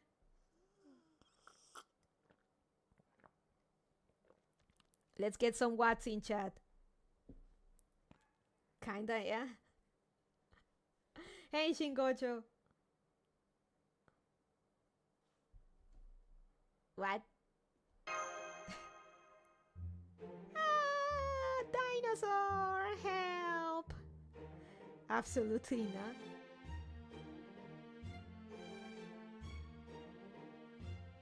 Oh, am I the first dinos? I don't know how to call these. Dino? I'm just calling him Dino. Absolutely not. Some of them look like that, but not all of them. Hey Eric, how you doing? We're in Nasus Wild. Dano?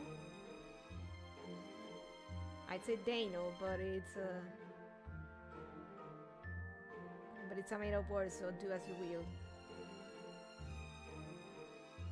Okay, Dano.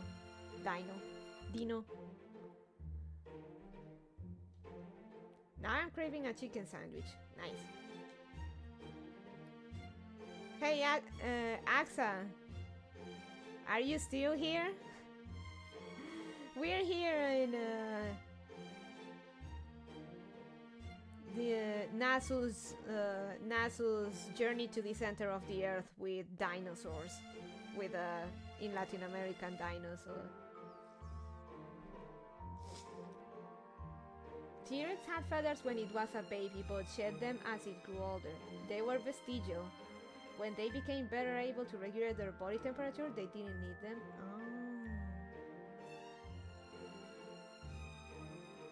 Oh. Axayakaro, you still here? Definitely a dinosaur. I'm still a sucker for dinos. I never lost that childhood love for dinosaur trains. Nice, Eric. You're gonna love this journey. Axa, if you are still here. Axa, si aún estás aquí, un poco de paciencia. El viaje va a ser especial, pero prometo que al menos en la segunda parte es donde empieza la carne de la cangreburger.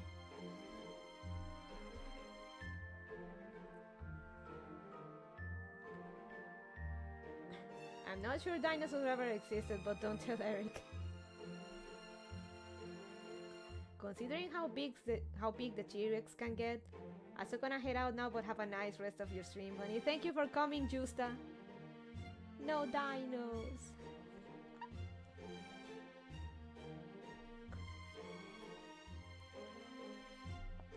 Oh, am I the first dinos you've met? Hi, I'm by Canon. Please calm down, person of proper human history. You are what's called a servant, yes? My name is Tepeu. I'm a dinos living out a quiet retirement here in this cave. Ah, so a hermit, okay. My species may look different from yours, but we are still the prime species in this world, capable of learning, growing, and retaining our shared pool of knowledge. This is to say, we are this world's dominant species. It's humanity, if you will. Oh.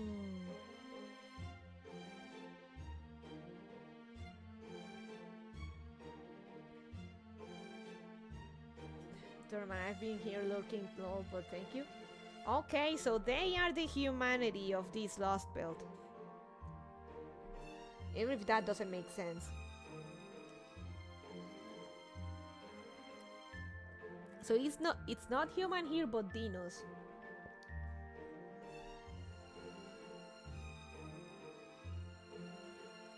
And as a rule, we don't eat other intelligent life forms. Okay. If he knows to put it in those terms, then he must have a significant sort of information about proper human history. My guess is that he talked with Nos Romani.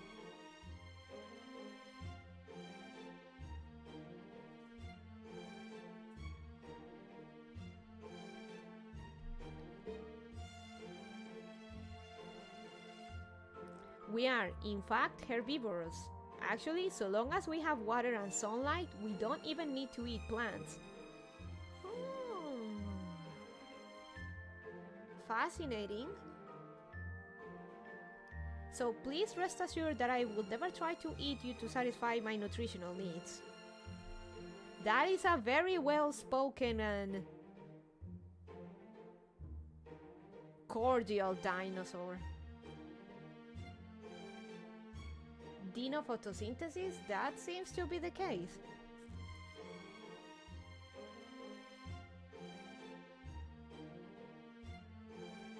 Say, how about a drink? Mictlan has been very hot lately, so I assume you need to hydrate? That's okay. We'll just be on our way and get out of your feathers. Hey, Tepeo, I finished fetching water from the underground spring. Oh, there is his source for proper human history information. Havinian! What should I do next? Want me to polish those weird bronze statues up on the mountain? Mashu! I don't think those are statues, Habetrot. I think they're part of an observatory. I noticed they have some measuring instruments, each carved to mark degrees of an angle, to make it easier to get an exact read on the positions of the star. We're saved! Oh, Sin. I mean, I'm so glad to see you again, Master. I knew from my last communication with the border that you were alright. But I didn't think I'd see you again this soon. I'm so glad you're okay. Same here. I'm glad I found you so soon.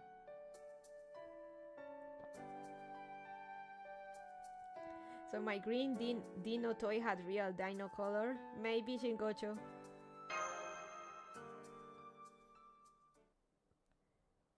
So, is that Caldia? She doesn't look like I imagined she would. Oh well, never mind that. Hello, Caldia. I'm you, Olga Marie. I'm the kind-hearted alien who brought Lara and Bonnie all the way here. Huh? Olga Marie? Director? Hi, Bonnie. Hey, Yurutori. It's you, Olga Marie, not Ha Olga Marie. You could at least be respectful enough to use my full name. Make sure you don't follow these guys' example and just call me UO or whatever. A dino named Claudia. We have absolutely zero way of knowing what color dinosaurs were, and we never will.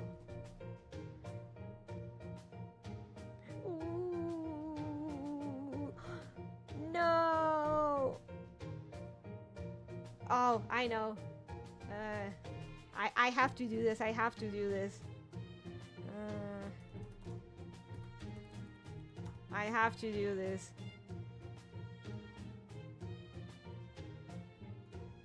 I need to find a meme.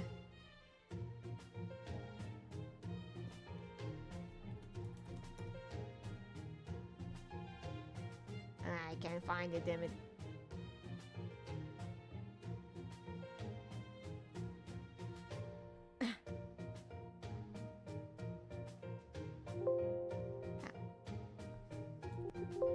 Ah.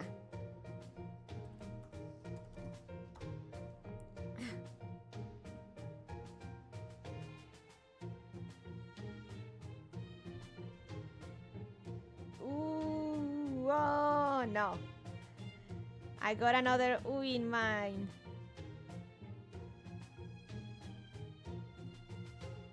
Ooh!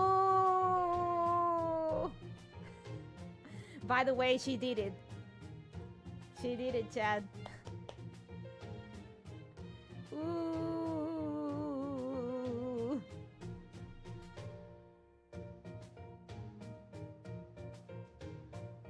She did it, Chad. I think Fauna did reach 1 million. So. Ooh.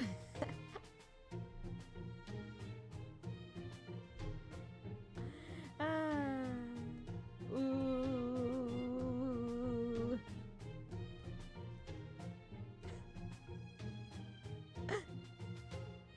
She did. Ah, okay, good. Congrats, Fauna. Ooh. She did. We'll miss you, Fauna. Yeah. Thankfully. Ooh. Bravo, Fauna. Ooh. 1 million. Ooh.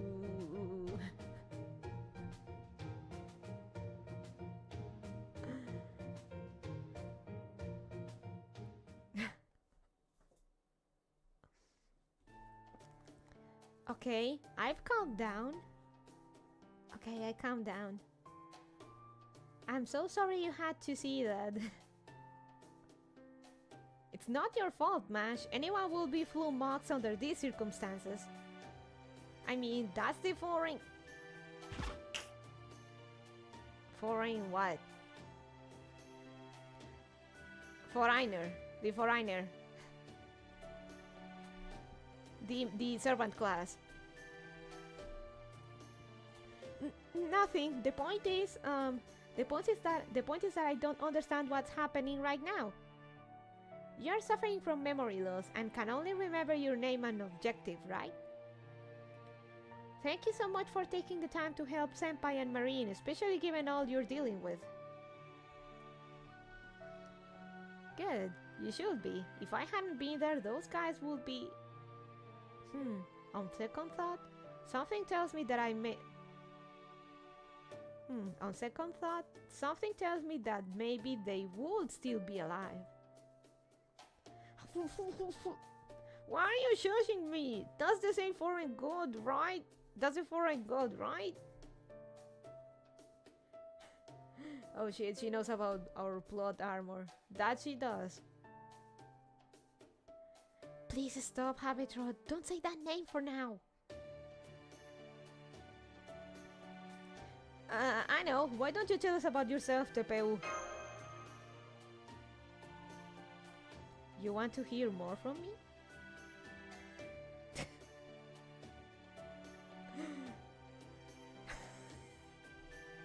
Okay, Olga. Bye, Olga.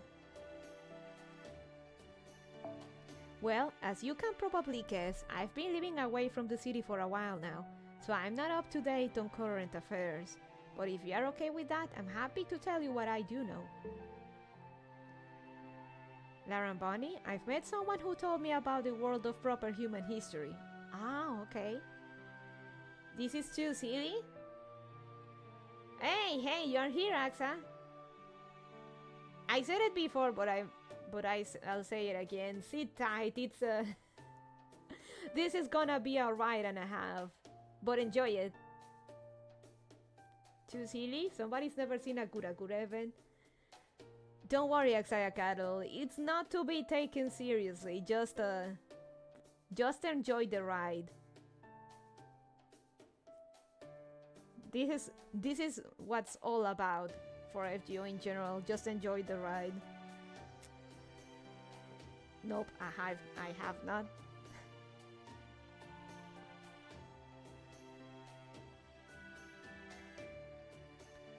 Laramboni, I've met someone who told me about the world of proper human history. He said it's the strongest, most objectively correct history to ever exist. Damn! I also know that in your world, our world here is called a lost belt. The Peo means sovereign, one who conquers, or one who is victorious. It's Mayan, not Aztec. Okay, we got a mix of Mayan in here. But honestly, considering it's Nasu, I'm not surprised.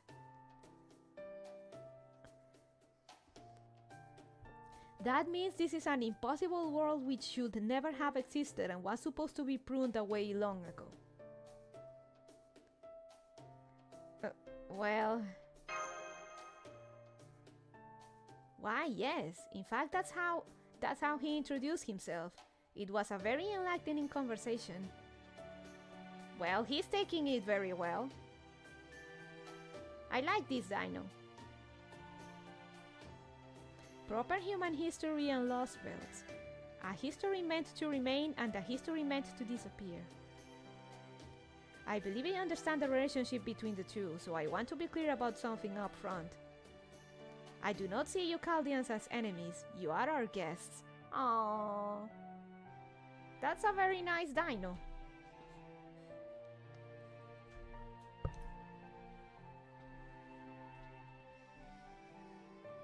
As far as I am concerned, you are neither invaders here to threaten our livelihoods, nor conquerors bent on taking our world for yourselves. You are friends from another world, here to do what you must. Very reasonable dinosaur, yeah.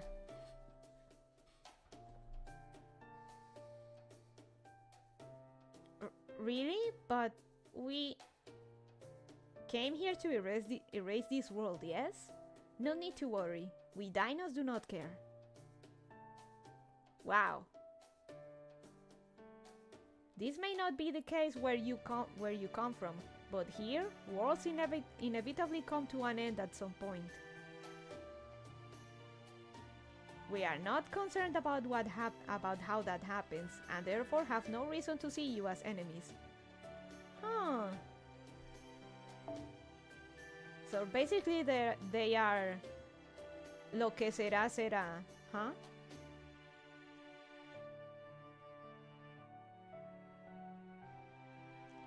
If all dinos are like this, maybe they should replace us, except they're not. The first ones we met tried to kill us. Hakuna Matata? Suicidal dino cult? They're not suicidal, they're mildly nihilistic. They're just they're just very mildly nihilistic.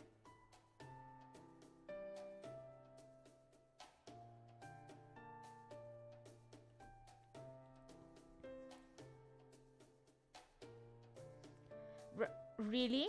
But if the world disappears, then so would I? Yes, that's true. But so what? See? I will certainly put up a fight if my disappearance will result in the disappearance of this world as well. But fortunately, I'm quite certain that that isn't the case. If anything, I'm more worried about all of you. If you die, your world dies with you, no? Quite a different situation than the one we face. If all dinos are like this, maybe they should replace us. Except they're not. The first one we met tried to kill us. As with all lost spells, there must be something going on, so we gotta read and see what's going on. If you die, your world dies with you, no? Quite a different situation than the one we face. So, simply as one person to another, I cannot but support your endeavor. What a nice dino. And down the road, I urge you to stay strong and make whatever choices you must without shame or fear. Motivational dino for everyone.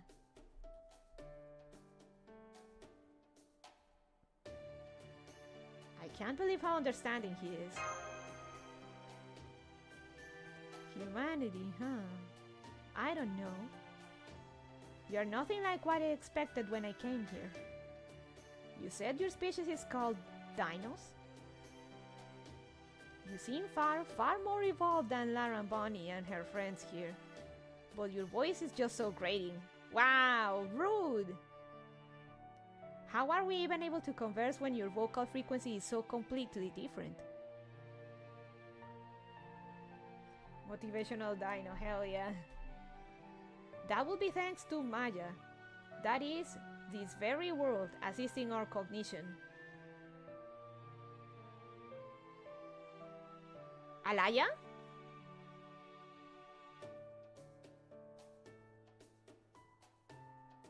Okay, now that's where the Maya, though it's not written the right way, could play into.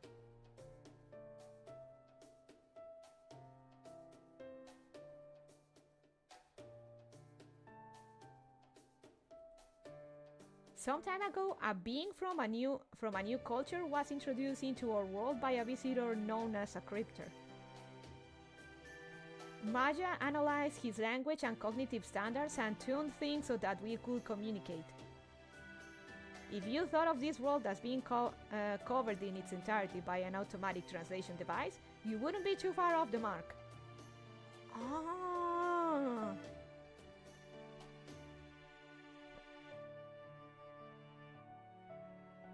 That doesn't appear to be a reference to anything else unless it's too mangled. Well, Maya, how it is written here, double L, it's like a net. Mayans with Y are the people, and Maya with double L is a net. Like a web, a net. So it is the very world. So basically Maya is the Dino's alaya. Like an internet translator. That too, yeah. I'm reaching. That could be too. But the way he describes it, basically Maya is their alaya. Okay.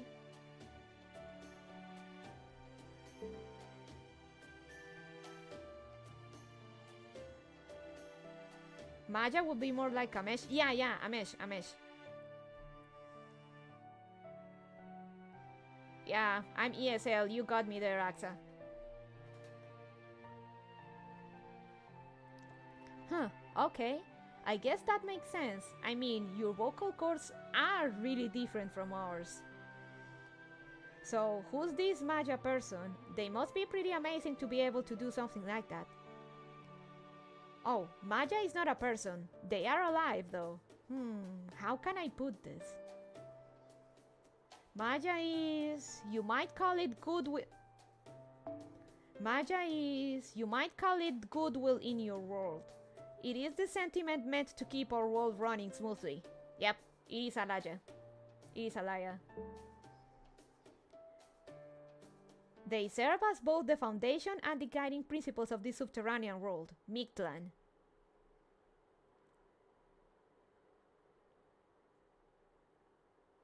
Mictlan? Yes, as hard as it is to believe, this lost belt is actually a massive, hollow underground world. And what's more, it's not all on a single flat plane like Agartha was. It's essentially an enormous cylindrical shaft with gravity working along its sides. It's actually very similar in structure to a space colony, though without the constant rotation. We don't understand how this gravity works or where the sunlight, water and air are coming from. But perhaps the most unbelievable fact is that, as far as I can tell, this world occupies about 1 million square kilometers. Damn! That's one big cylinder. Okay, so Maya is the Dino's alaya.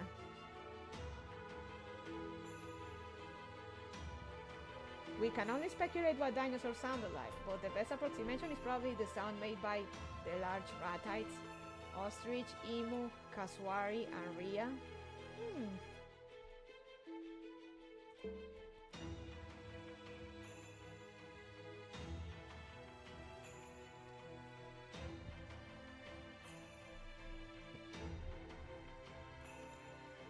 Okay, Maya is the alaya, gotcha. And this hole is a big hole, 1 million square kilometers. Well, cylinder. We know it to be at least 1,000 kilometers deep, even though that shouldn't be possible geologically.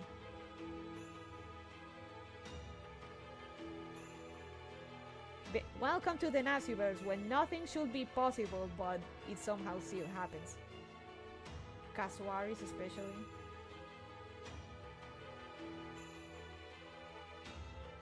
Wait, isn't the Earth Earth's crust. Right. As of 2019, the record for the deepest hole humans have dug is 12 kilometers.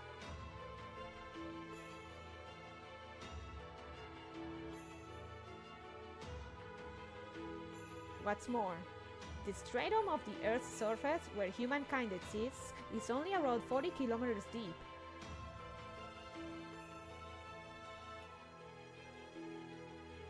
And the stratum below it is the Earth's mantle, which means that this world's outside is...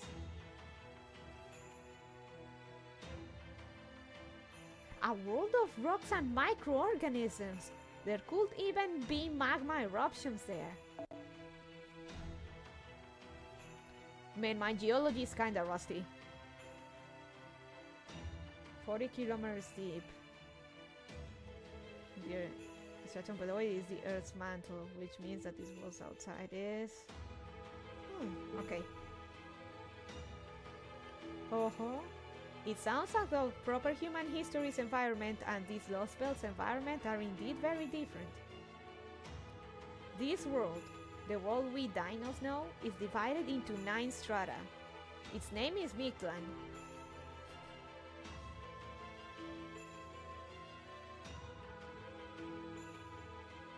The mantle is cool lava, mostly solid but occasionally behaving more like caramel. We do have remains of Parasaurolophus, and some scientists use it to reproduce a possible call. Of course, it's not 100% accurate, but it's something. So calm.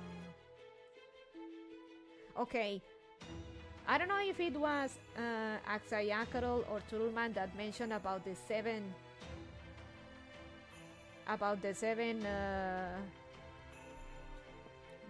holes or the 7 levels of Chicomastok.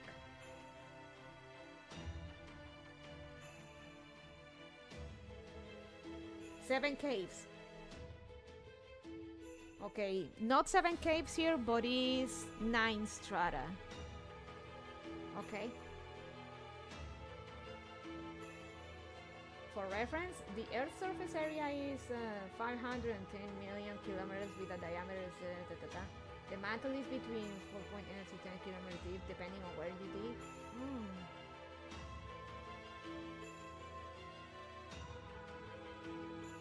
An abyss of nine strata makes me think of, well, Made in Abyss, but more fundamentally Dante's Inferno, Hell. Yes. Okay. Not 7 caves, but 9 strata. And we're still Julio Verning this, okay? We're I'm starting to grasp. Okay, we got an idea of what's going on here geographically. This world, the world we dinos know, is divided into 9 strata. Its name is Mictlan. That name is a fairly recent one, though. I wish the dinos could claim credit for it, but I'm afraid it originated with Iskali, the Ocelomes leader. Well, I've heard something like that before.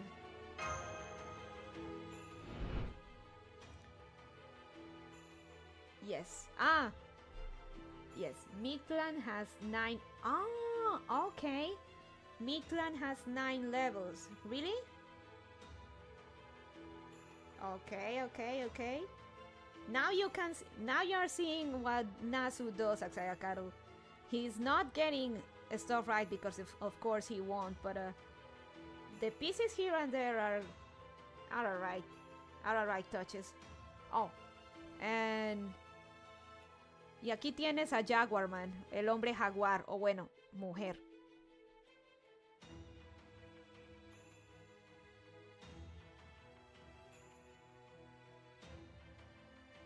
Hi there. Ocelotl jaguar. Ah, ocelote. Hi there, nice to meet you. Huh. Ocelotl or ocelome in its plural form means jaguar in Nahuatl, a language used in Central America. Hey.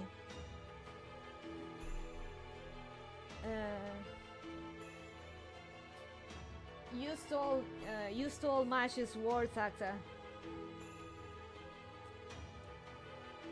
There existed a group of warriors who wore vestments evocative of a jaguar, most notably their helmets, from proper human history's Aztec civilization. Cat ear, of course.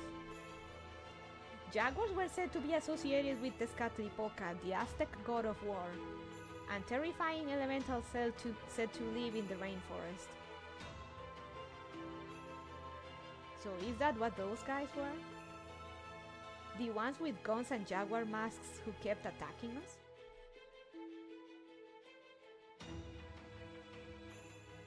Iskale is the last month of the year in the Aztec calendar, which had 18 months.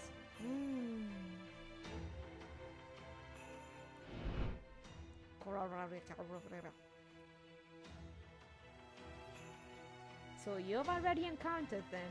I can't believe they've already made it this far. The Ocelome appeared alongside the Cryptor. They soon began hunting dinos for sport, though they called it war. I hear they even built a major city on the Fifth Stratum.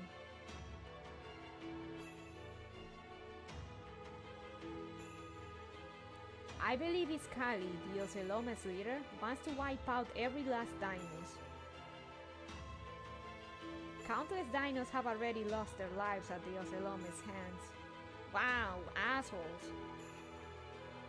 Some of them have been tied up and left to bleed out, or driven to feral madness by poison.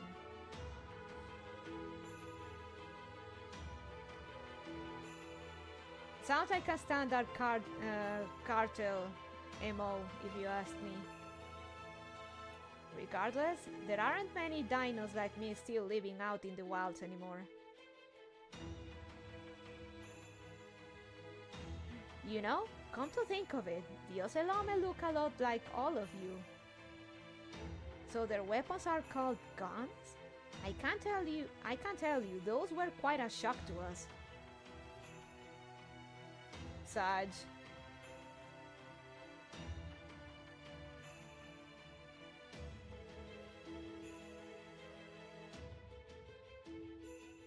I mean, they're also human like us. Whoa, those guys are even worse than I thought. But why would they do something like that? Do they have turf wars and stuff here in Mictlan too?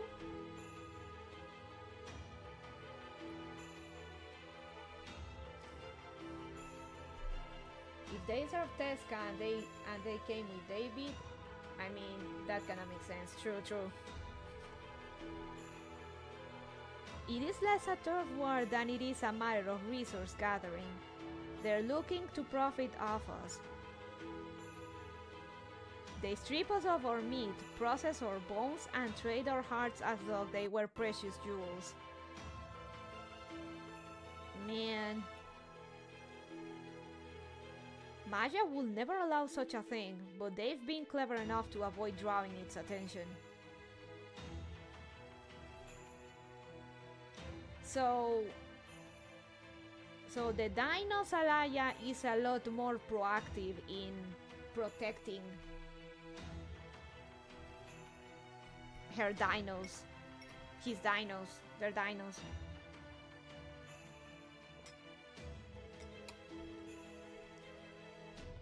Using them for profit? Is Konyaskaya still around?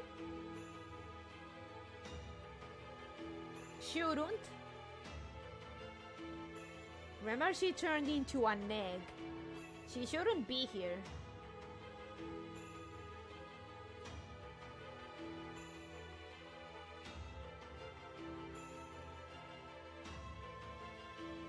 Maya will never allow such a thing, but they've been clever enough to avoid drawing its attention. That is what the Ocelome are. Organized criminals. How's that any different from the Mafia? This jungle's even scarier than I thought. It's a cartel, yeah. That does sound like a criminal organization. And if that's all true...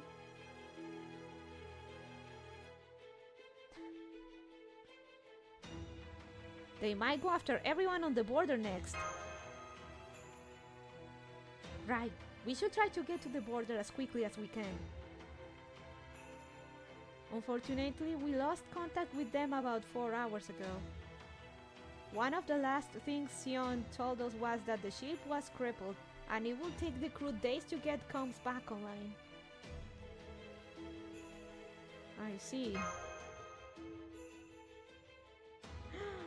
Can I talk now? I sure hope so.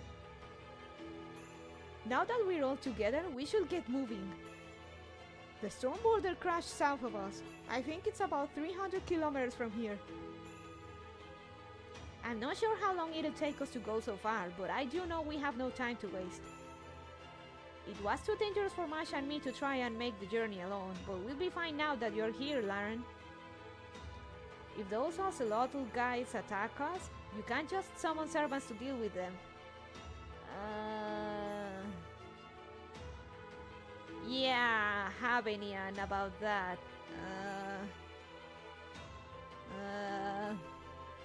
Japanese aren't settled with their themes, it seems.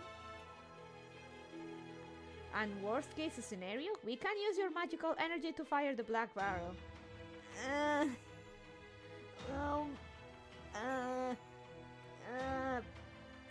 Yeah, the black barrel, my energy, summoning. Yeah, about that. Oh no. Seriously? You can't summon servants anymore? I see. That explains some things. I didn't even realize. I'm sorry I'm such a useless servant. Oh.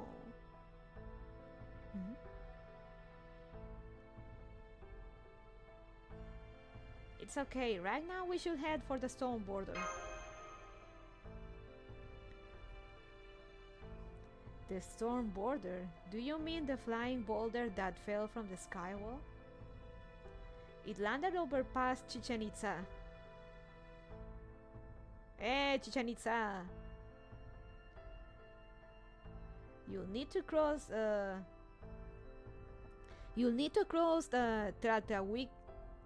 I'm gonna butcher this. You need to cross Tratrawiki to reach it. Kui? It's Kui or Ki? Axa.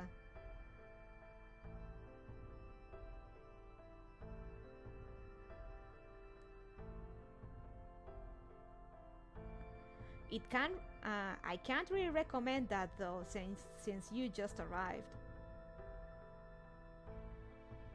Eski or Kui?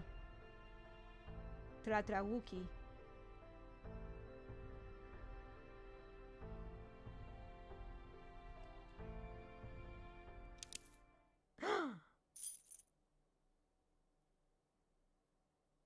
Tepeu, may I ask what you are doing? Ki? Okay. He has glasses. He has glasses, the dino with glasses. Let's go.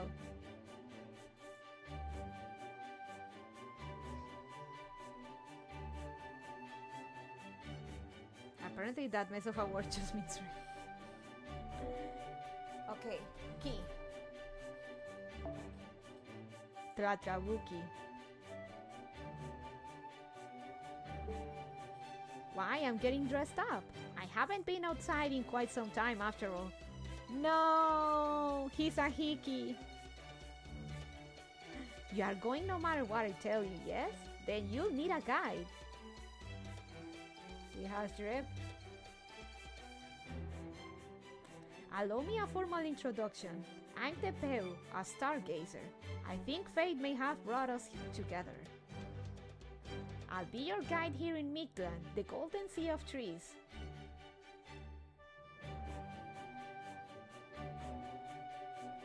He's a Chaldean.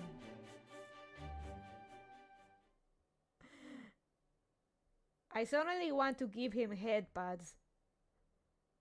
Such a good dino.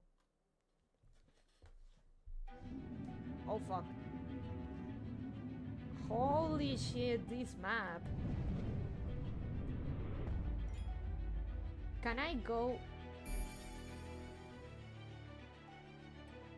Let me see it. I want to see the rest of the map.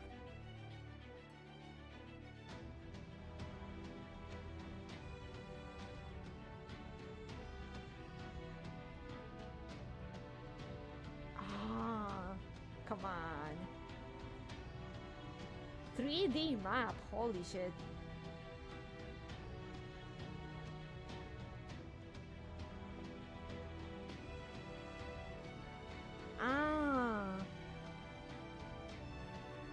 So you said that word means red, right?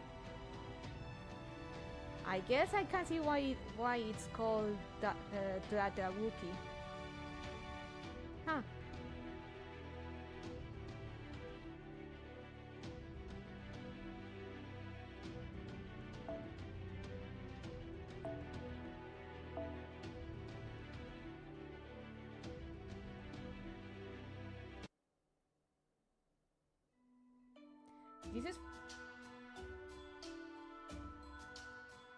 This is probably circumstantial, but I can't help but connect this to the other cylinder connected to Hell in Fate. Yeah? Good point.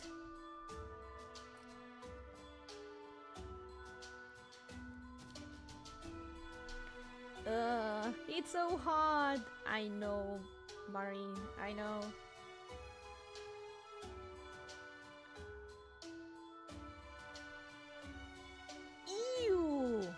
Disgusting. I can't believe how much hot it is outside the cave. What's the temperature anyway? 58 degrees Celsius? That's like 136 Fahrenheit. Not even desert gets that hot. This is almost unbearable for a man of the sea. True, this is much hotter than I was expecting. I'd be fucking dead the moment I step outside that cave. That is highly inhospitable to human life. That is true.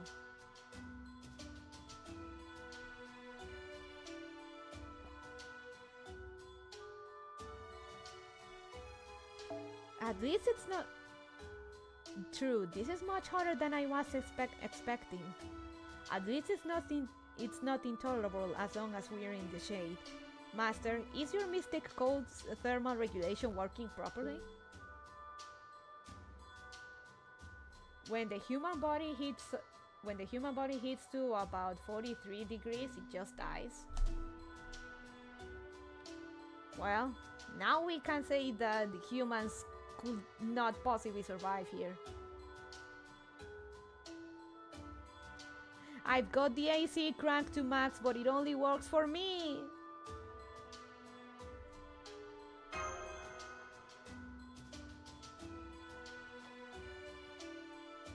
The sun is at the third stratum right now, so it's going to stay this hot for some time. Ew. But there's no need to take reckless risks.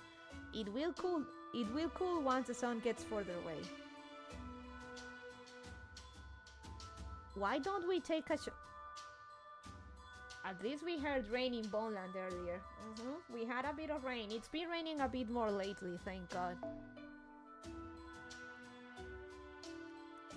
Why don't we take a short break here? I understand you are in a hurry, but you do still need the occasional rest.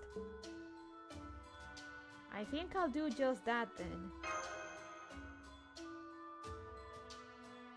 I think that's a good idea too.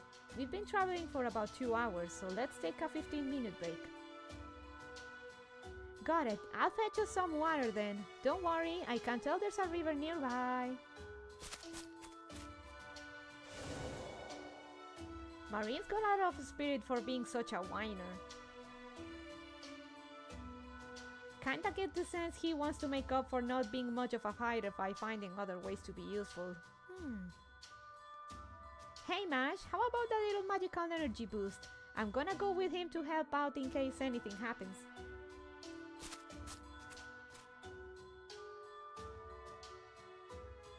I'm relieved to see those two are still the same, even in this lost belt. I hope that's true for us as well. The jungle. Quite a lot of information here. Not bad. Harsh but pleasantly cool temperature. Very humid. High atmospheric pressure. Lots of smells. It is like a flood of life. So many colors and waves, both on the micro and macro scales.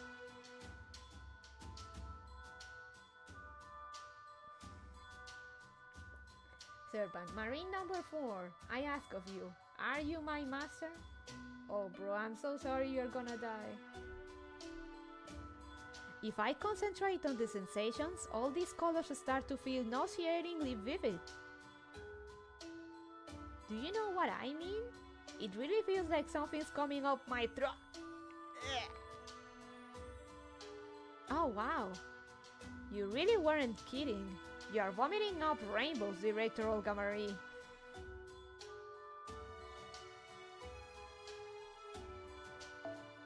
They need to animate this.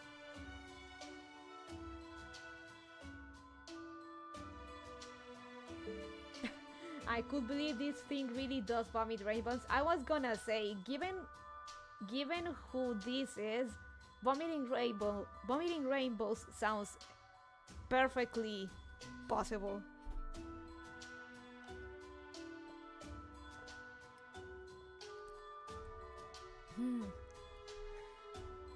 Maybe you should turn down your sensors until you're used to this environment. Quit robbing my bag, and I told you that's not my name! Still, I think that might be good advice. Lowering the sensitivity of my sensor is probably the way to go here.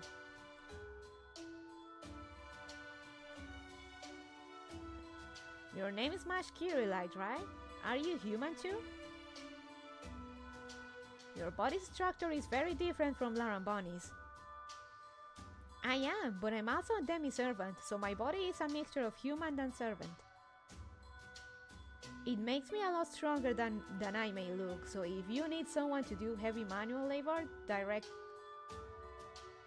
you Olga Marie, please don't hesitate to ask me.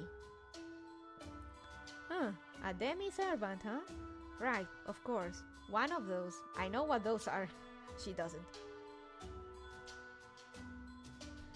Human is kind of a spectrum here. You'll get used to it. Yeah, Axa, if you're still there, Turtleman's right on that one. Human is very... It's kinda loose here, so keep that in mind.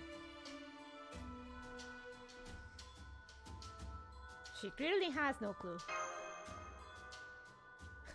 You know, I don't have any problem with you personally. But demi-servant, something about those words rankles me. Why don't you think of different ones? Huh? Are you guys friends now? Sorry for ruining the moment. But I ran into some nasty dinosaurs and they followed me here. Please, Smash, help me. Of course he did.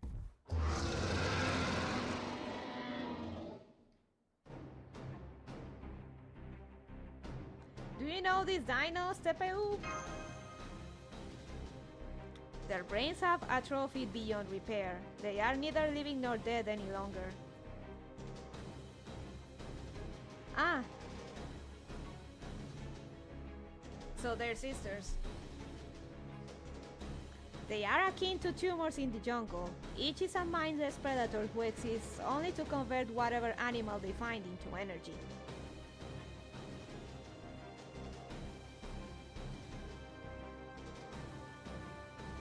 faster?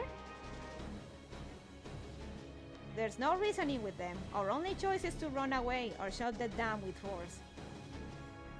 This is a screenshot worthy. Lady, please already.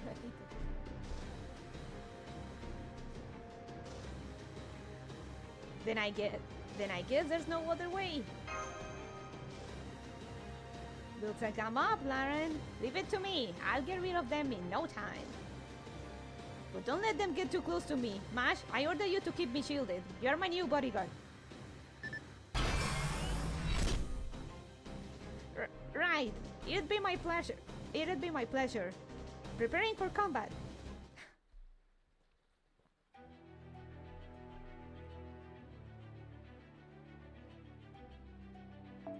Oh no.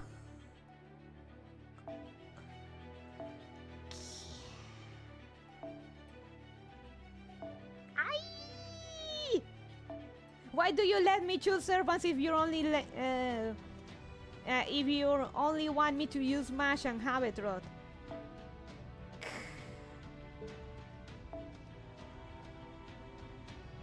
Can we at least use the code mash? No, we can't.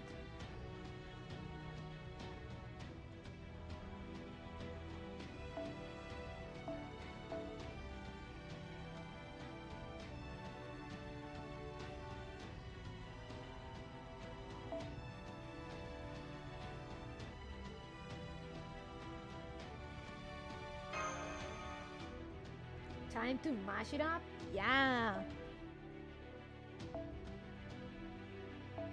Smash, smash!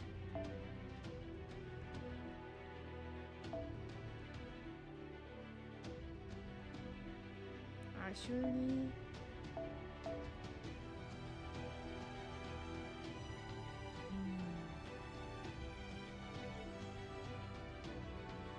Oh yeah, I keep getting Christmas Cosmos.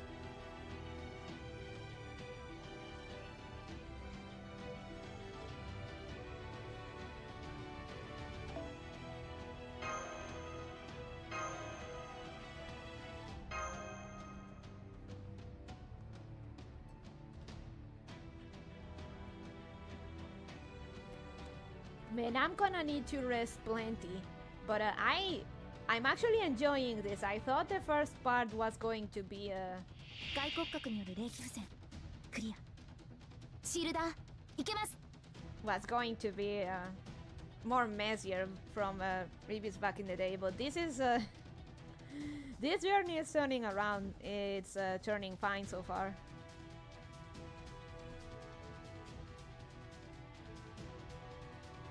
Oh, let's do this again, この chat. 星を滑るものである見せないわよ見せないってば今はダメって言ってるじゃない Never gets old.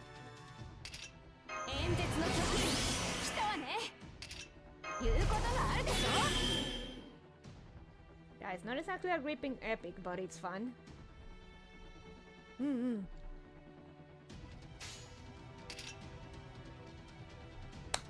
Wait, do snakes count as dinosaurs? ちゃんと指導してちゃんと指導してはははじゃ身の程を知れウルトラバースト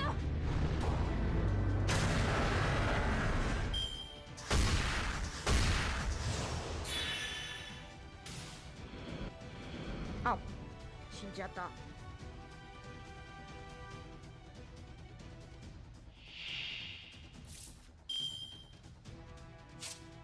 Organism wave.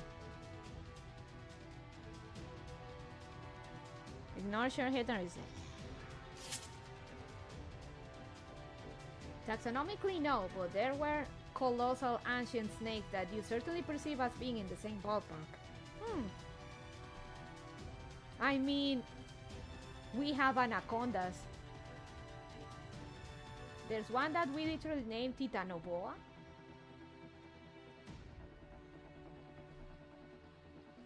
Let me Google something real quick. World record. Green anacondas are.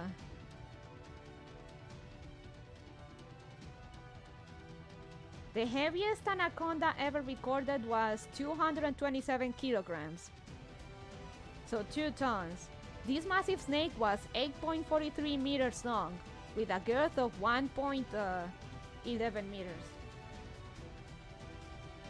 It's nice to enjoy some relaxing time with you and the serfs. Thank you, Eric. Oh, there's no pictures?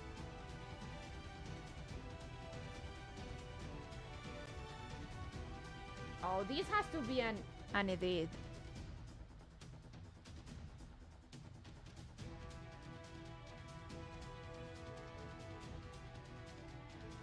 This can't be real.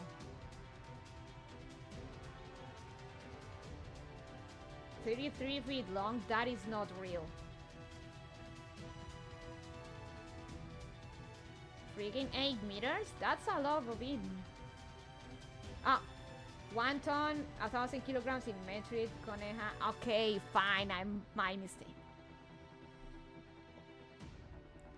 Titanoboa could be, okay, Titanoboa could be an actual ton. 13 meters long.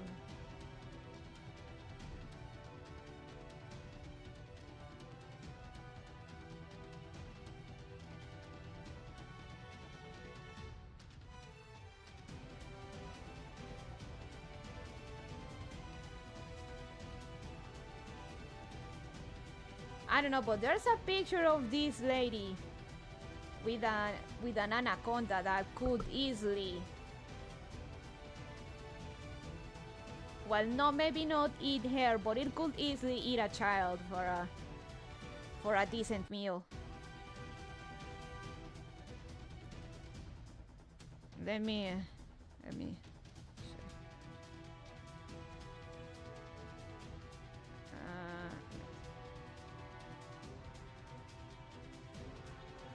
this.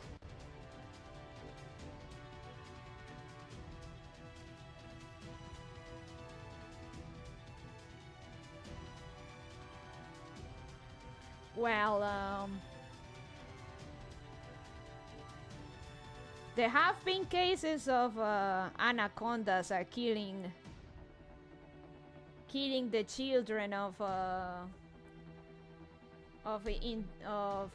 indigenous groups that still live in the jungle. Not very common, but it has happened.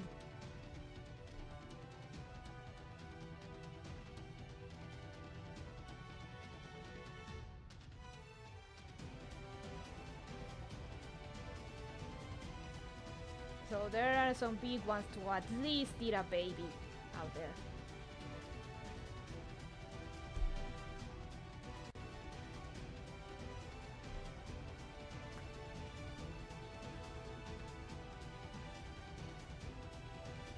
There's no pictures of this biggest, the world record of the biggest anaconda.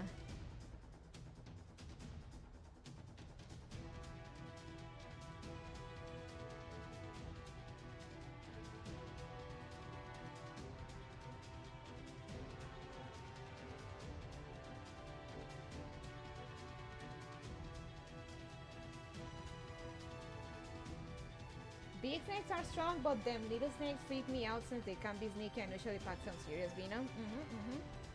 A lot of things will eat human babies given the chance. It happens with dingoes in Australia.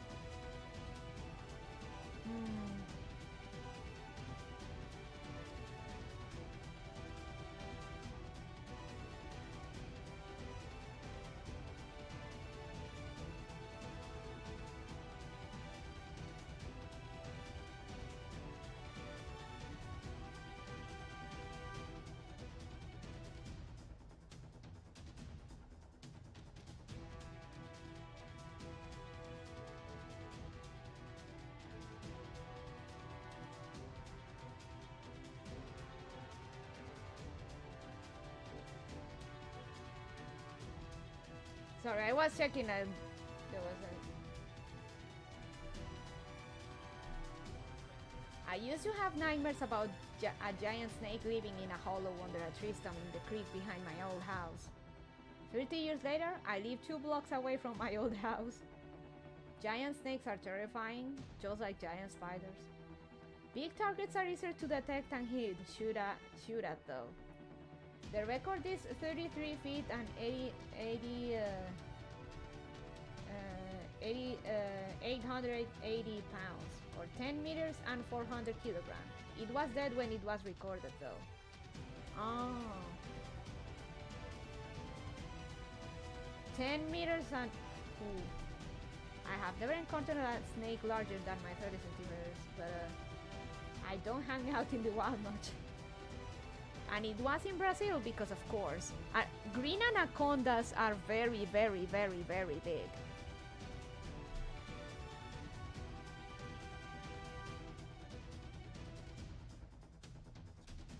Let me look for the Titano boa.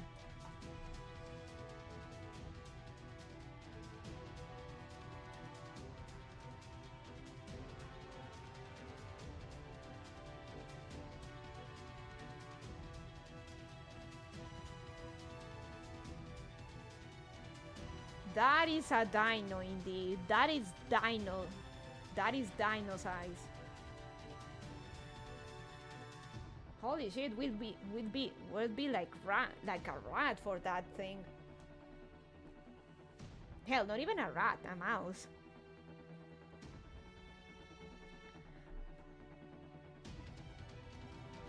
Okay, we have a Titano Cobra and a T-Rex.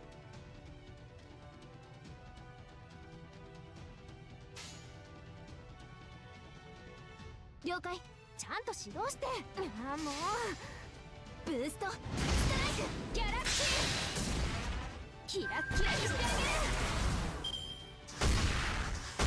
those things we sacrifice virgins to them to appease them, which means with all these snake food rats.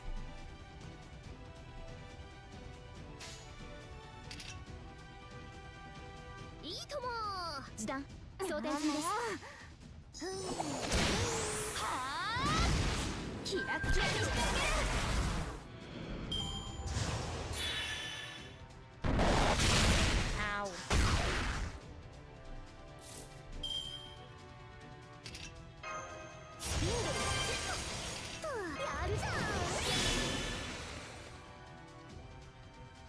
Oh, but I don't have peer symbol, god damn it.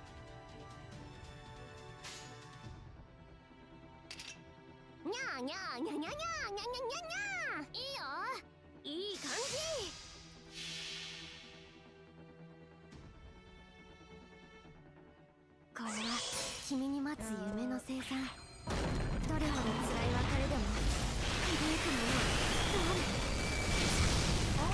know if you guys saw the news. I think it was... I don't remember if it was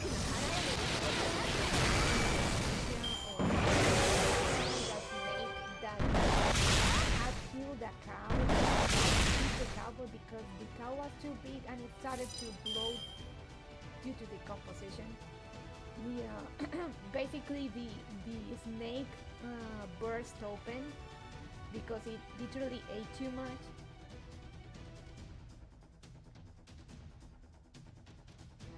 Huh? I'm inaudible? You can't hear me?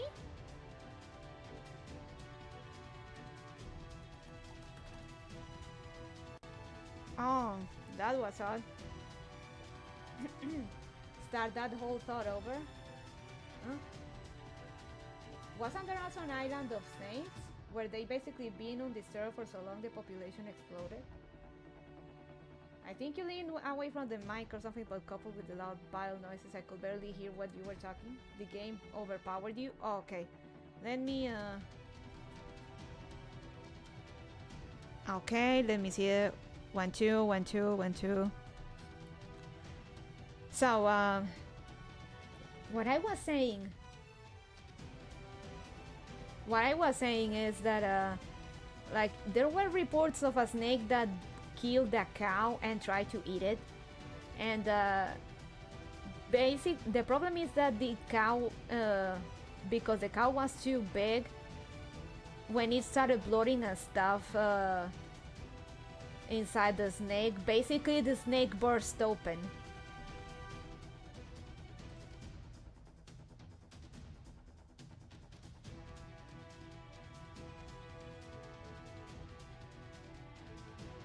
I think it was recorded.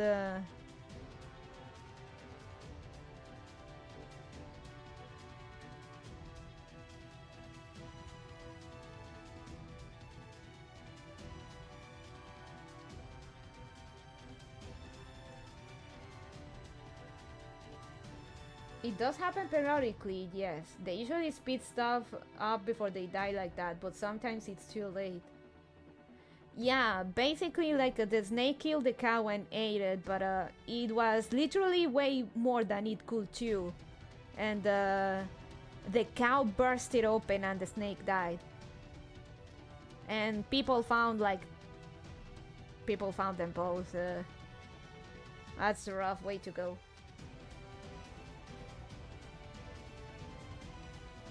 There's also been cases of snakes eating porcupines, which ends how you'd expect. Oof. Let me see if I can find a snake burst open cow found.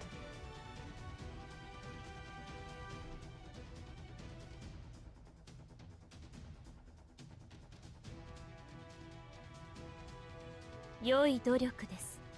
もっと励むように。 Hey Eric, thank you for the re-membership and hope you're enjoying serfdom.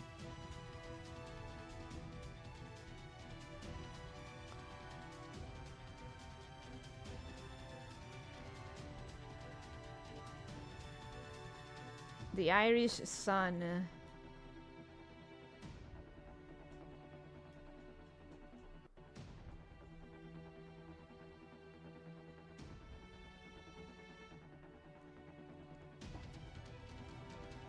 Not great quality, but yeah, that's what happened. It ate the cow and that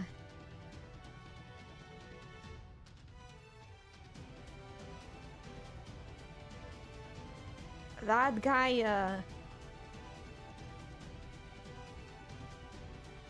yeah, that guy I'm off to bed. I think I'm gonna have to sleep with a sweater on. Rest well, Axa. Buenas noches, Axa. Axa Yakaro. No te preocupes, terminamos esta y la otra flecha y ya con eso sería por ahora. I did find a video of one of those giant anacondas swallowing a cow. This one could handle the meal though. I just noted, but what happened to weekend hunting? I owed you guys this one. Reading, so I decided to skip the hunter today for some fate reading. Don't worry, we'll go back to hunting weekends.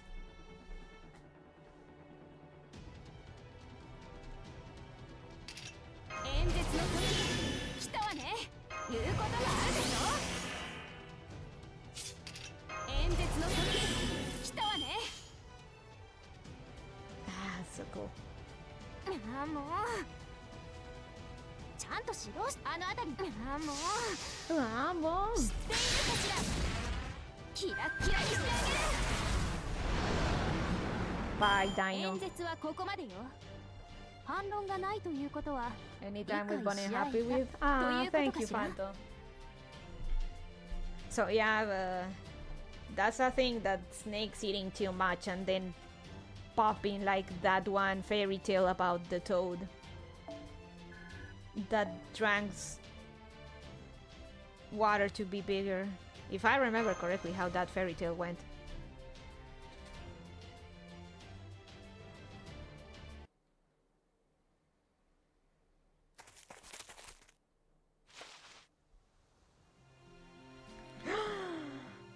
Maíz.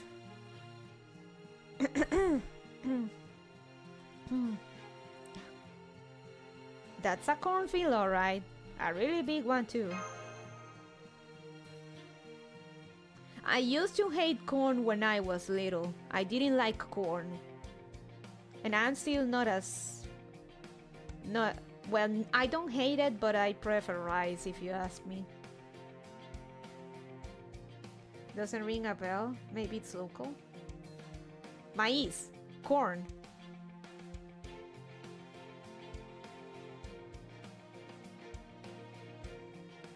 Wow, those are huge! Each stalk must be at least 2 meters tall.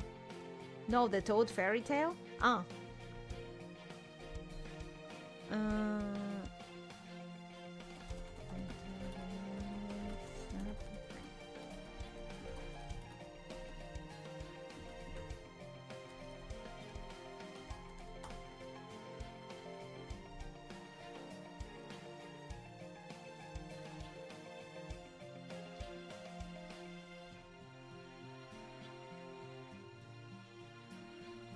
La rana y el buey.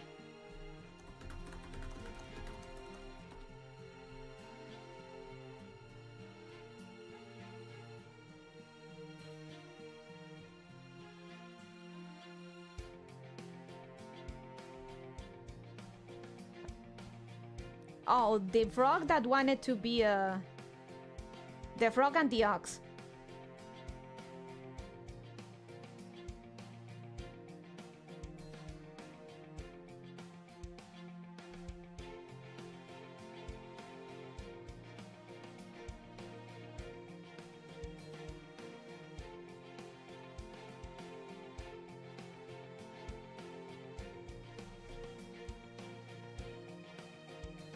No, when I read it, it was in a fairy tale book, so maybe that's why I thought about it as a fairy tale. Huh, interesting. We definitely talk about Aesop, but not this one. I knew I wasn't crazy. Okay, wow, those are huge. Each stalk must be at least 2 meters tall. Are these edible, Tepeo? You don't just use them for fuel, right? Not at all. Centel, or corn in your language, is the only food that we dinos eat simply because we love it. I've come to appreciate corn, admittedly. A well-grilled corn with some butter and some salt, or maybe un desgranado. That's actually not bad.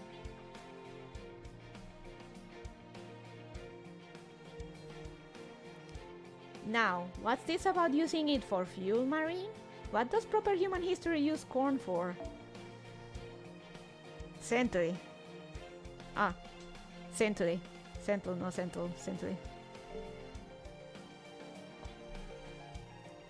We use it for food and fuel.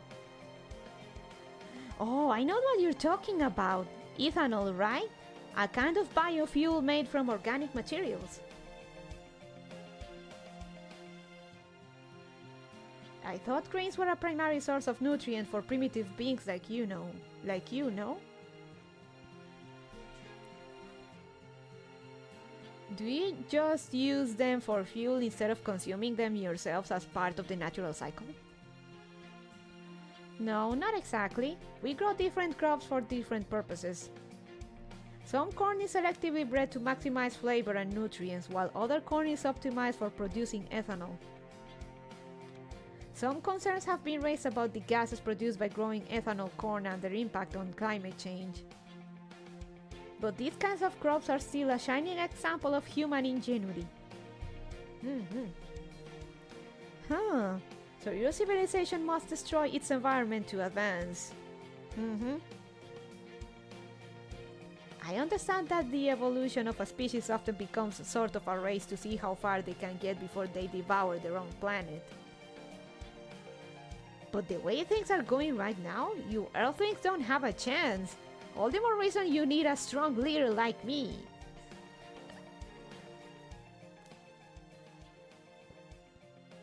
Hey, it's nice that the president's in a good mood and all, but Laran, have you noticed? We left the Cape about 6 hours ago. The sun was just rising, right? So don't you think it's weird that it doesn't seem any closer to setting yet? We use corn to make diapers. Stop it!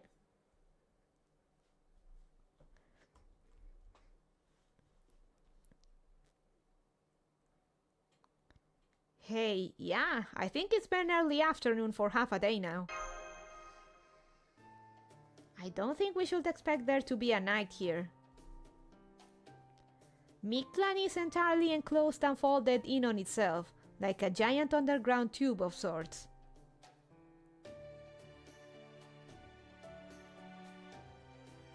So the sun here will never sink below the horizon. Damn. That's not to suggest the sun actually sinks in our world either, but you know what I mean. We do though, it's just a fact.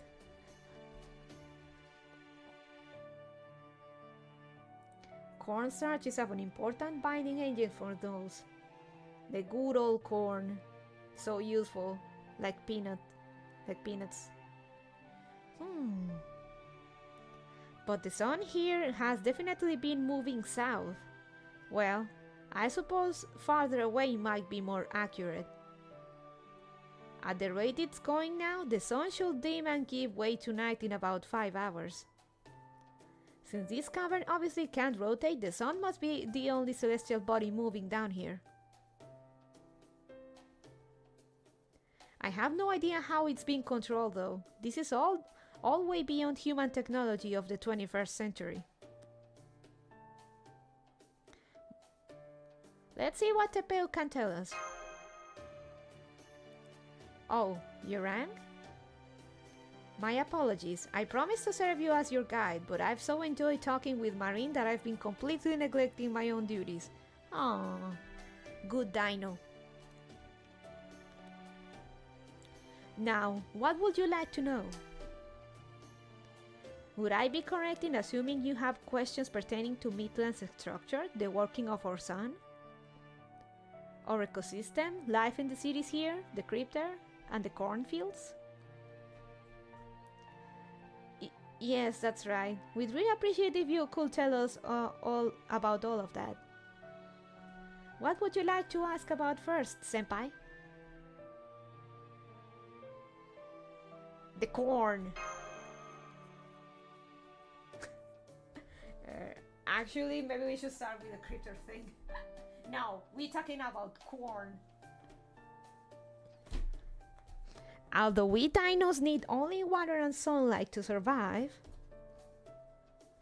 life will hardly be worth living without some pleasures we can look forward to. That I can agree with. And so, the Maya created corn, the sun's greatest blessing. It has everything we could want in a food.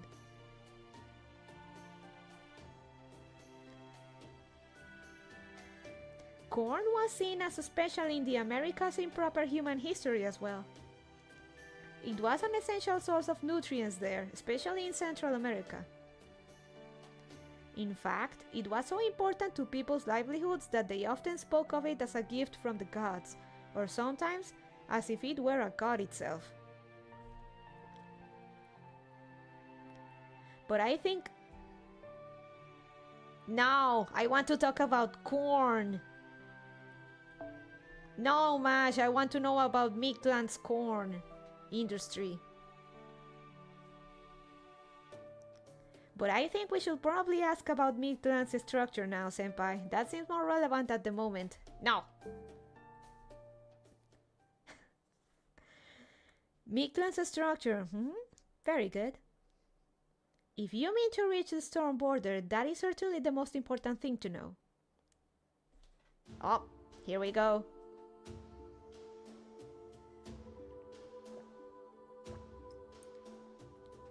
Okay, let's take a quick look.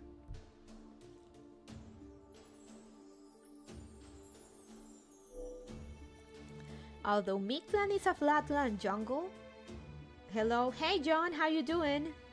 Everything good? Although Mictlan is a flatland jungle, it is actually divided into 9 separate strata. We are currently in the first stratum. This is Tlalocan. This is Tlalocan. Its ceiling, which leads to the surface, forms a steep cliff face. This is Tlalocan. Its ceiling, which leads to the surface, forms a steep cliff face.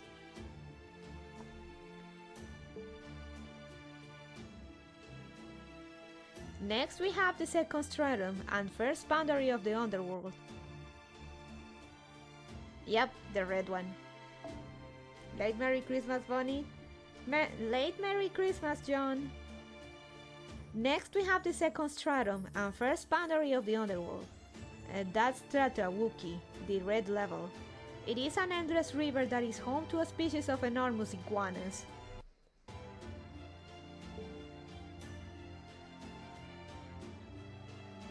The third stratum is home to the golden city of Chichen Itza.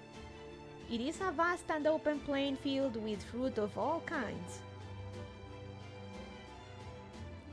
The fourth stratum and the second boundary of the underworld is easy that I'm not versing Nahuatl. The fourth stratum and the second boundary of the underworld is my Nahuatl reps.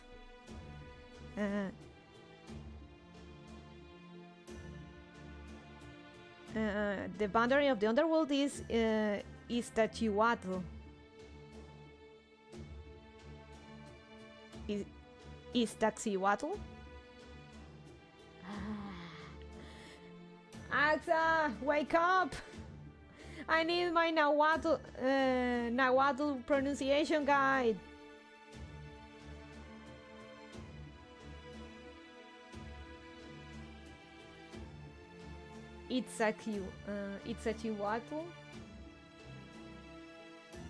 Iztaccíhuatl, literally meaning white woman, is a mountain in Mexico. Oh, okay.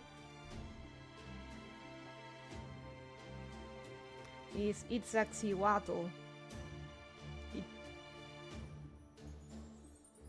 What is Iztaccíhuatl?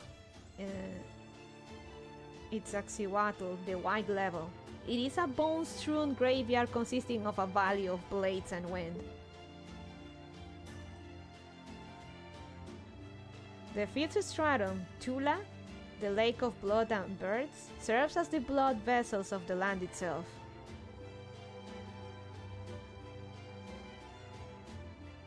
Tlalocan is a paradise, the first of the Aztecs' 13 heavens. Okay.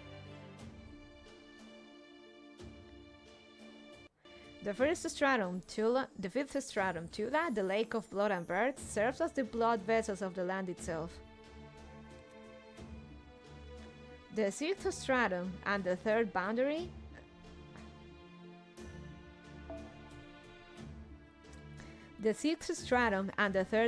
of the underworld is Xoxowaki. It is Xoxowauki.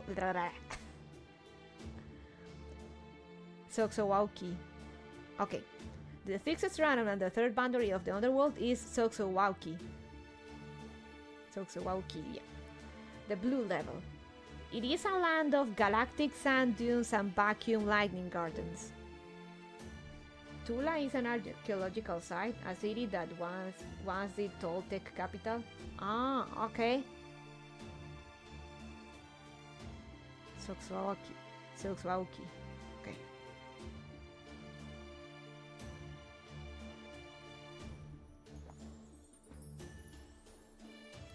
The seventh stratum is Singing Ilukaru.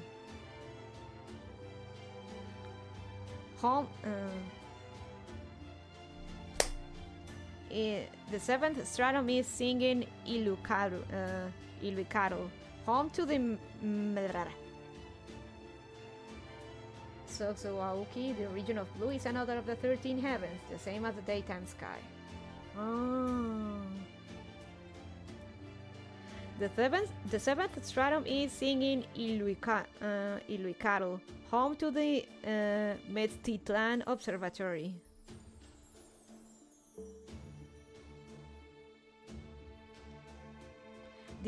The eighth stratum. The eighth stratum and the fourth boundary of the underworld is Yayauki, the black level. It consists of a subterranean mountain range upon which the sun never shines.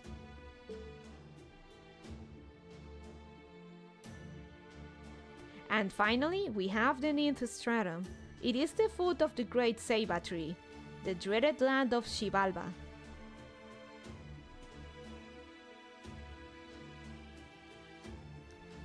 Iluicatl literally just means heaven. Each of the 13 heavens has that name. Ah, okay. And then at the very bottom of the great ceiba tree,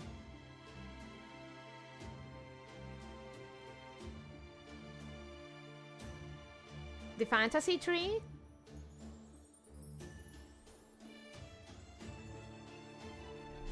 Yayauki is the sixth heaven, the dark green sky, the night sky.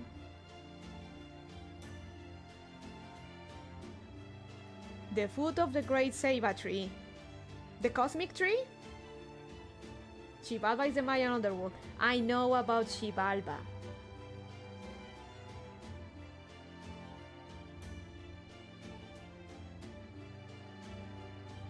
I'm not that lost. I know Xibalba.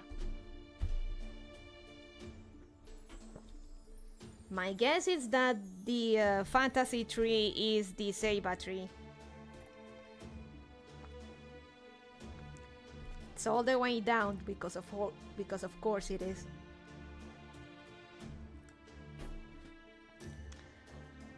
As you might expect, these strata are all linked. In theory, anyone could cross freely between them. More practically though, the underworld's various boundaries are quite dangerous. The dead walk that realm. Even for us dinos, it's considered too dangerous to risk venturing beyond the 7th stratum. For one thing, the 8th and 9th strata are both blanketed by a deadly fog. This fog only recedes for 5 out of every 300.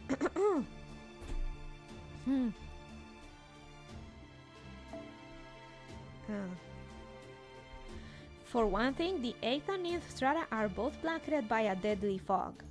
This fog only recedes for 5 out of every 365 cycles during the period when the sun shuts down to rest and replenish itself. So when the sun goes down, the fog goes down.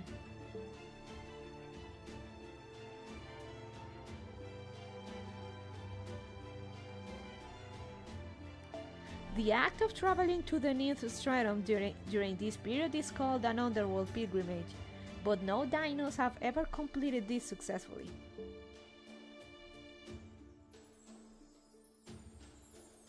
Underworld pilgrimage, Xibalba. Ceiba trees are just an actual genus of tree in Central America and West Africa, but to the Mayans it symbolized the connection between plains akin to Yggdrasil.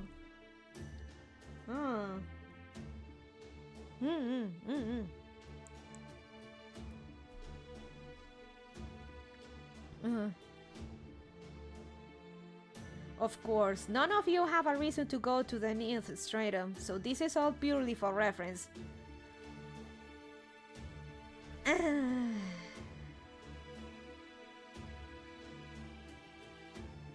Yeah, sure, we don't have to go there. Not at all.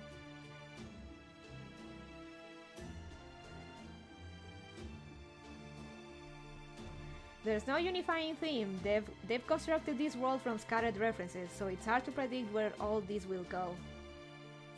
I mean, it makes sense. They literally just got information from an outside source, and they're using it to label their own stuff. Like you say, it's just scattered references.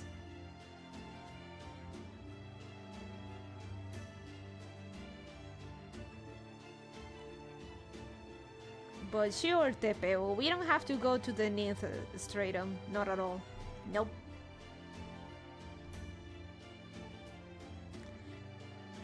I believe the stone border crashed near the edge of the what?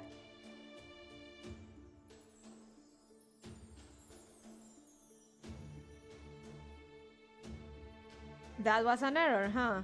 It was. Albert! Albert!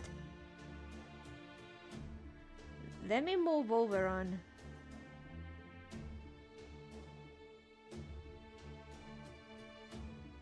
It doesn't... Maybe I should really keep him by my side.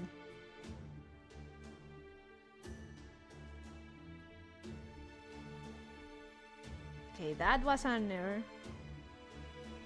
We should be able to reach it in 4 cycles, but first we'll need to cross a major checkpoint. That will be Traltrawuki, the red boundary of the underworld. It comprises the second stratum. It has become a terribly dangerous place thanks to Tezcatlipoca, the god of war who accompanies the crypter. The god of war who accompanies the crypter, so that must be the servant David summoned. Planting his sign directly into me, lady.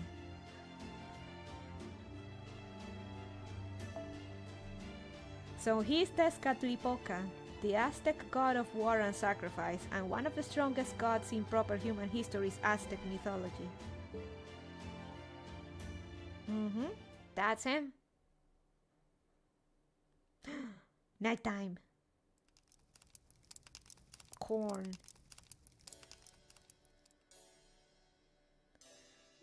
I see. So in proper human history, humankind is comprised of your species Homo sapiens. Countless nations are spread across 7 continents, and despite your many differences, you have developed all manner of cultures over the course of your history. I suppose if we dinos were to visit your world, we would be classified as reptiles. Your biosphere is limited to your planet's surface, with no colonial expansions into outer space. The ocean? What's an ocean? Please elaborate.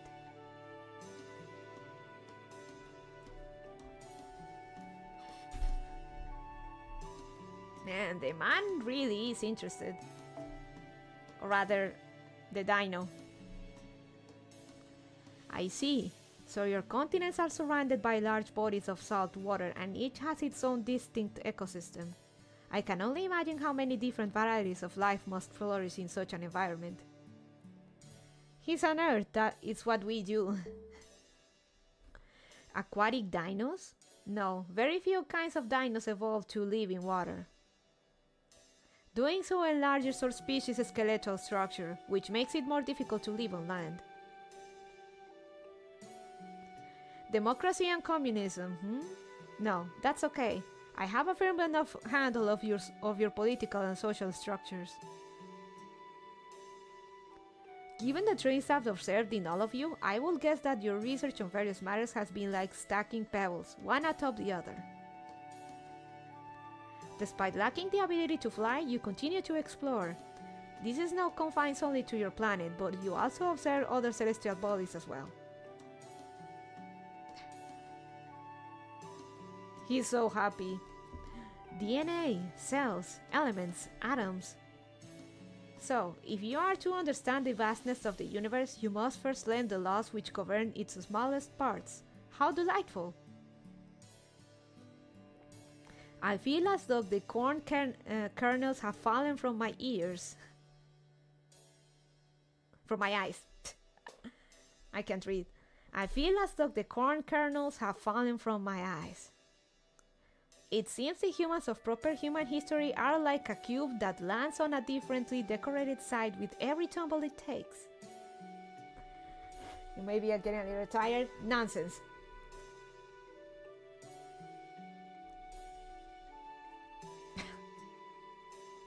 I still can't believe how quickly he's grasping all this. Are you taking a back, senpai? I understand. I felt the same way when I first met Tepeu back in that cave. You start off telling him one thing and he immediately hits on 10 other things connected to it. Even if they're concepts or laws he's never heard of. Genius doesn't even begin to cover him. His brain seems to work on an entirely different level. I have to agree. I still don't know anything about dinos in general, but are you all alone, Tepeu? Were you living in that cave by yourself because you were just too smart? Saj. No, Tepeu. How can the dino be more relatable? Ah, you're talking about humans who were isolated because they didn't fit in with those around them. In your parlance, outcasts. True, I moved to the wilderness of the first stratum because my way of thinking did not match the other dinos. Most have no desire to learn because they never had to rely on their intellect to compensate for a lack of physical prowess. Homo sapiens are short-lived and easily harmed. To have any hope of surviving, you had to evolve in both body and mind. But we dinos never faced any threats here in Mictlan, so the same wasn't true for us. As a result, we never experienced the same need to evolve. True, dinosaurs would be unstoppable if they were strong and smart. That reminds me of one of your expressions. Someone being a babe in the woods. Your digestive systems are simply incredible. We dinos could only dream of consuming such a variety of foods. I assume you think nothing of your ability to break down the toxins in plants and absorb only their nutrients. But from my perspective, such a capacity is truly revolutionary. Imagine being able to consume so many different living things, so many kinds of plants as food. I'm so jealous.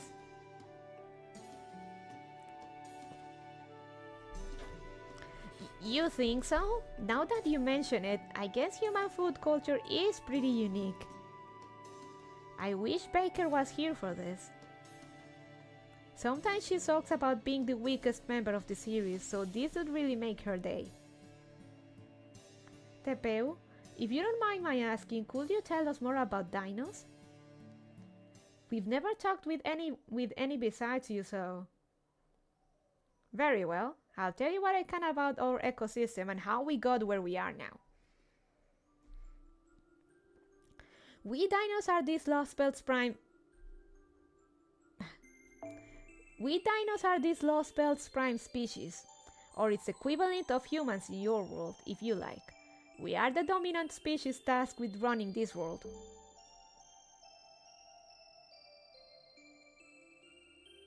It sounds like most other intelligent dinos will live further down the hall. If they manage to cross, that's the thing. So if they're further in, the more dangerous it gets. A long time ago, well before Mictlan was created, our ancestors migrated here from the surface. These ancestors were the creatures you know as dinosaurs in proper human history. From what you've told me, Mash, I understand that there existed several types of dinosaurs.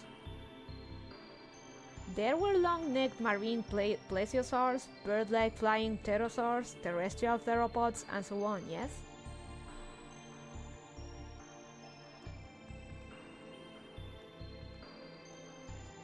He said he moved to the walls of the first stratum, suggesting he came from elsewhere, and there's nowhere higher besides the volcanic surface. Well, when I said that maybe further down, I meant that, like they said, the 8th and 9th one, and those stratums near, that seem to be the most dangerous.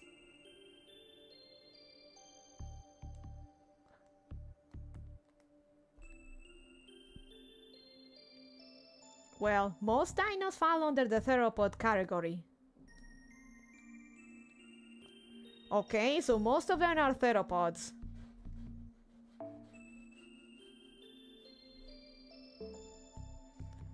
That said, our creation was also shaped in many ways by Maya. So we do have a few of the pterosaur and plesiosaur varieties of dinos as well. Pterosaurs are especially rare, but they do still exist to this day. Remember what I said about outcasts earlier? I, for instance, was ostracized from my herd because they took issue with my behavior. Huh. However, pterosaurs and plesiosaurs are essentially outcasts from the day they are born.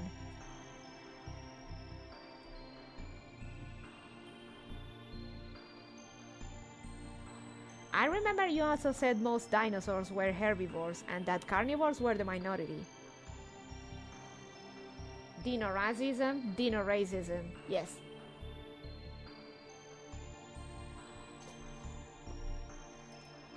But all dinos are herbivores. There are no carnivores. We are unable to break down the toxins in meat, meaning that eating it leads to pain, diminished intelligence, and eventually death. Ah. So, I assume those dinos that attacked us ate meat, and meat is basically poison to them. Alright. That is what happened to the intelligent dinos who attacked you earlier. Yep. All dinos we've seen appear structured for a carnivorous diet though. Remember, Nasu thinks things through, but not quite through enough. So yes, dino racism and I mean, you could make the same argument about pandas. Pandas are structured to be carnivorous, but the fuckers like to be vegans. So they like munching on a mouse every now and then.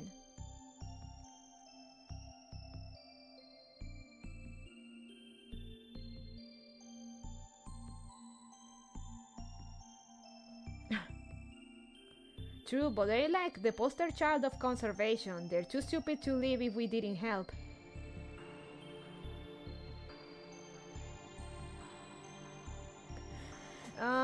Maybe we got something like that with dinos. We'll see.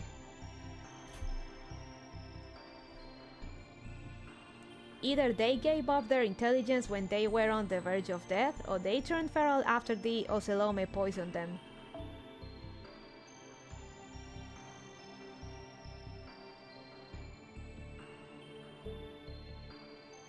So that's what happened. Those dinos were really scary, but I feel kind of bad for them now. So meat is poison for them, basically. Alright. I mean, dying painfully after being forced to eat meat they didn't want? They might as well be zombies. Why would the Ocelome do that to them? It's to do with their new teaching. It's to do with the new teachings. You might call it all... Our friend here will look a lot like a Jurassic Park Velociraptor if you peel the feathers back, right? Either Nasu fucked up or this is going somewhere.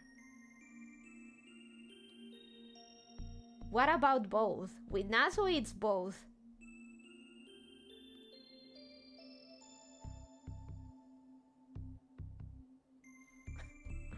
With Nasu you never know, and it often turns out to be both. It is to do with their new teachings. You might call it old faith, or perhaps religion. Now that I've met you, I understand the Ocelome are Homo sapiens, humans just like you. They appeared here in Mictlan out of nowhere and quickly moved to expand their territory. One of the central aspects of their faith is offering up hearts of the strong to their god. So they're Aztecs. And since dinos are the strongest life forms in Mictlan, they of course set their sights on us. They built a city in the 5th stratum. There, they tear the hearts from dinos. Now that you've been kind enough to share your knowledge with me, I have a clear understanding of the situation in Mictlan. Ah, yup, that's a straight up Aztec shit.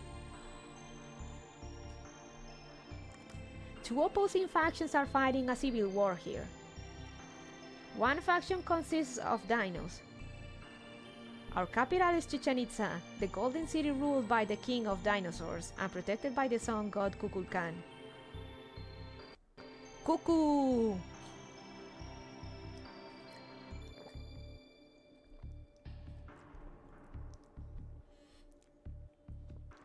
The other faction is the Ocelome. Their capital is Mexico City, a city of death created by Tezcatlipoca, the new god of sacrifice. Someone wake up Axayacaro! Oh man, he goes to sleep right when we get to this. Man, this is very screen cap worthy.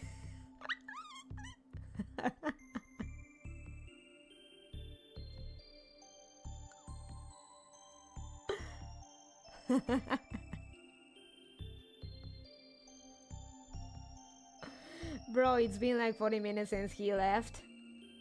I don't care, wake him up!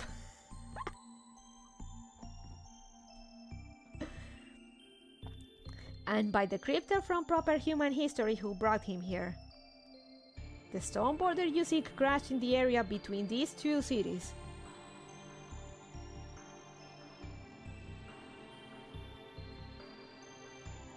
So there's a god here in Mexico City. Hold on, I understand that the servant the crypter David summoned is a divine spirit from proper human history.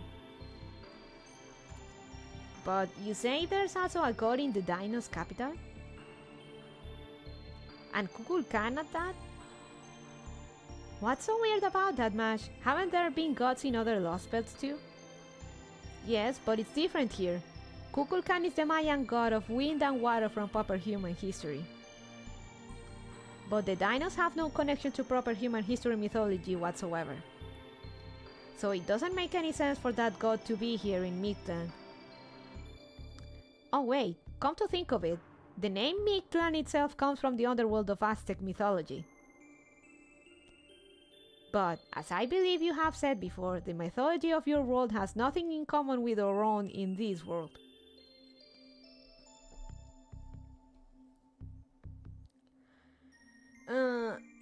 Basically, the world is translating the Dinos language for us.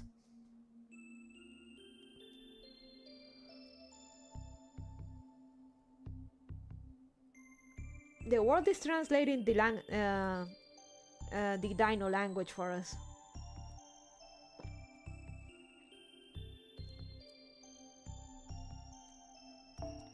But as I believe you have said before, the mythology of your world has nothing in common with our own in this world. They covered it earlier. Their world itself facilitates communication after analyzing David's speech and thought processes. I understand your confusion, but the answer is quite simple. The very concept of a sun god is also a recent development. We were simply indifferent to such things until recently. In fact, until the crypter's arrival, we rarely even conversed with words.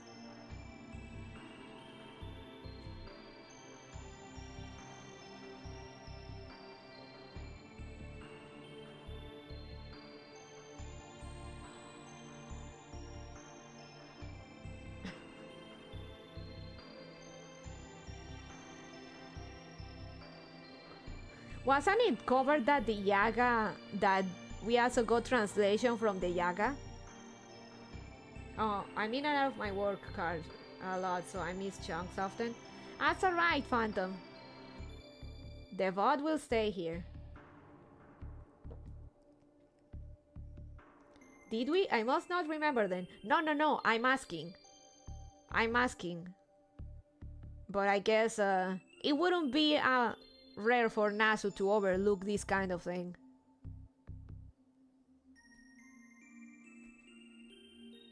I don't remember either, but I wouldn't be surprised if Nasu overlooked it.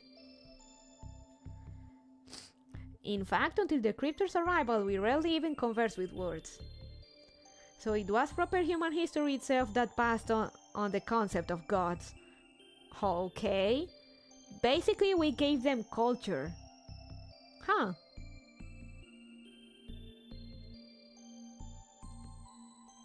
Prior to David's envoy's arrival, there were no gods of any kind in our world.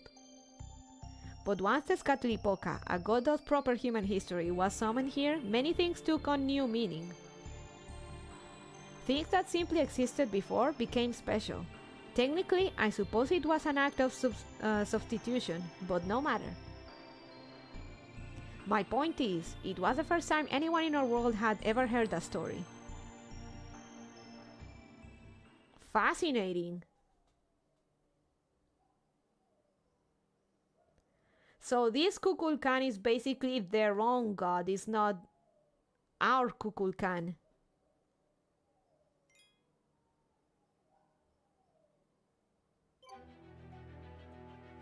Last one, chat.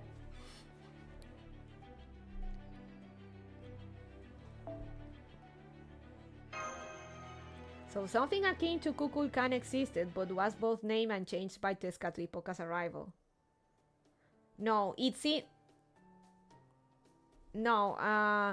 Tepeu said that basically the concept of gods and stuff was introduced recently to Mictlan.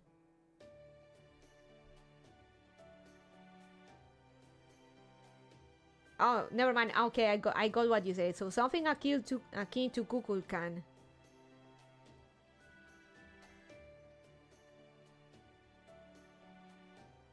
So Kukulkan is the god of something.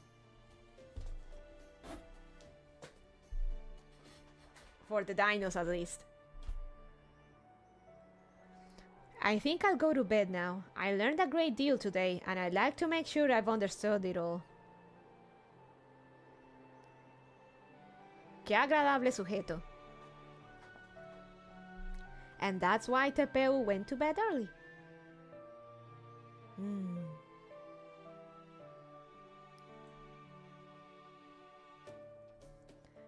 Olga Marie is standing about 20 meters away, looking up at the night sky.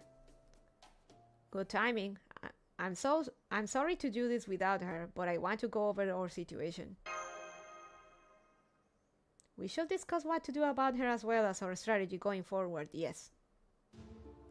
What are your thoughts on Olga Marie, senpai? She's lost almost all her memories except for her name and her objective. She knows only her own name and that she's an alien who came to Earth to rule it. She has no memories pertaining to her personal life. She only knows what she learned about Earth prior to coming here. Outside of that, she doesn't know anything about Caldia or the Bleach Earth phenomenon or her own battle on the Storm border. Even if she is the foreign god, I don't want to treat her like she's our enemy. Over these past 12 hours, she's proving to be very friendly, so if she never recovers her memories... Let's not tell her she's the foreign god, at least for now.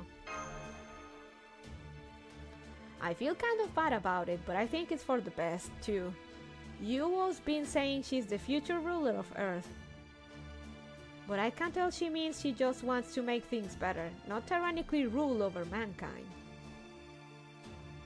She's very different now than when she attacked the Storm border as a foreign god. I think this is probably the real her, so as long as she doesn't remember she's the foreign god, she should at least stay on our side, right? Them I'm for not telling her, on one condition. That should be the only secret we keep from her. Real friends don't keep everything to themselves.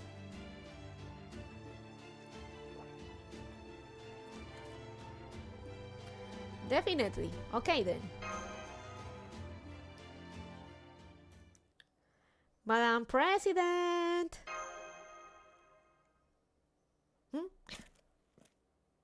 Look at that dumb smile. What is it? I was just making my president constellation, you know.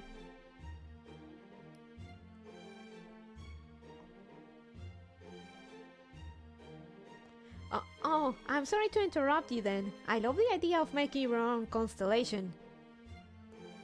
It's nothing special. Every noble does it when they come to a new celestial body. Anyway, Did you have something to tell me? I sure hope it's worth my while. We're telling you everything, except that. That face, I love it. Those faces are great.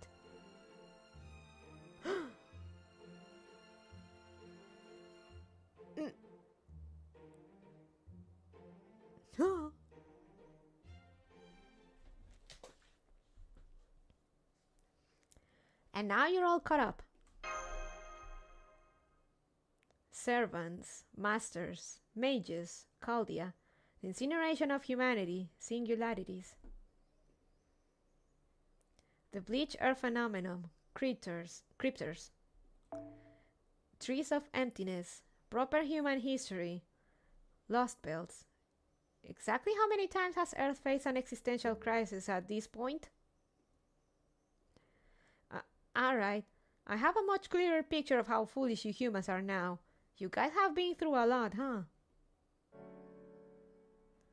Still, nice job taking back your future, even if it was just the one time. I'm impressed, Lara and Bonnie. It sounds like you've been working hard too much. This Chaldea organization you belong to doesn't sound half bad either. Preserving humanity's future without anyone ever knowing. What a fulfilling calling. Director? Director? What are you talking about? You all say the strangest things sometimes. Are you experiencing some kind of bug? Good story, but I can really only give it a 9 out of 10. That's despite it being the most satisfying story I've ever heard. Do you know why I scored it like that? No, I don't. You say it's the most satisfying story you've ever heard, but it's still only a 9 out of 10? Does she work for IGN? I mean, it's still not enough, right? You and Lauren did some impressive work, I'll grant you, but it's missing a certain finishing touch. Like, it's made really well, but there's still a gaping hole right through the middle of it. I think it would be even better if it had someone bright and shiny in it too. I don't know who or what, but... Oh.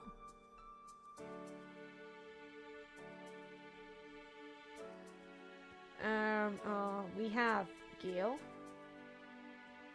I've got it. We lost a point because you weren't in it. Oh. Ha!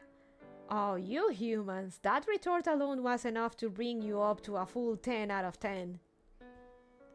If you are so eager for my help, then alright. I'll help you save Earth. What are friends for? Alright. That's one nice and silly god. Oh. Okay, but take a point back off for Septem though. That was definitely a weak spot. Septem and Agartha.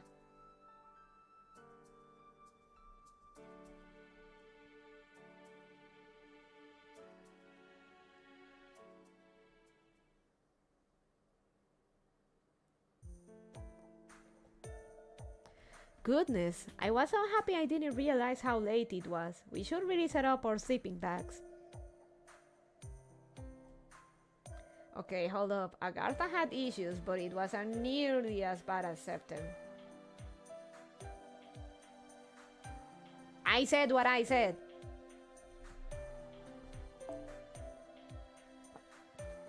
Tepeo said night lasts about half as long as day here. If my math is right, that means night lasts about 12 hours.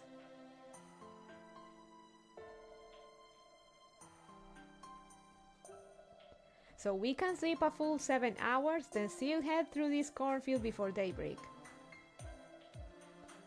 I'll keep night watch. You guys just go to sleep and don't worry about anything. Thanks, Marine.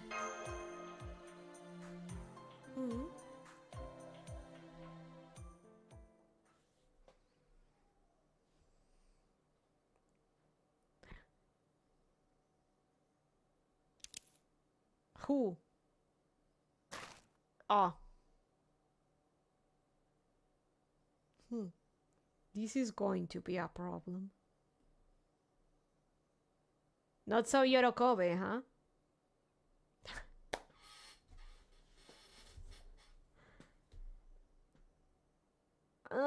Okay, time to leave it here.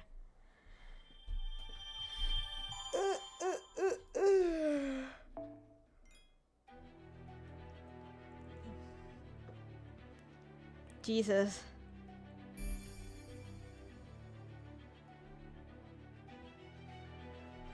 I'm more scared of him than the various malevolent gods we're dealing with. Keep in mind, this is not Rasputin we're dealing with there. That's a full-on Kirei. Rasputin tapped out the moment the Russian Lost Belt, the Russian Lost Belt died. So this whole time it's this whole time it's been Kirei doing Kirei things.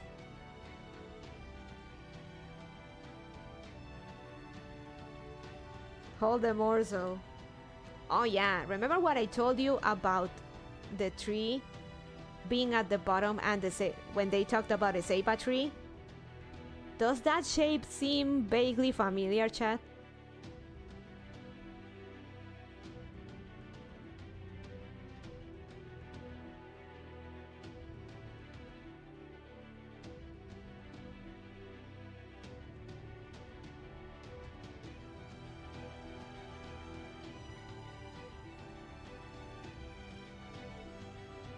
No?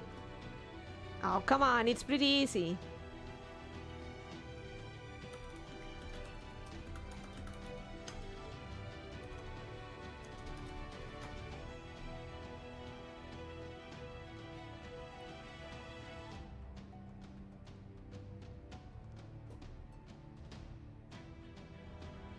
No.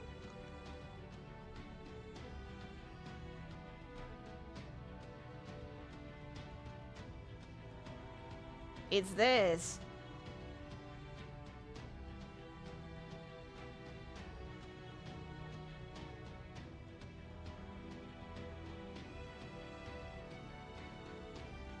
Guilty for the fuck is that? You don't recognize it? It's a fantasy tree. It's the shit we've been destroying in the Lost Belts for the past 6 Lost Belts.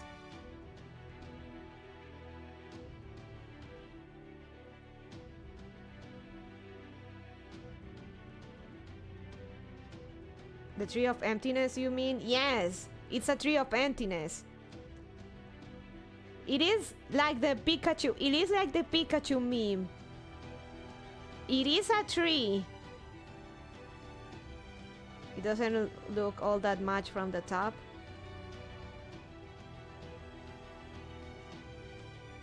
I almost said Yggdrasil. Honestly, it's almost like Yggdrasil Phantom. It is this world's Yggdrasil.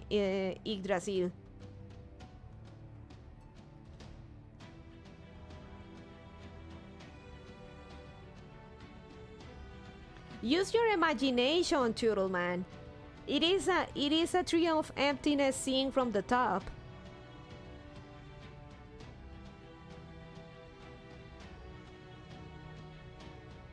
With the spirals and whatnot.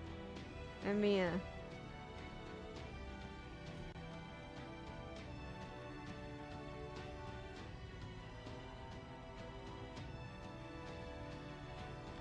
obviously I connected that as soon as they mentioned it, but I assume you were referencing something else, and clearly something is different about this world's tree, given what they said about the energy readings and whatnot. At this point, it wouldn't surprise me. Remember that that Fairy Britain's situation with the tree itself. Something must be wrong with the tree here, but what it is, we'll have to read to find out.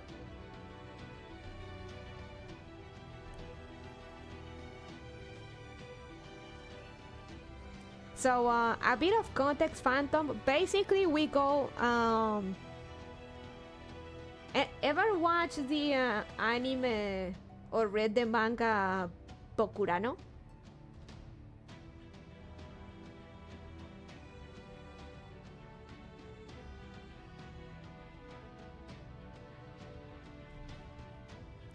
So basically, we go around in alternate timelines where humanity is doomed, and we prune them because they threaten to replace our timeline.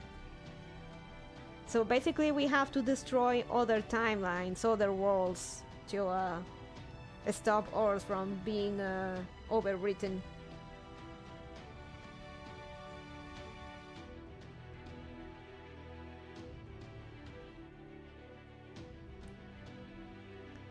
And the thing is that these universes these timelines don't exist. They need basically an anchor to exist, and that's what the tree of emptiness is. It's basically the world tree. The tree sustains them. If the tree dies, they die. Man, that's so convoluted. Not when you look a bit, when you learn a bit into it, but I guess because I've been following, it's not as like the whole multiverse thing. It is multiverse, but less cringy than the Avengers bullshit.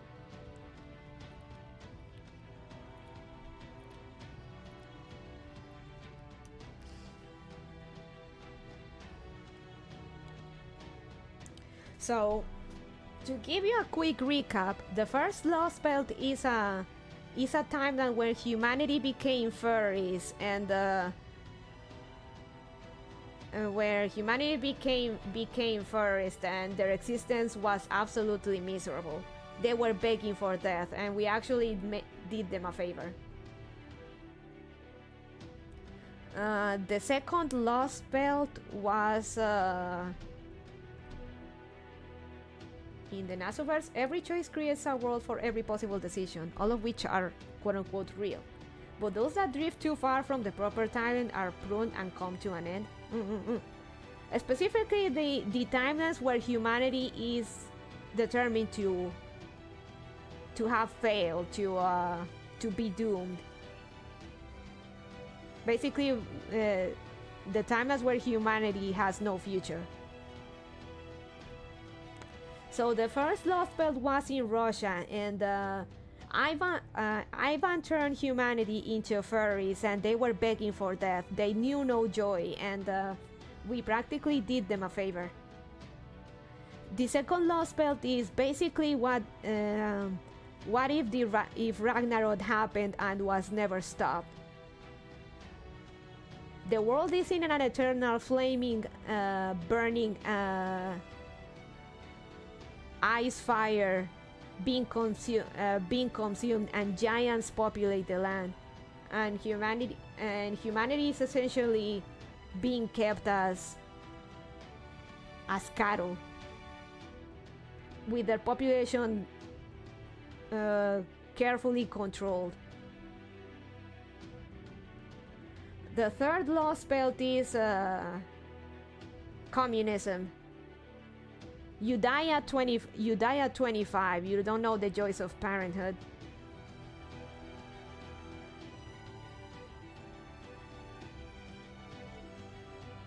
And you work all your life.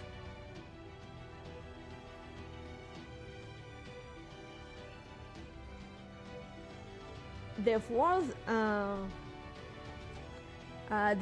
Lost Belt is an sped up cycle of the sped up Yuga cycle from the Indian pantheon. Just that instead of thousands of years, it happens in a matter of days, and the world is constantly destroyed and remade.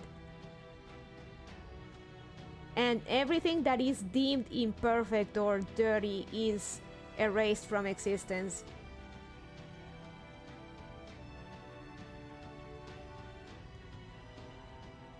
So, for example, say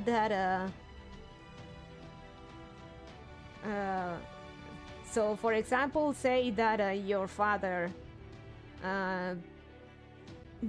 breaks an arm just the day before the just the day before or during the final yuga, when the world is destroyed, and when the world is renewed, he is removed because he was deemed imperfect for having a broken arm, and you forget everything about him. So with each cycle, everything gets pruned and forgotten. It's like it never existed. So this is a constant delete and overwrite process that keeps deleting information until there's nothing left.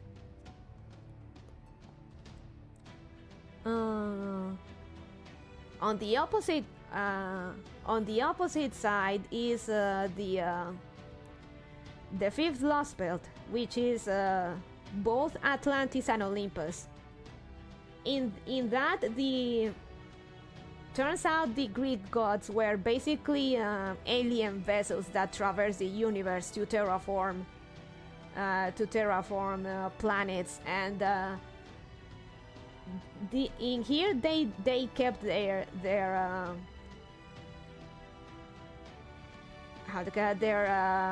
intergalactic vessel bodies, but they're very much gods, and humanity advanced so fast that it went stagnant.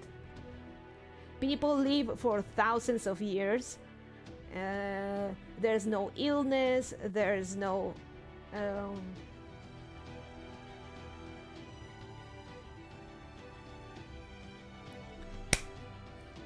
who said that world's ruled for what is considered clean or dirty? Like this system was programmed by something or someone for it to work the way it does. That is actually part of the plot, Phantom. That is actually part of the plot.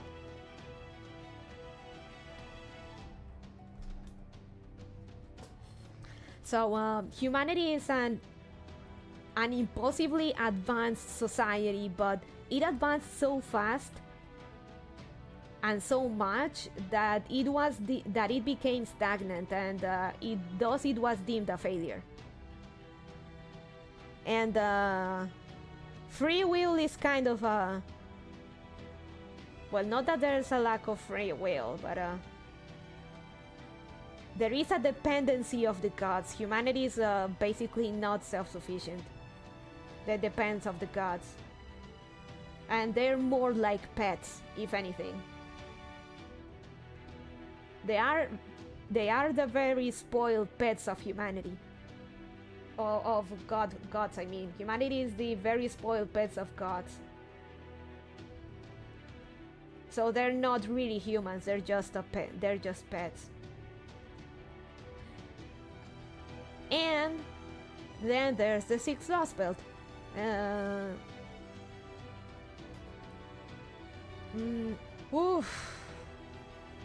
Fairy Britain is a whole bag to unpack. There is no way to degloss that. There is no way to degloss that simply without going into other Nasuber stuff.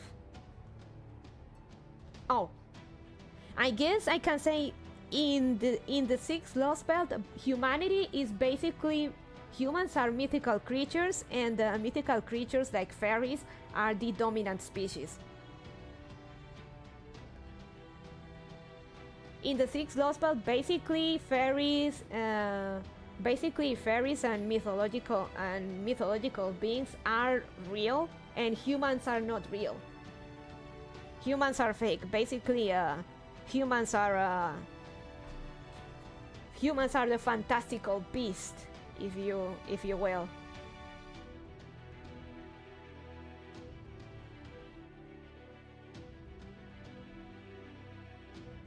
And the overall theme is that it goes to show that fairies are wretched little beings that do not that deserve everything that they got at the end of that lost belt.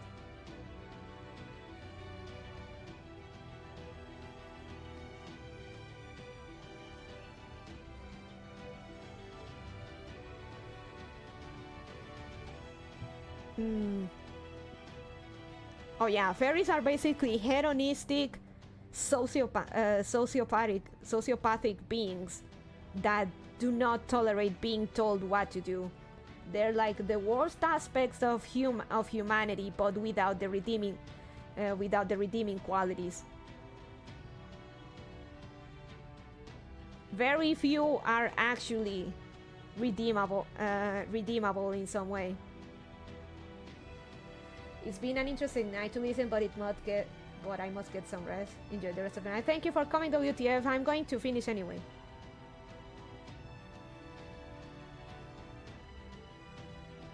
These law spells sounds like simulations of an idea, but applied to an entire world to see what works or not.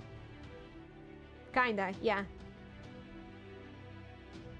Not so much simulation of an idea. Well, they are actually simulations, but not an idea, but of a possibility. They are simulations of a what if this happened instead of this.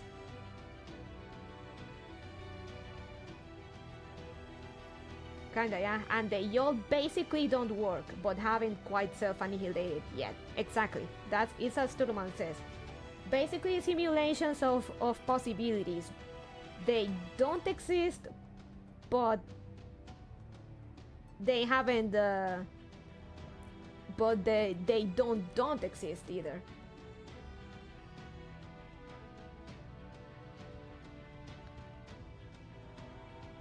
So that's the British Lost Belt is a whole can of worms, but basically fairies are wretched beings that embody the worst aspects of humanity without the redeeming qualities. Because believe it or not, humanity does have redeeming qualities and fairies do not have it. I suggest, in case you're curious, I suggest you to watch my Avalon Le Fay read-along.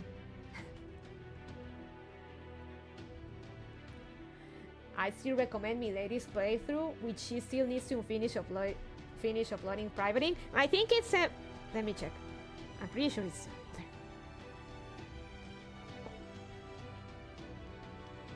there. Avalon.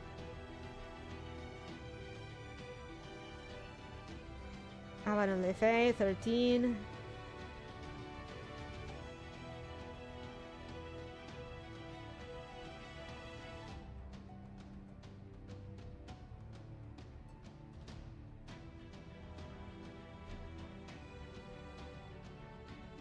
Yes, it's everything. It's all there. Oh no, never mind. I'm missing the fourth one. I'm gonna fix that. In fact, I'm missing the fourth part, which I'm going to on private now. Thanks for the reminder. But yes, it is a very good read, Phantom, but it is a long one.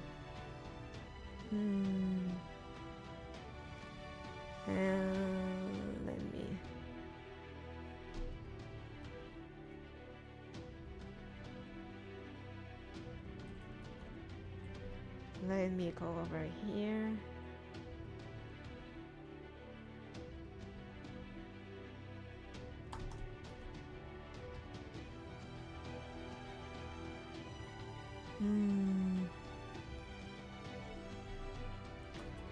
Fourth part of my Avalon Le Fay read-along. Thanks to Turo Man for reminding me along. Date 2023. Topic done. FGO done. There. Boom! It's out there.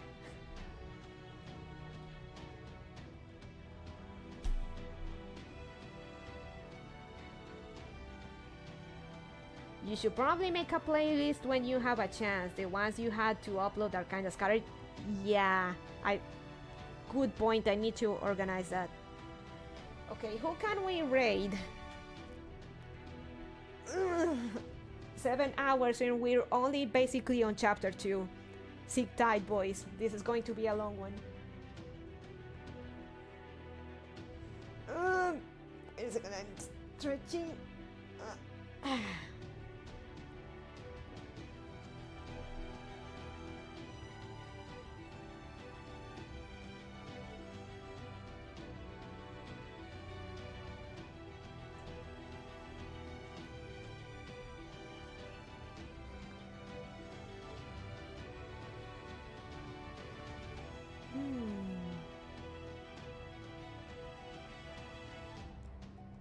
Oh, Pipa! Finally I can raid Pipa. Let's raid Peeper. I see Pipa and Sayus Gemeria. Let's raid Peeper. Peeper is in a 24-hour save stream. Pee pee pee pee pee pee pee. I can't go any more high pitch because my throat is killing me. Pray that my throat survives after I take a rest. So we can play some Monster Hunter. I owe that to you guys. So say hi. Don't push it too much, man. Good night. We'll keep reading this. I'll try to go over this as fast as possible because I want to get to chapter 10, which is the final part of part 1.